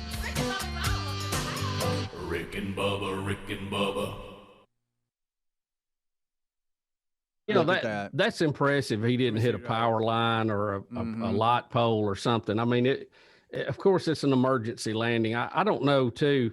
I don't know. I'm not a pilot, but you almost go, hey, pilot, you're in trouble. You have to find a field. Right. Why are you tearing up cars? Because you got a problem. Well, if a field's not available, I'll take this. So let's give it a shot. Hey, what is the What was the problem with the plane? Have they said? They didn't say. The guy is a resident of Minneapolis. He's a competitive aerobatic pilot, a sport that involves flying aircrafts in a series of crazy maneuvers. Right. But it doesn't really say what the problem was that I can find. So let me tell you what do not do. I don't know if y'all have the Smithsonian channel on your cable or dish or whatever, however you get TV. Do not watch air disasters. Oh, not before you fly. Do not watch that show. I've got obsessed with that show. What am I doing? Why am I watching it? I guess because I figure in COVID I'll never fly again. Right. Maybe I'm not. Maybe I've got a boldness that I won't be in that situation. There's some things that I've learned on that show that I wish I didn't know. Because they'll get to the bottom of it. By the way, they will 100% get to the bottom of it. Like what are some of the issues you've seen? Well, we had one where the pilot had been out on a cocaine binge the night before. No, are you kidding? Yeah, I wish I had never seen that one. And they started out like, oh no, that didn't happen. And once the investigation started, they found out some bad stuff. Basically, you had a guy that was had been partying all night that thought he could do anything. He was one of these bulletproof pilots, and he was trying to get everybody on time, which we appreciate. But he took some dangerous chances that he would not have taken if he'd been in his right mind. Yeah. Do you remember that movie, Greg? You'll have to tell us the name of it because I know you remember all that kind of stuff. Where Denzel Washington was that pilot and saved all those people, and then they found out he'd been drinking and threw the book at him. Yeah. Man, that's a good movie. Yeah. That's a good movie. I can't think of the name of it. Is this called Flight? Is it called Flight, Adler saying? No, I don't know. I don't know. I just remember the movie. Hey, Adler, I think you're right, but let me tell you what worries me, and maybe it's because I'm COVID positive. I think that's right, but it gave me no indication that it was right when you said it. It didn't spark anything. And but I think you're right. I just wish I felt more confident about that because I'd feel better about myself. Right. I love the fact you said. Okay, he's giving thumbs up. That your mind, Rick, is just in a fog. You're fighting through it good though. Yeah. Oh yeah. Look, let's face it. I've done this show in the fog and had nothing to do with COVID. You know what I mean? It's just life and the fact that what time this show starts, and of course back before Jesus, there were all kinds of other reasons. So I'm accustomed. You know what? We've got to the point. Bubba and I've talked about this. We can do the show in just about any condition. Yeah. The only thing that really kind of stops you is if you can't talk. If you can't talk, there's nothing you can really do. Well, we're testing the boundaries of that again. Yeah. But if you get to the point, where you don't come do the show unless you feel perfect every day, you're gonna miss a lot of shows. Oh yeah, a lot. We were talking Bubba and I earlier this morning. This show's had a history throughout our history. We've gone through a lot to get on the air. This is just another one of them. Yeah, I mean, look back at some of the Rick and Bubba's we got to get on the air in history. We've done a lot of it. This one, probably long term may be the most challenging, right? Because we keep having to go back to it and may have to keep going back to it for time to come, right? But the good news is, as for me, if I can get to Thursday with no more problems, I'll have all this behind me. I'll be at the Broadcast Plaza from then on. That's right. Hey, thanks for being with us. Top of the hour. We'll be right back. Rick and Bubba.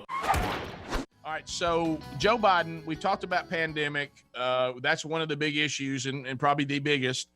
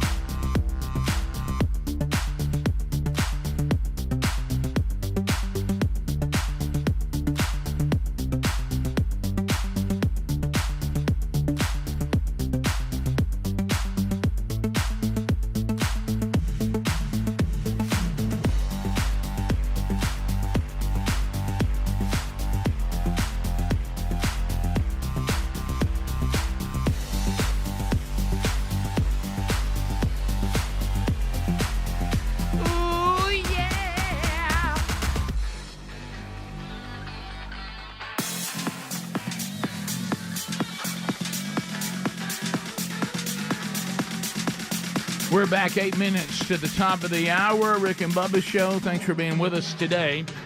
Another Rick and Bubba University, the podcast, will be recorded today, Lord willing, out this weekend. So, Bubba, you called, for those that are listening and not watching on YouTube, you said, Rick, cue up Kiss bed music. Rick, they finally did it. They finally did it. Kiss has sold out. What? They have sold their catalog, their name, their likeness in an epic $300 million deal. So plans are already in the works for a movie. A movie? And an ABBA-style Avatar show, they say, is already in the works. The rights to Kiss was bought by a Swedish entertainment group co-founded by one of ABBA's members. How about that? Well, ABBA, they're just, everything they touch turns to gold. I'll tell you, they are. So now, Kiss now spans over 50 years. Oh, yeah! Because they started in the 70s. How about so that? damn, yeah! We care about your health. So is this a sign that finally, as all who have ever worked with Gene Simmons said, no one loved money more than Gene Simmons? Well, this is it. He is cashed out for the last time. And what should we read into that? He figures they've done about all they can do, that it's more lucrative now to sell it than to own it? You know, I'm not sure. Of course, they talk in the story about how they redefine rock shows. Sure. And took artistry to new uncharted territories. Right. Kiss first introduced fans to their new virtual selves back in December, following the final performance of their End of the Road World Tour. Right. The four members hinted at a new era of the rock group as they gave fans in Madison Square Garden a glimpse of four avatars that will essentially fill in for the band. Gene, now 74. Okay. Paul, 71.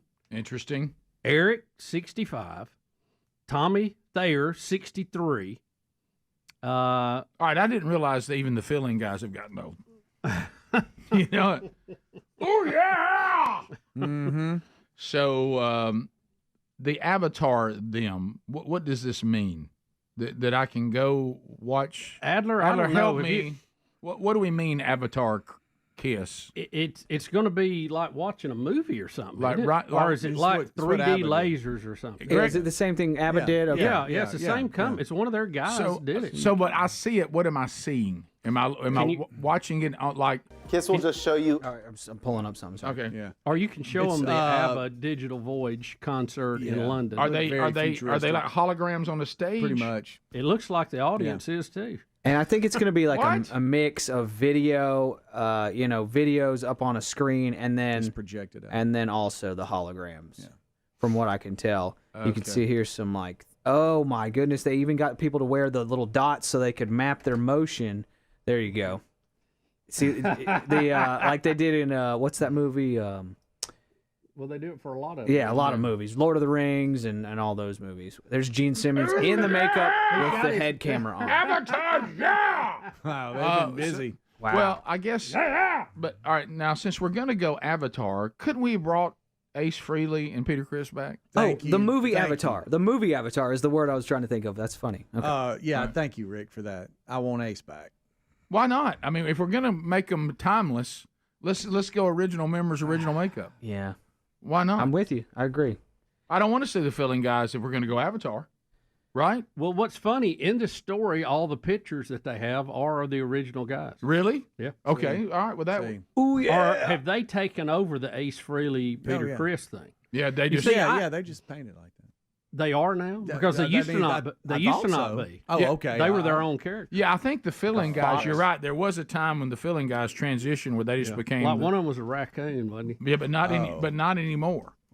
Not anymore. What were they? I think they're just painted like Ace Frehley and Peter Criss now. That's what I thought. Well, See, I could be wrong. The character, it's like Batman. Batman is a character no Sure. matter who plays him. By the way, I laughed really, really hard. Somebody sent me a video, and it's one of these real ultra workout crazoids that says people that skip leg days, they're supposed to be like the scum of the earth. Right. And one of the things they said about people who skip leg day, they think George Clooney's the best Batman. That's funny. Yeah, right. Do y'all want to hear Gene Simmons just give his quick take on the whole Sure, sale? let's hear it. Sure. Here we go. You wanted the best, you got the best. The hottest band in the world, Kiss. And now it's like there's a booster rocket underneath us with Pop House taking us to places just like Star Trek, to go where no man has gone before. There you go. That was sad. Okay. That felt Adler, sad. show us a little bit. That felt sad. Show us a little bit of the ABBA concert. This is kind of give you an idea of what the Kiss concert. Yeah, we will forgot look about like. it, but we've shown this before. Cyndi Lauper, but it's been so long, I forgot what it looked like. Cyndi Lauper has also signed a deal with the same group, I think. So they must be the Avatar group, huh? So I guess when Gene hit 74, Pop House is the name of it. Yeah, there you go. Yeah, okay. And that's what Gene just talked about. So if you went to a Kiss concert, it's going to look like this. Mm-hmm. Just replace ABBA with Kiss people. Mm-hmm. Okay. Which is a little hard to imagine, but so and really because they can do they can put them in different outfits, right? And they do all kind of wild stuff. But really, I'm going to an arena to listen to their music. Mm-hmm. Yeah, sure. Hopefully with a real cool some sound visual system. with some visual accents. Yeah, and the live event feel. Right. You know, because they won't be live. No, but I'm just saying that concert feel where I got you. You're around everybody else. Strange. Has anybody been to the ABBA one in the audience? Have seen that? Can tell us how it felt? Yeah, any of y'all out there? Have y'all done that? Was it fulfilling or no? Yeah. Did you go there and go? That was awesome. I want to do it again. Yeah. Oh, wow. Okay, I'm looking at the face paint right here. So you got the original, Paul, Gene, Peter, and Ace. Okay. And then you had Eric. He was a fox. Jump in as some weird fox thing. Yeah. And then I forgot Vinnie Vincent was in it as some kind of weird like Omega sign or something on his forehead. We didn't know what he was doing, yeah. And then Tommy Thayer just has the straight up Ace Frehley paint on. Yes, it's close. Eric You're Singer right. went to Peter Criss. The Peter Criss, look. There you go. There you go. Now, the other two was when they didn't do makeup. Yeah. Mark St. John and Bruce Kulick. Yeah. Well, So there you go. And we did that without Greg's help. You know, we said all along they should have just kept the characters going. You know. Right. Well, apparently they have. It's a franchise now. Yeah. Top of the hour. Digital. What's Vinnie Vincent up to? I don't think he's alive anymore. Oh. Rick. I could be wrong. I mean, Rick and Bubba. Well, one of the biggest. I think they both probably are equally important. And then you get to who's going to lead the free world coming up in January. We'll get into some of the continued disputes about voter fraud. What happened? This happened. That didn't happen. What about this? What do you think about that? And what are we going to do about this? There is a tremendous amount of evidence out there that is concerning.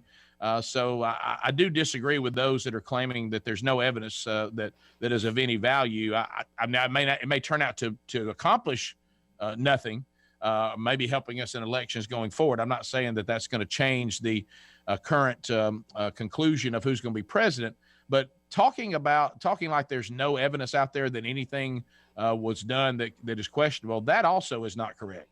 There's a tremendous amount of evidence, and we'll see where it goes. But let's just start with this first. That is, if Joe Biden remains president and serves us going forward, what will this be like from just his personal health, mentally and physically, at the age of 78? We noticed that he was starting to have some struggles, it seemed. He is asked, Speedy, what's the question he's asked? It's a CNN exclusive interview. He's asked about what happens if you and Kamala, whatever you say it, disagree about something. All right. It's a matter of the thing. We are simpatico on our philosophy of government and simpatico on how we want to approach these issues that we're facing. And so I don't have, and when we disagree, it'll be just like, so far it's been just like when Barack and I did. It's in private. She'll say, I think we should do A, B, C, or D.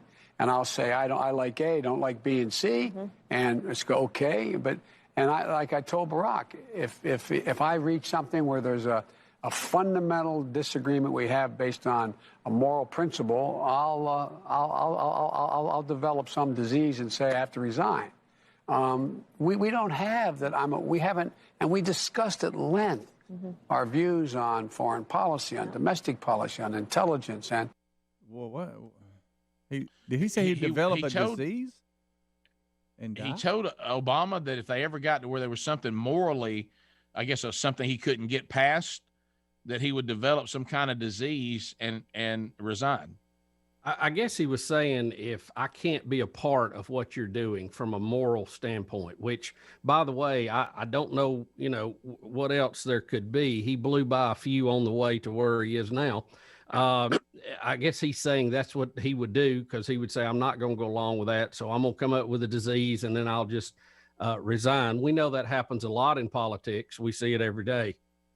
Well, yeah, that was a bizarro statement. And what a lot of people, the reason why it's become a story today is it's almost like he has let everybody know that that he's discussed, if he did. I think a lot of times what Joe says is just him making it up on the fly, but that he could be declared that he couldn't serve anymore because of some disease, and then he would just step down.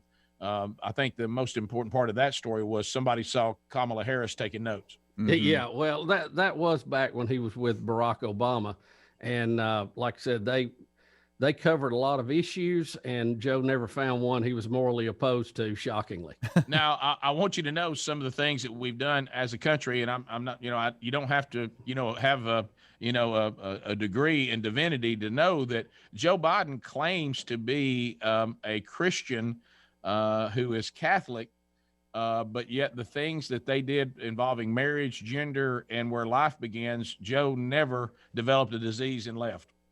Well, and several of the leaders of his denomination of the Catholic Church, have spoken about that and have, would not even give him mass. So he's aware of that, and he stayed where he was. So I don't really think we're going to have to worry about a great moral awakening from Joe Biden. No, I would go as far as to say, Bubba, unless we've already seen it, it just went the other way. Yeah, and you know what Kamala said when she heard he broke his foot, right? You did hear that, right? No. She said, "I said his neck." Bubba, that's twice. You have done that one twice. I know, and it's good, by the way. I'm gonna keep doing it, by the way. Well, that I said his neck. Oh boy! So I don't know what's going to happen now. Let's start getting into, and I know we got about half the segment left, but. What about some of this stuff we are seeing involving the voter fraud? I was trying to talk down a friend of mine yesterday that, it's just, it's like he's screaming, why is nothing being done? There is a tremendous amount of evidence that is being produced, and people are acting like there's no evidence when all we keep seeing evidence after evidence after evidence that there are things that went on that look very, very fishy. Well, Rick, we're really not set up in this country to deal with a lot of these things in the short amount of time we got to look at it. We've always said it's easy to steal an election. It's hard to prove it. But here's the thing. And I talked about this yesterday. We've had one person start an impeachment inquiry. We had one person start a hate crime inquiry in Chicago. We've had one whistleblower do this, one whistleblower do that. We had one person hold up a Supreme Court justice nomination on a made-up story that she could not prove, and people go, oh yeah, well we got to look at this. We have hundreds of people with affidavits, and that's a legal document. You can be.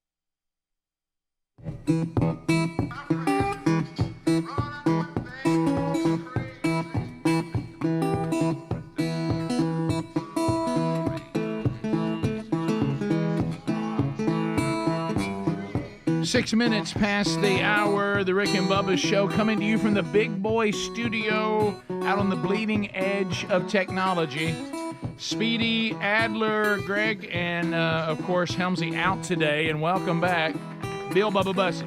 Skeleton crew today. We did get a good report on Mom's heart, but that does mean we haven't found the answer to her struggling a little bit from time to time with her health, so we go back to the drawing board, but at least we know Mom at 83 has a strong heart, and the doctor was impressed with the state of the arteries and said that Greg and I should hope that we have her genes, not Dad's. All right, so we did last hour. KISS has finally sold their images, their catalog at 74. Gene Simmons, I guess, talked Paul into let's cash out. Now somebody emailed me and claims that Gene is now double dipping, that he still does gigs with something called the Gene Simmons Band at 74, but now is going to, do the big sell-off of the KISS thing. There's no comments from Paul Stanley on any of this, but it's now they're going to do this. What's it called? Pop House. Pop is the House. Name of the company, yeah. And we asked, had anyone seen the ABBA show? We got no calls on that. But this is when you go into an arena and there's a virtual version of said band, and they give you a bunch of light shows, and almost liking this like when they used to do those laser shows and they had Pink Floyd music, right. And you would go, it's going to be more like that, except you have images of the band on the stage and on the screen. So this has brought up an interesting point. People have been saying, since this is the final share of our show, why don't we get with them and put together the Rick and Bubba show forever, and you and I go avatars and the guys, and that there's a version of that just continues forever. Now I don't know if anybody was interested. Yeah, we got an email from Jeremy Ford. He says, with the show ending, can we expect Rick and Bubba to sell the R&B catalog for a pretty penny and begin to see Rick and Bubba avatars? I'm open to that. We're taking all offers now, by the way. Yeah, you said you got a better offer than I got. Somebody had approached me about our catalog and our images, and they offered $1,500. You said you got a better. It's $1,831.12. Okay, all right. Well, all right. Let's move to that offer then. Yeah. But I don't know. Your little auction. Yeah, I mean, because I think what Gene did at his age. Remember, I asked you, what's the benefit of this versus just keeping the ownership? Well, if he keeps the ownership, he is still making money, but it trickles in. Now, when you're younger, the trickle in is good. Because you got. But if you're 74, the $300 million that he and Paul will split, and I don't know what the deal is with the other guys. I know that Peter, Chris, and Ace Frehley are out because Gene, remember in that documentary, he said they made a bad deal. They took guaranteed money for that farewell tour, which was how many tours ago? Right. And so they about four back. And Gene and Paul took the rights to all of it.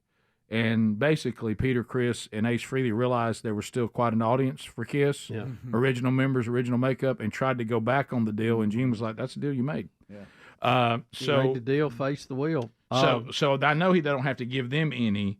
I don't know what the current two other guys. They're probably salary guys. I doubt they get any. Yeah, I doubt they do too. Yeah. They'll probably be taken care of. Do you think he'll flip them? Doubt it.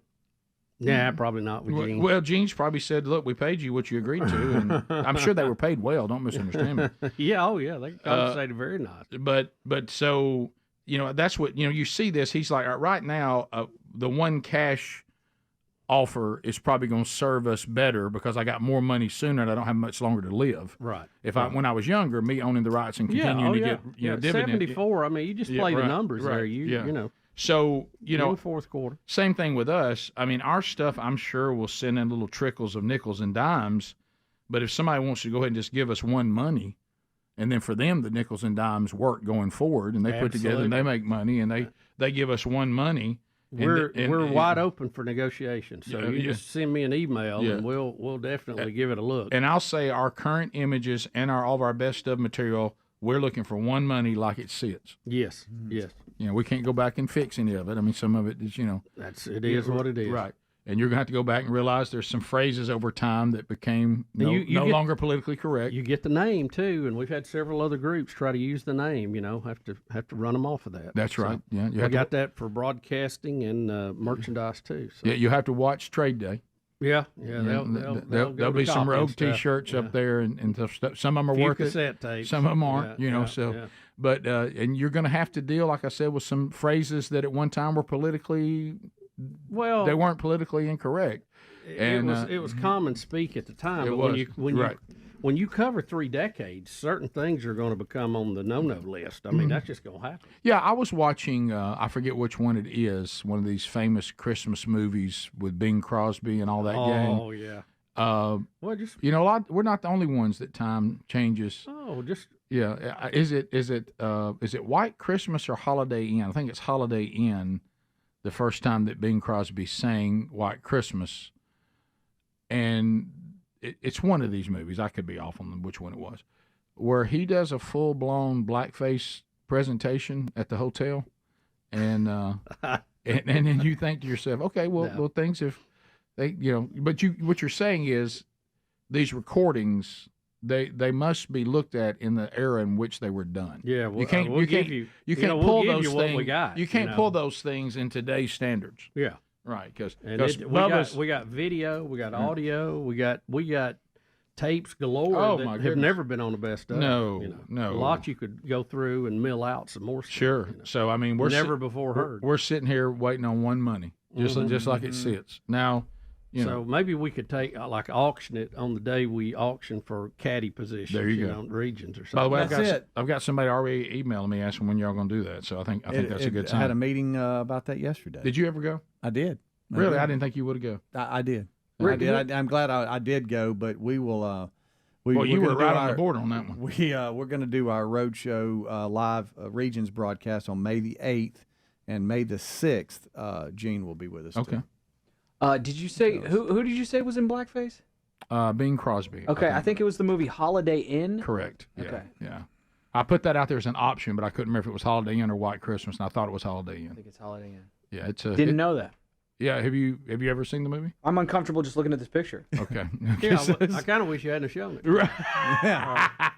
Well, look, y'all got to go, dig Bing Crosby up out of the grave to get mad at him. I mean, it was in the era in which it was done. When you go back and watch some of that, it's pretty funny. And like Bubba's concert bit, I'm sorry, the phrase at the time was perfectly fine. And I think if you change it, then you're tampering, with time and the memories. It is what it is. Mm-hmm. What did I say? The M word. Oh, yeah. No. Well, that rhymes with widget. Please don't give me I go with what today. everybody's calling themselves, Correct. At the time. There wasn't another. That's right. At the time, that was it, And I don't know. But even the title, if the title now said Bubba and the little person at the concert, it's not as funny. No. See, there's certain things you can talk about when Greg's not here. Oh, yeah. See, that silence was golden. It was. It's nice. It said a lot. Did the Marquis and Boaz ever change? No, they still do all that, but we Okay. just can't. You remember say Greg it. said he's not changing until that Marquis changes. Right. Now, somebody tell me it may have changed. Has it? I don't know. Yeah. We'll be right back. Rick and Bubba, Rick and Bubba.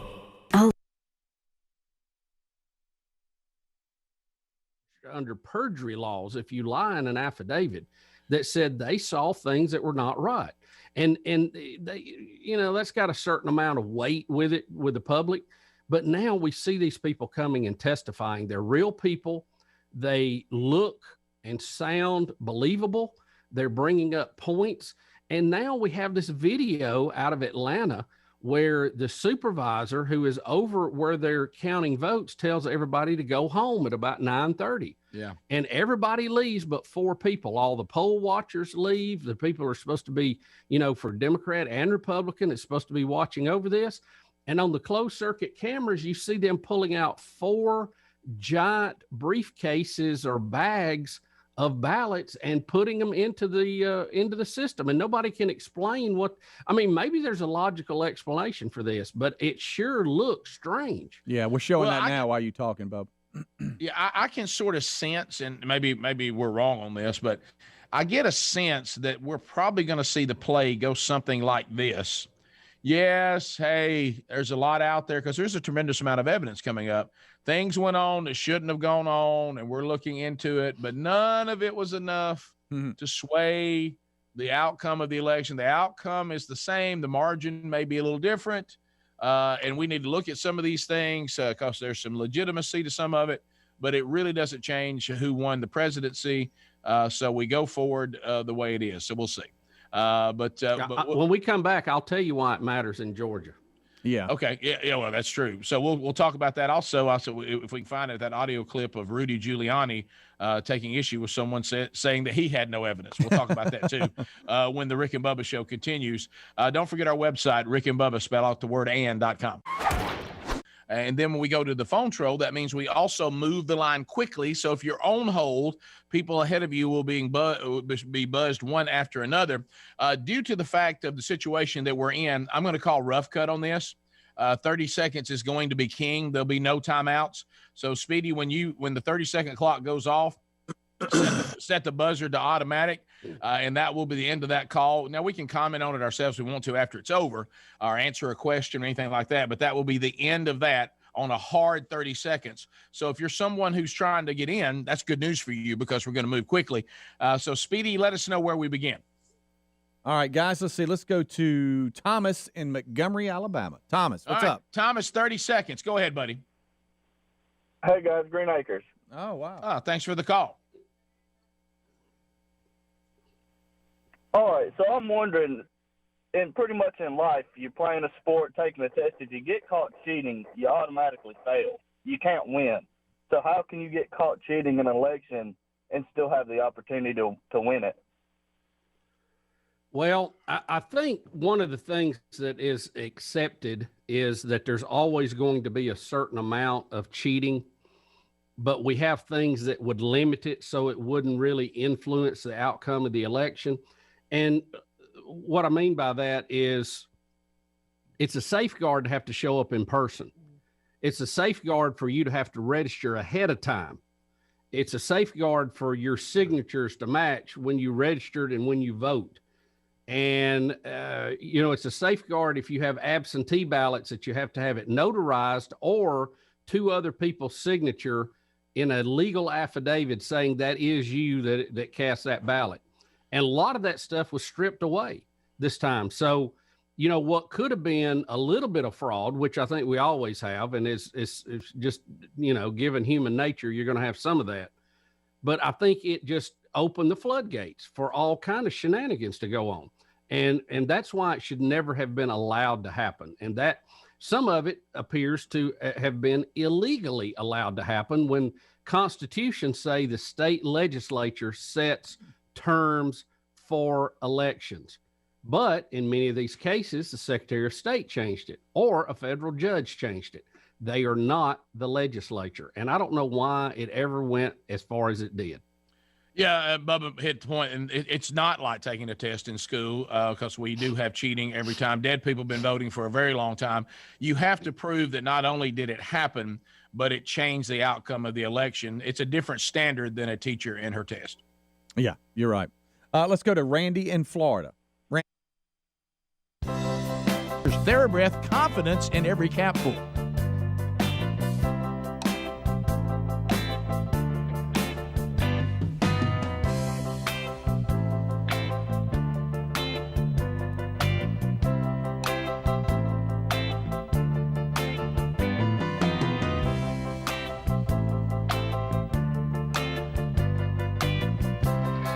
$20 minutes past the hour. Thank you for being with us. We moved through another show today, another Rick and Bubba University. The podcast being recorded today, Lord willing, out this weekend. So, Bubba, Powerball Frenzy is the title of the story, the 8th largest in U.S. lottery history. So we've had 7 that are larger. Does that take away from the story a little bit? 1.23 billion. Okay, that would be 1,000 millions, and then 230 more million on top of that. The numbers are a little. It's a little staggering, isn't it? And it's so they 8th? could make 1,230 people a millionaire with that. It's they're saying the 8th largest in history, so it's beginning to stir again now. Mm-hmm. The largest, you may ask, if that is the 8th largest, what in the world are we at here? 2.04 billion was the highest. One winning ticket in California back in November 2022. Okay, you said something earlier in the show that I agree with you completely. What happened to the documentaries and the specials when they do the Where Are They Now, and they go to all these lottery winners and they see the state of their lives, years later? Can we please have those again? And I want to know with this person. Yeah. I want to know, how's that California person doing? I'd like to. Maybe they need to come back and just do one on people that made $1 billion. Yeah, just give me the big ones. Just give me the big ones. We used to see those. I mean, I remember seeing 3 or 4 different ones over the years, really? But I haven't seen one in a long time. Because I think it's super intriguing. Yeah, I do too. I do too. And some of them are good stories, and some of them are not. No. But it's interesting. Well, don't you agree that, and we've said this on the show, and it's been a theory, I'm sure there may be exceptions, but usually if you're a person and you're given $1.23 billion, okay, doesn't that just amplify who you already are? I would think it does. I mean, unless you've had some major spiritual change in your life. I mean, you've been transformed into a new creation. If you're just the same old person you've always been, doesn't it just amplify that same person? Well, I mean, millions. Good, bad, ugly. I mean, everybody that's at work today thinks, wow, it'd be nice to have $1 million. Mm-hmm. But millions and winning that certainly can change your life. But the billions, that's a whole nother level.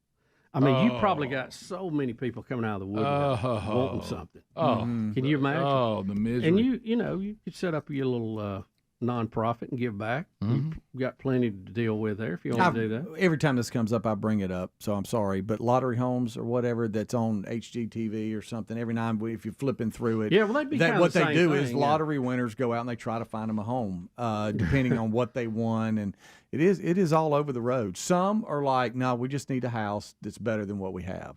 Then some are reaching out and really spending a lot of money, but most have somewhat of a budget.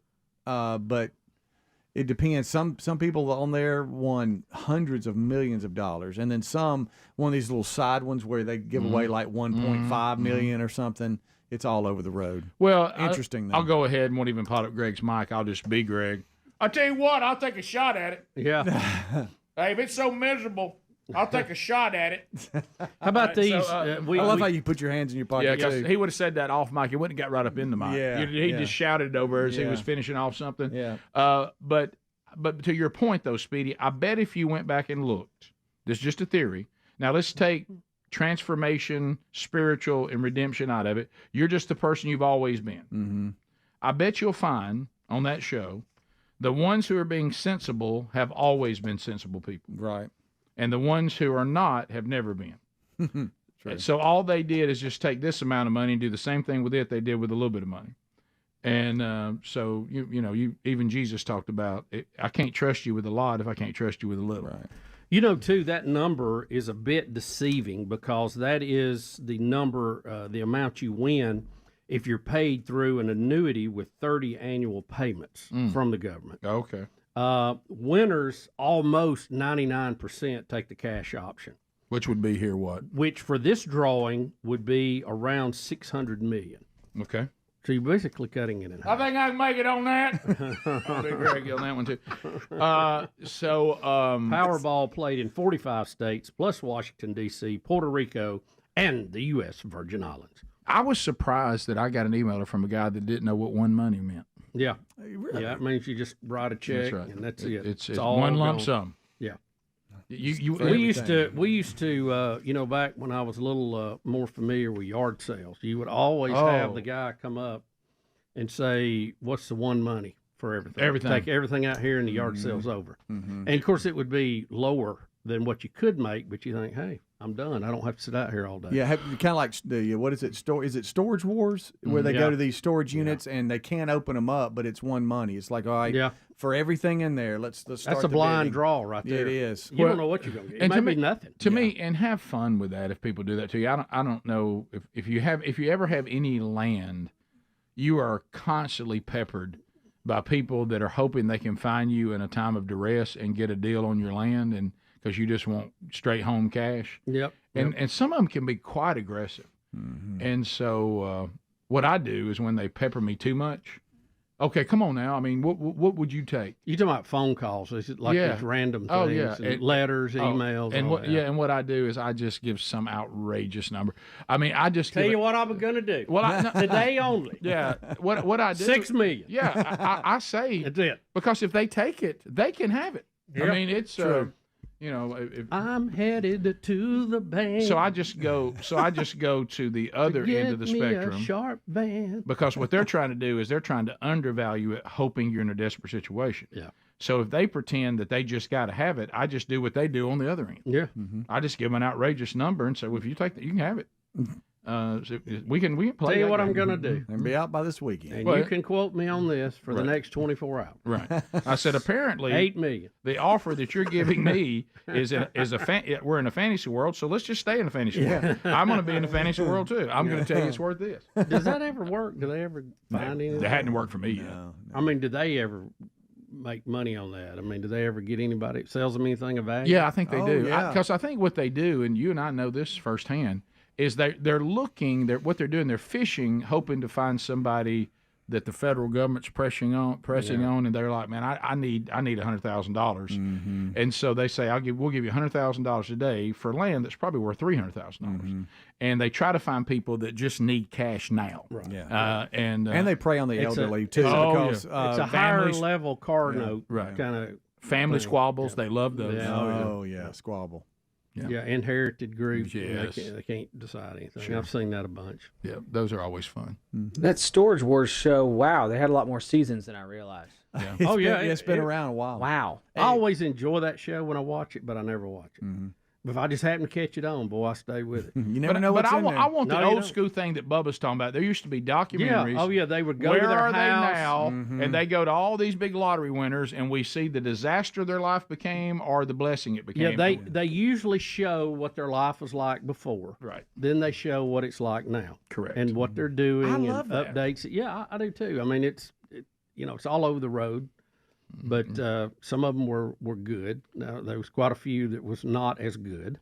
Well, you said the one thing that they all seem to struggle with, and it would be a lot of pressure, is that every person in your family, and it seems to go all the way even to third cousins, start coming out of the woodwork with all sorts of horrible situations that you could resolve if you'd give them some of your money. Right. Yeah. Right. It is, and that's tough, especially when, back to my original thought, if I'm just throwing money down a hole, you're going to take this money and do the same thing you did that got you in this situation before. Right. You got to vet all that stuff out. Some people are just looking for a leg up, but other people, they're just looking to get through this week and then do it again. What was it Barkley said? You got to learn to say no. Learn that word no. Bottom of the hour, phone calls are next. Speedy on the phones, 866 We Be Big. America, your turn. Let's talk to you next. Rick and Bubba, Rick and Bubba. Hey, first of all, chocolate biscuits for you guys. Yes. This is not just about the voting. 97% of the media has been negative. They get together every morning, set the narrative. This has been a coordinated attack to overthrow this government. They put in two of the losers. They couldn't even get the votes, and it's been a coordinated takeover of our government. Yeah, I mean, that's been said, and that's certainly one of the theories, and there seems to be some evidence since they tried to overthrow him the whole time he's been in office. But again, you got to prove it, and it's got to be prosecutable, and you have to get the ruling. All right, guys. And that's not an easy and quick process. No. Justin in Alabama, 30 seconds. Go ahead. All right, so I was just wondering how you guys felt about this, but do you think that Biden believes that he's actually won, or do you think that he knows that his party might have cheated, or do you think that he's just this confused old man who's thinks that he's really won? I think that there are days that it probably could be everything that you just mentioned. He probably has moments of clarity. He's been in that swamp for 47 years, so he is not naive to what goes on and what happens. But I think in the state he's in now, there's days where he doesn't even know what day it is, to be honest with you. So my opinion of Joe Biden is changing just a little bit. He certainly has those moments, Rick, and there's no doubt about it. I have them, you have them, we all. He has what most 78-year-olds would have when we say old timers, where he slips up. But he's been in that swamp 47 years, and he's navigated those waters a long time. I think he's a lot smarter than we're giving him credit for. Just like the video where we saw that he demanded that Ukrainian prosecutor who was investigating his son's tie-in to Burisma, he demanded that guy go out before he gets that money. He was wheeling and dealing that power and proud of it. Put it on video even, and acknowledged it in front of that crowd of people. He loves that kind of stuff, and I'm not too sure he's not more involved in this than we give him credit for. Remember, he's the one that sicked the FBI and had the idea to get General Flynn on the Logan Act. I mean, that's in the Mueller investigation and all. That's that's documented evidence. He is the one that brought up, hey, if you want to get this guy, get him under the Logan Act because he's already talked to a Russian. Mm-hmm. Yeah, I no doubt about that. I think he's fully aware of the things that his son has done and the deals he's cut for his brothers. But I do think, like you said, just with the age and the state of his cognitive skills, I think there are days when he's not sure what's going on. Well, think about this too. He played the left and he played the conservatives or the middle of the road people in the Democratic Party. He strung the progressives and Bernie and all along, and they thought they were going to be in power when he got in, and he hadn't come through with that. So he's still a crafty politician. Don't ever discount that. 47 years. Wow. Yeah. Every phone line on hold, by the way, guys. So we got a lot to get to here. Peggy in Louisiana. 30 seconds. Go ahead. Hi, I was just going back with the dog biscuits, tasting dog food.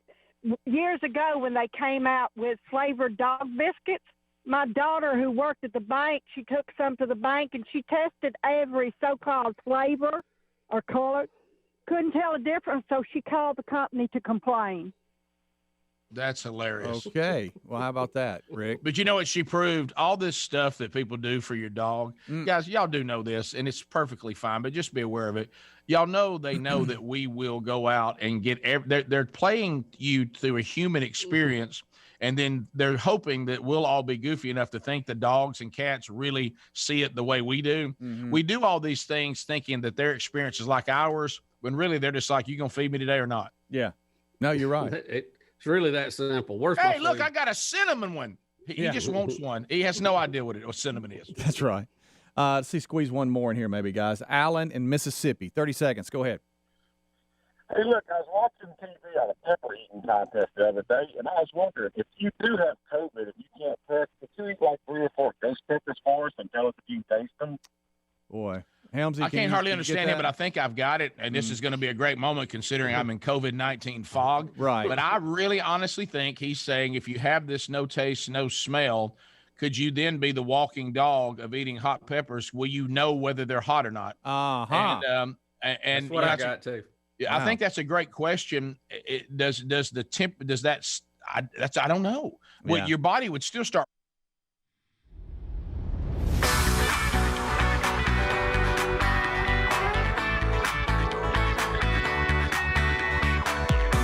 "35 minutes past the hour.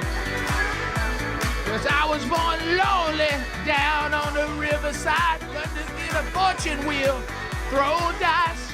I was 13 when I had to leave home. Knew I couldn't stick around.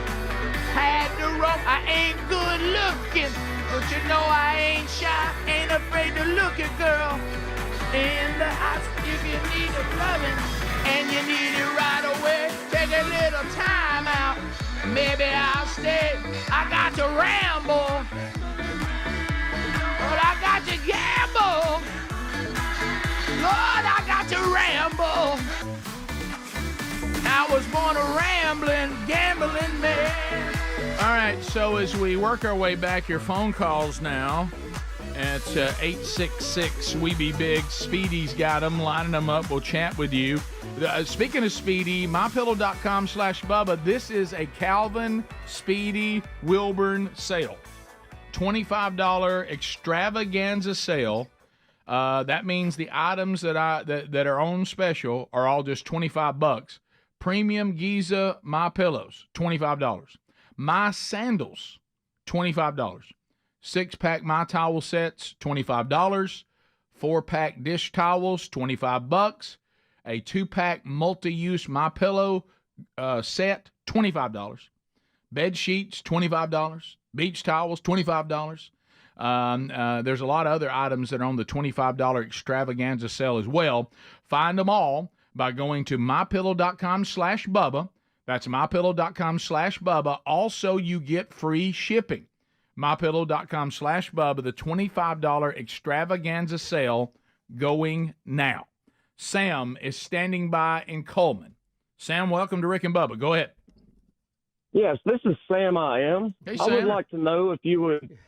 I would like to know if you would invite Show Hunt Jack while eating cornbread to go hunting with a show. I meant to tell you, this is the guy that wants us to go with him, take him with us everywhere No, we go. this is Sam. I am calling on behalf of Show Hunt Jack. I Would got you you. invite Show Hunt Jack while eating sausage balls? Yeah, you know, the one you missed, the one you missed the other day, I forgot. Where were you going? Oh, it was when you were going up to the grand opening of Gigaparts. We never got to him. He was on hold, and he was going to ask if you'd pick him up on the way and at least take him to that. So that's good. So now he's doing the Sam I Am approach to try to get it done. I like it. Drew, welcome to Rick and Bubba. How are you today? Good, man. How are you? Good. Hey, I saw an update on that guy that won the lottery in California. His payout was like $628 million. He took that. He bought 3 super expensive mansions, and then he is currently in a lawsuit. There's some guy claiming that he stole the ticket from him, so they're trying to. He's in a lawsuit right now for that. I mean, you can't even have a payout without somebody getting on you. Unfortunately, when you get that kind of cash, you become a target, buddy. and a lot of people will use our legal system as a fundraising opportunity. Yeah, you're right. And he did say he went out and bought 3 massive mansions. Now, see, the thing that Rick, massive man, you can get a massive mansion for I get you. $5-6 million. But you can see though, what about electricity at each place, furniture, yard upkeep, broken air conditioning units, security. Now he could still fund that, but irrigation systems. I'm just saying he can't keep that pace up. Right. You know? Those things just continue to go. Yeah. They are cash-sucking machines. Lines are available, 866-WE-BE-BIG. Frankie, Pell City, welcome to Rick and Bubba. Go ahead.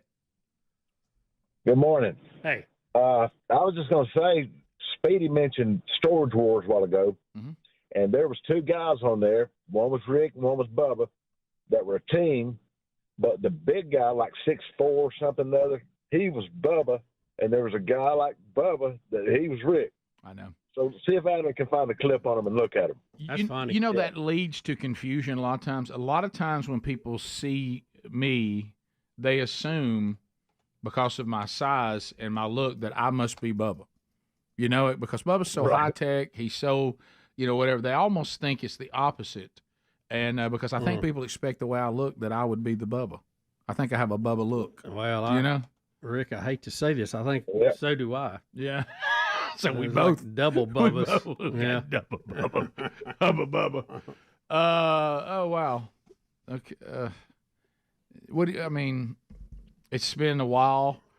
You know how you do something and then you always regret it. Yeah, so we try to protect the audience by helping David from Louisville not call too often. Right. Well, it has been a while. It has been a while, and phone calls right now are a little light. Give it a shot.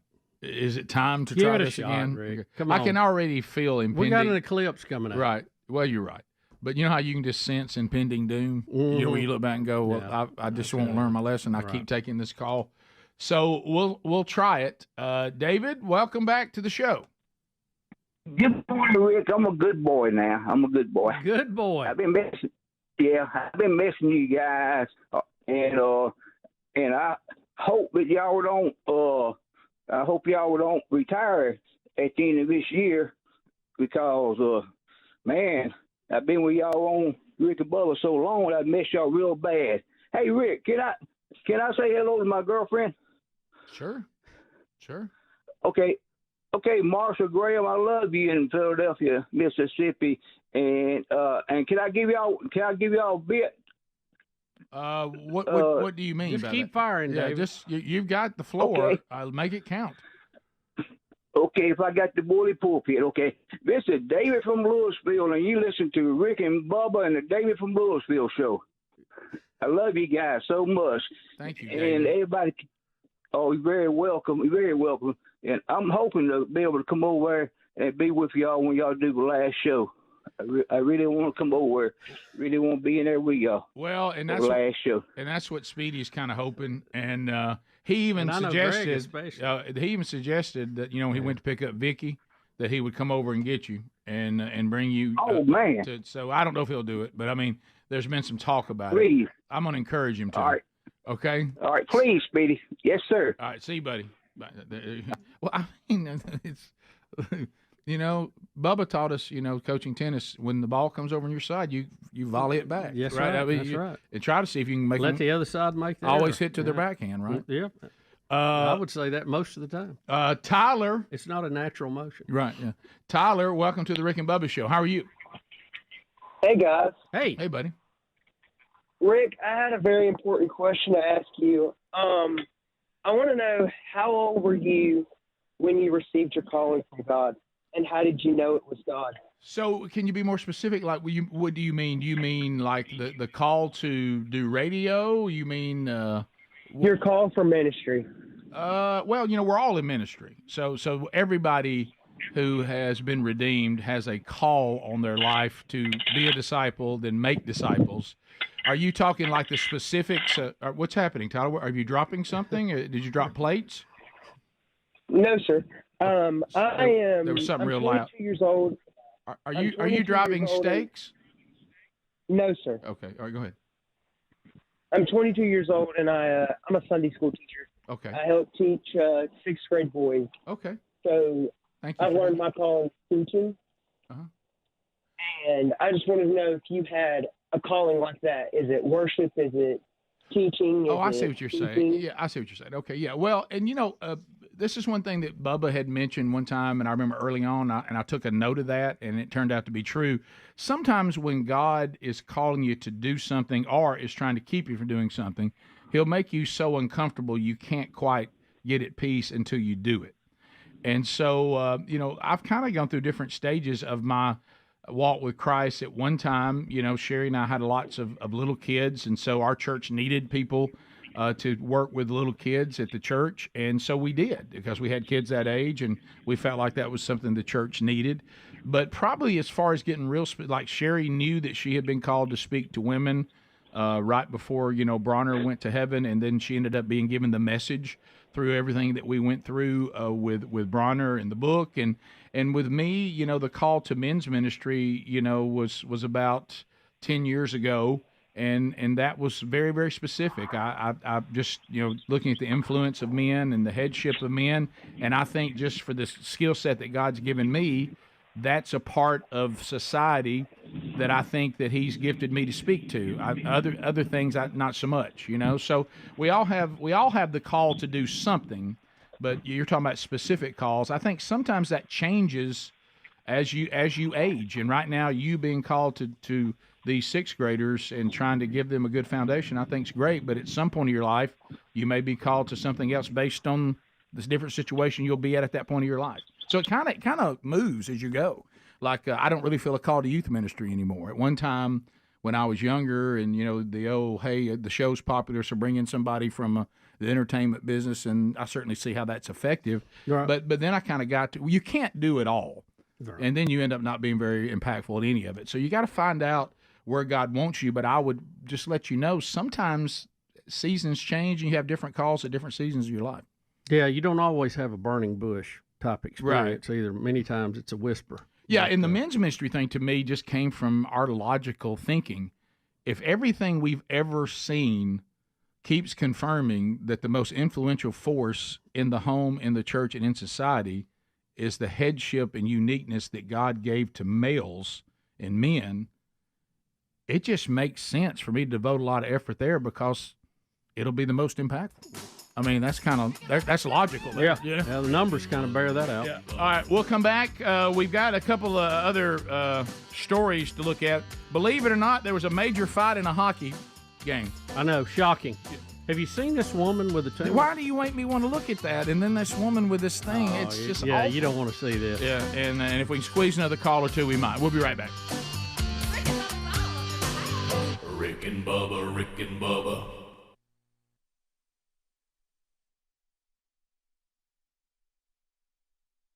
Acting to it though, right? Like, you know, if it, I know temperature, obviously I can burn my tongue whether I can taste it or not, but does that work? Like if you got hot wings or something? I think when you chemically burn the inside of your mouth, that doesn't have anything to do with taste. That's what I'm wondering. Would you still though? But this is spices. This is not temperature. Right. So would the spicy attack still happen? I mean the hot chemical reaction. It probably still would burn. Yeah, I think you're right. All right, top of the hour. We'll be right back. Rick and Bubba, Rick and Bubba. Have any my oldest son who tested positive? He's not having any really serious issues, and he's approaching now day 12. So he's almost he probably is to the end of it. So Sherry's not showing any symptoms. She's been exposed. Big Love has tested negative, and Brody already has the antibodies. So I have had some people emailing. And I think, gosh, I can't imagine, Bubba, what kind of release we'd have to get. Gosh, I mean, our legal team, it would be quite a bit of work. Someone was offering, said, have you thought about you doing a hugging booth and people who want to go ahead and get the herd immunity.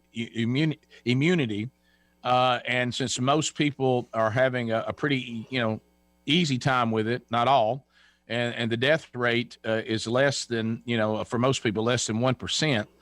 Would I be willing to do a hug booth where they come by, hug me, and hopefully me give them COVID so they can go ahead and get to the antibodies? Now, I can't imagine. Rick, that'd be a big no. I can't imagine our legal team. Yeah. I think that would be a difficult piece of release, don't you?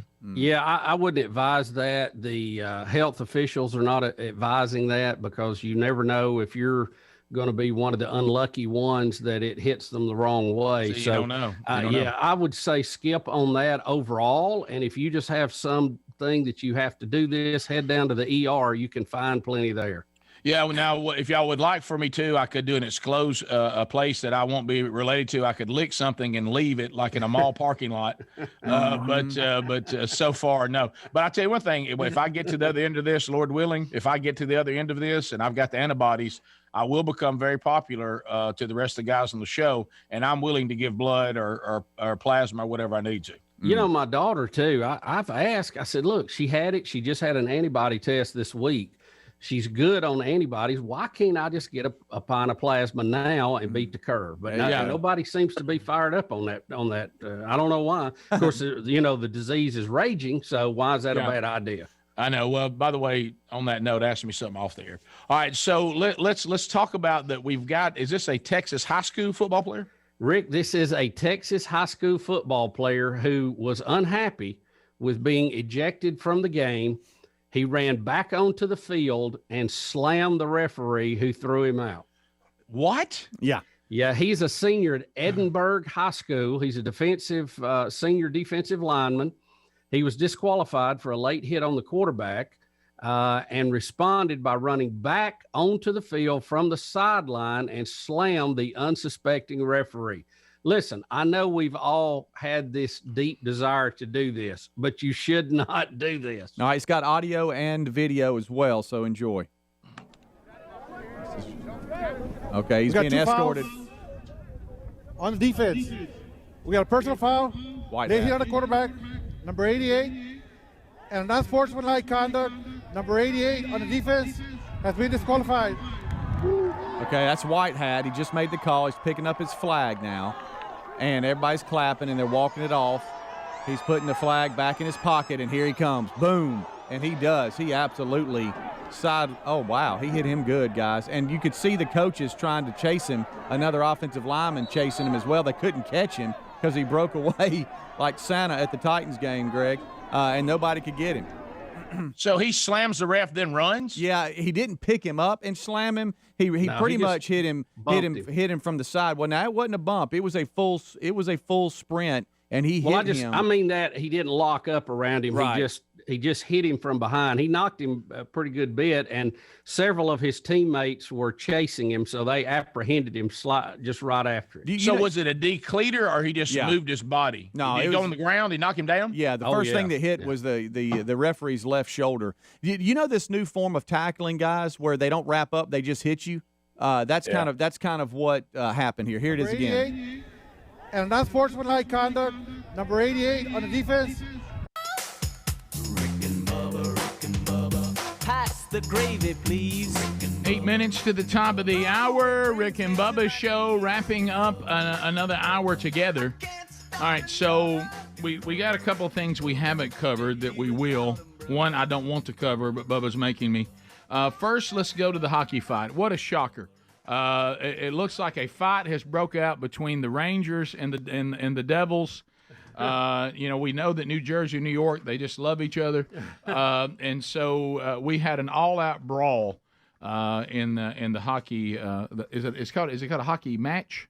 Is it a hockey game? Is it a hockey game? I should give hockey more. I think it's a game. Yeah, okay. I know I should, and it's on me. But they're going to drop the puck, and then everybody's going to drop their gloves and go. Like, that's how quick it happened. I mean, they've already decided to fight. Is that what you're saying? I think so. But everybody has gloves off at the Garden. And the Garden goes nuts. You know, if you're there and you're excited about the game, isn't this a great way to get started? There's 5 fights. 5 fights and 4 officials. And see, like the guy that was at where they were dropping the puck, Rick, he threw his stuff off. He didn't go after the guy right in front of him. He had another guy that went to. They all had predetermined matchups. Oh, yeah. You think they sat there and said, I'll take him, you take this guy. Look at the goal. The event's still going. This is unbelievable. Holy jumping, what a start to this one right here.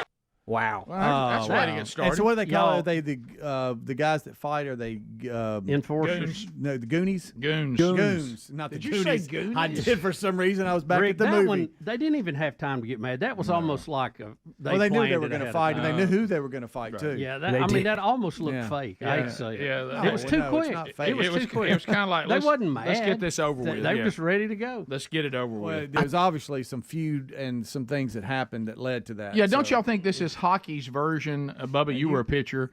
When you're sitting there and you realize, okay, I've got to hit the next batter. Yeah. You know, Right. and you're going, I'm not really mad, but this is what you're supposed to do if that happened, right? Yes, absolutely. And if you're really skilled, you try to hit them, but you miss slightly. Right. And that way the umpire can't throw you out. Right, and your team's happy But that they you will tried, and your anyway. team's happy with you because you tried. That's right. You're not in trouble with your coach either. All right, do you want to get this over with? No, the one of a kind. Why do you want me to look at this? We're not going to show this on. Don't show it, No. Adler. Okay. No. Woman's one-of-a-kind disease causes thousands of tumors to grow all over her body, What? including her nose and mouth. Yeah, it's incredible. It literally I looks like can't- her I can't face is believe nothing any- but tumors. I've never seen anything like that. Oh my gosh, you made me look at it. What's the woman's name? I don't. No, That's not important. Adler, I know you. You can't help Honestly, but just for show my- it. Have you seen it, Speedy? No. I printed it. The only reason I printed it is I know because why you I printed wanted it. you to deal with it. Thanks, man. And I'm It's, sorry about what that. a friend. but I know this is a sensitive area here. I with know. you. I found her. You can't. Oh no. I know that you have a hard my time with this, gosh. and I only printed it to see your reaction. I don't like this kind of stuff.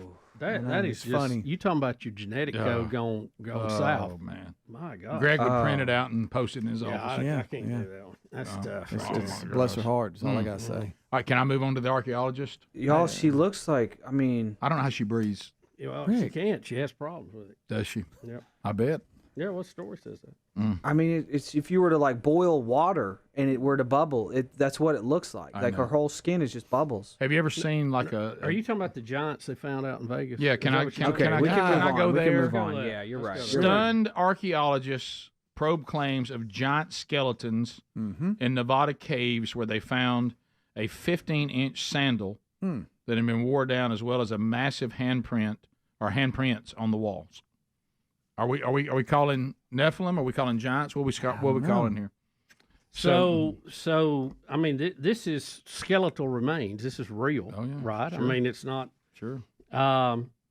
It says they were 10 foot tall, wore 15-inch sandals, massive handprints. Said some of the sandals were actually wore down, so they were used. Yeah. You know. Oh, sure. They're calling it the Giants of Lovelock. And they said they were pale-skinned, red-haired invaders who waged war on local groups before finally being trapped in a cave and exterminated. Somebody got them in that cave and caved it in. They're saying that the Native Americans used to tell stories of these big giants that would come in and, as you said, wage war against them. So if they were fair-skinned and red hair, they're not Indian descent. No. Right. I guess not. Giant Irish people. Well, I started to say, what? Scottish? Did they walk over on the land bridge? What was this? Is this leftover Vikings? What is this? Speedy as some of your people? Yeah. What's the opposite of a leprechaun? Right. Nephilim. A giant. Yeah. A giantacon. No. I don't think that's just a right. giant. I don't think that's right. Yeah. Just a giant will do. Right, Just a giant will do. I'll stop. Yeah. I don't know. This is interesting. Are we talking Nephilim here? I don't know, but that's a big man. Speedy? Y'all realize how did they get him in a cave? Yeah, good question. Picture a basketball. With some That's their head. I know. That's a giant. That's a giant right there. I'm a little surprised their sandals are only 15s. Right. I had a son that had 15s. That still wears 15s. Well, the size But back and then, the length, that's not the same, is it? Right. I mean, because 15 is not 15 inches, right? I mean, I don't know. I don't know about sandals. Do you? Yeah, I don't know. That's a big foot. Yeah. So Bigfoot. But they're saying that.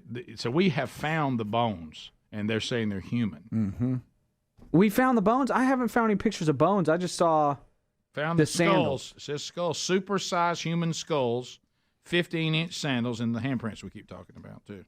How come the pictures of the bones aren't in the story? Two miners accidentally stumbled upon the remains of ancient people. It said supersized skulls. I'm like, I see no picture of supersized skulls. I don't either. Let me ask you this: because they were pale and had red hair, is this some kind of forerunner of the Boston Celtics? Does everybody know that? Thanks for being with us. If you wrap up our time together, go catch any of the show you missed in the archives today. Rick and Bubba, Rick and Bubba.